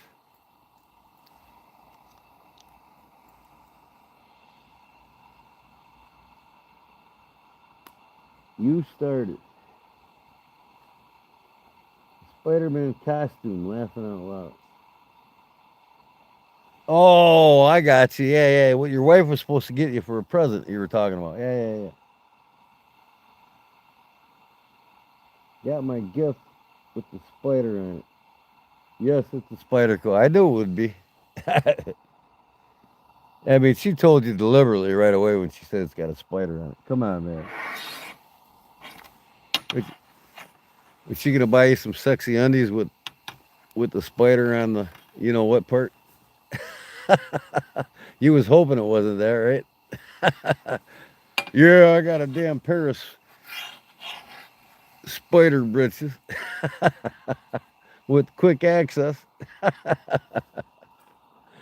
Come on, Barb, it's not all that bad. Barb's like, it's time for me to go now too. Here come the guy talk. No, but yeah, that's cool, man. What'd you get, an Angelica? Angelica or a salty, or what did you get? I haven't even kept up with them lately. I need to start getting them again. I had a dozen spider coats, man, and I'm down to one now. And I regret getting rid of them, man. So I'm gonna start getting them again. I always did love spider coats. They didn't care for Benchmade though.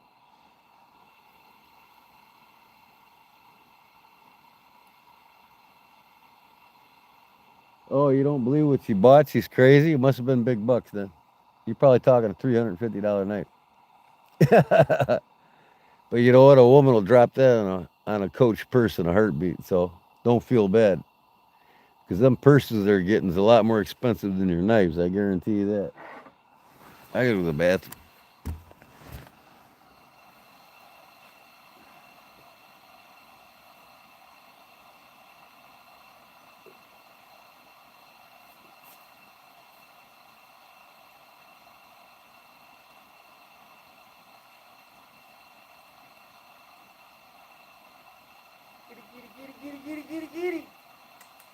Hi, Mama. How you doing, Mama? Hey, baby. Hey, baby. Don't go in that fire. Don't go in that fire, Mama.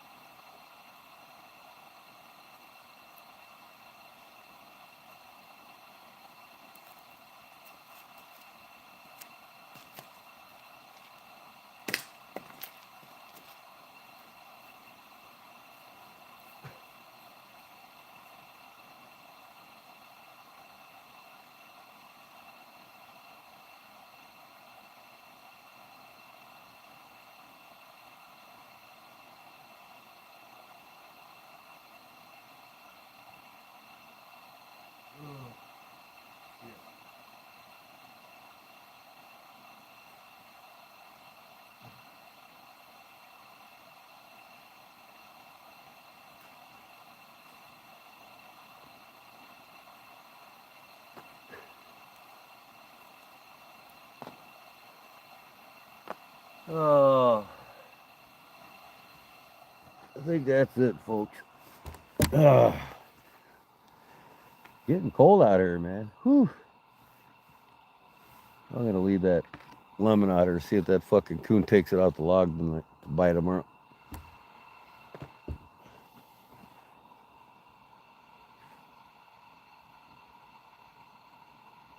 Sprint run Spider Coast Suburb with a handle of 20 CV blade. Now I'm lost on that now. Like I said, I haven't kept up with Spider Co a year and a half, so any of this new shit that's coming out by them, I don't even have a clue what it is anyway. I know they come out with some kind of steel that's supposed to be better than MagnaCut. I think Lawrence came out with it too. I don't even know what that is. Is that 20VC or DC or whatever the hell they call it? So basically what you're telling me is she bought you at night where you're basically paying for the metal in the blade, not necessarily its performance. Like Paul, he'd rather have the badass Rockwell treatment over the performance any day. Right, Paul? I hope he didn't pass out on us.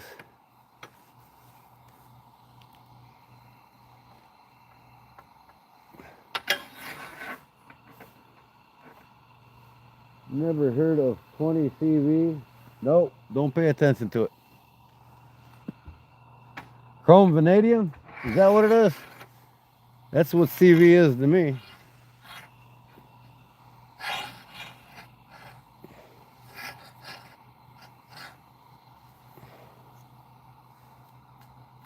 Man, I just like to crank this fire up again just to warm up a little bit.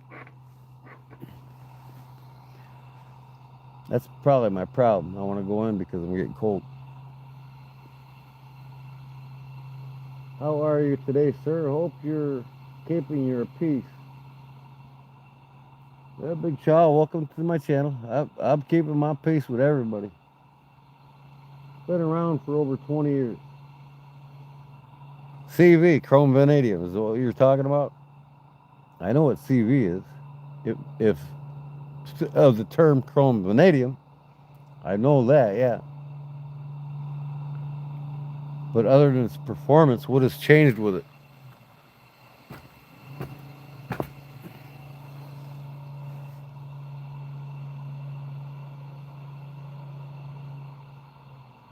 Nope, no barbecue. I did cook some hot dogs just for a snack.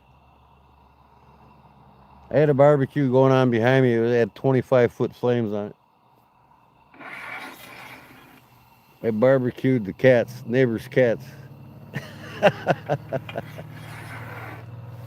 Just kidding.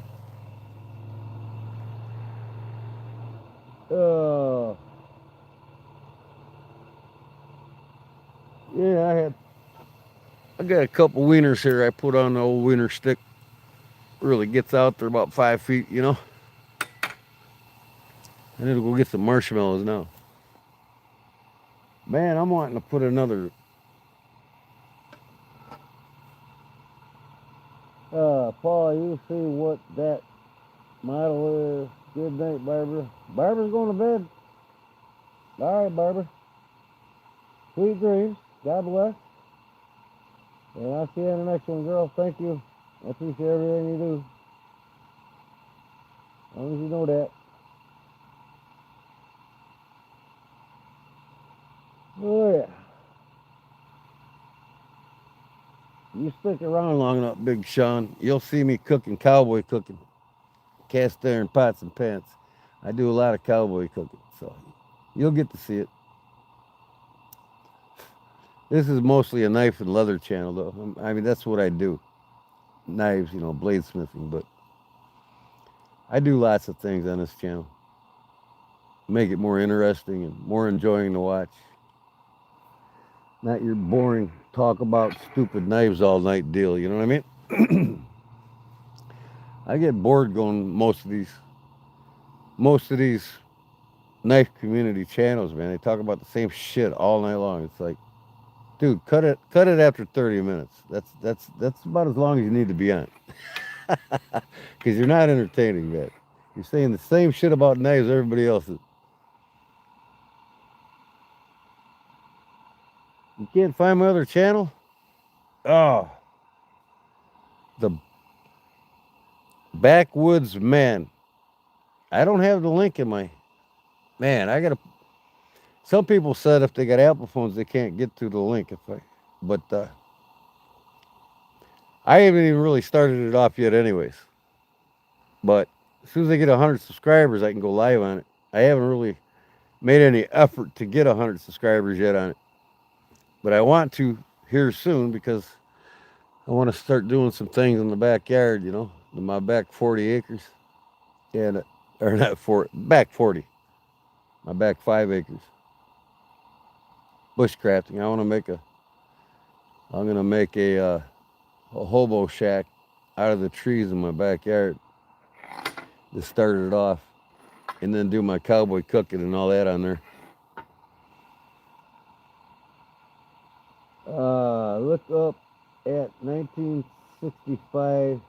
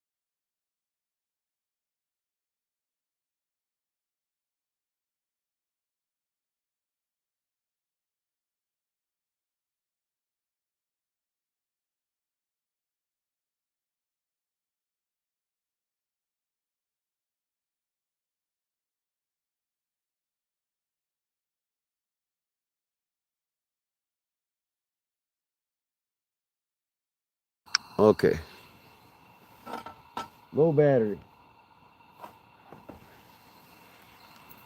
I gotta plug my battery in before I lose it. Watch this fucking thing unplug on me as soon as I do this. 22%. It should be froze. Hello? What?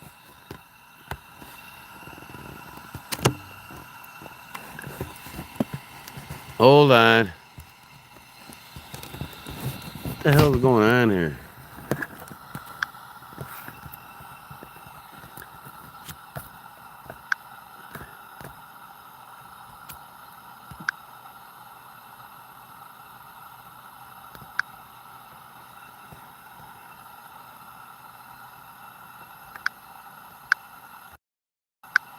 What the hell is going on here, man? Can you guys hear me at least?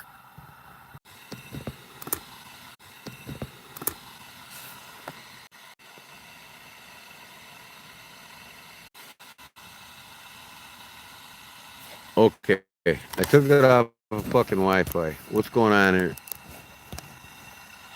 Hello, McFly. Shit's way out, folks, and now you're gone. We see.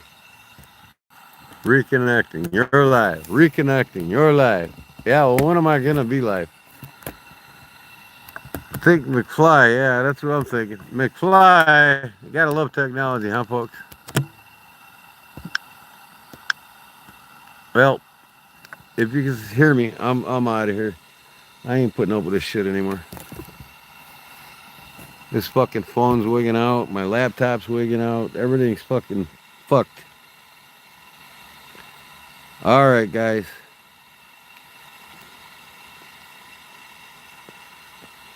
Sorry, folks. See you all on the... What the fuck are you doing now?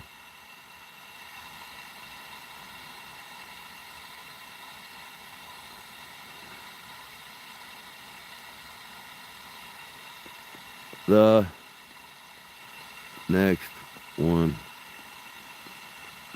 Thank you.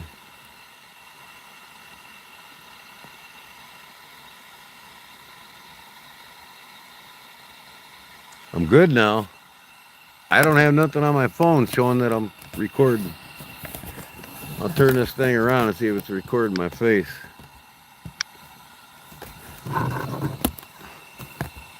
It's fucking whack. Well, there I am. What in the hell? That's got to be YouTube doing that shit. I tell you what. So, we can hear you as you write. Yeah, right, okay. This shit's all whacked up, guys. I'm just going to go in. It's getting late, and I want to get up early tomorrow, get a good jump, get to the post office, and a lot of cleaning tomorrow. I got to clean my whole shop. First, I got to clean the damn cat smell out of my shop. It's just getting overwhelming, and I'm going to tell the wife I'm building a cat house out here for these cats. They're not going to stay in my shop. They're done. All they do is bother me. I love them to death, but it's overwhelming sometimes with that many cats. So I'm going to cut out. I appreciate you all watching. And God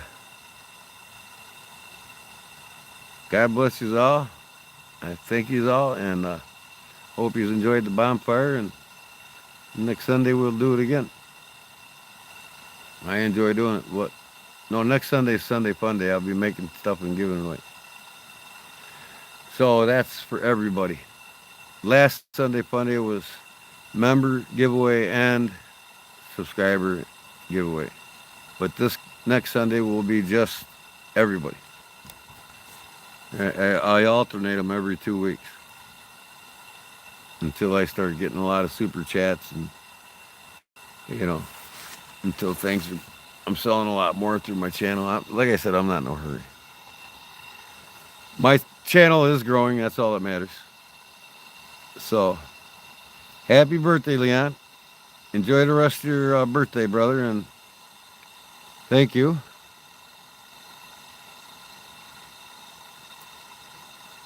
And let me see. It's now Monday. Yeah, I'll go live Wednesday night. But as soon as I get them tracking numbers, guys, I'll send them to you. So, until Wednesday, God bless, peace, love, everything with it. And thank you, thank you, thank you. Till next time, peace.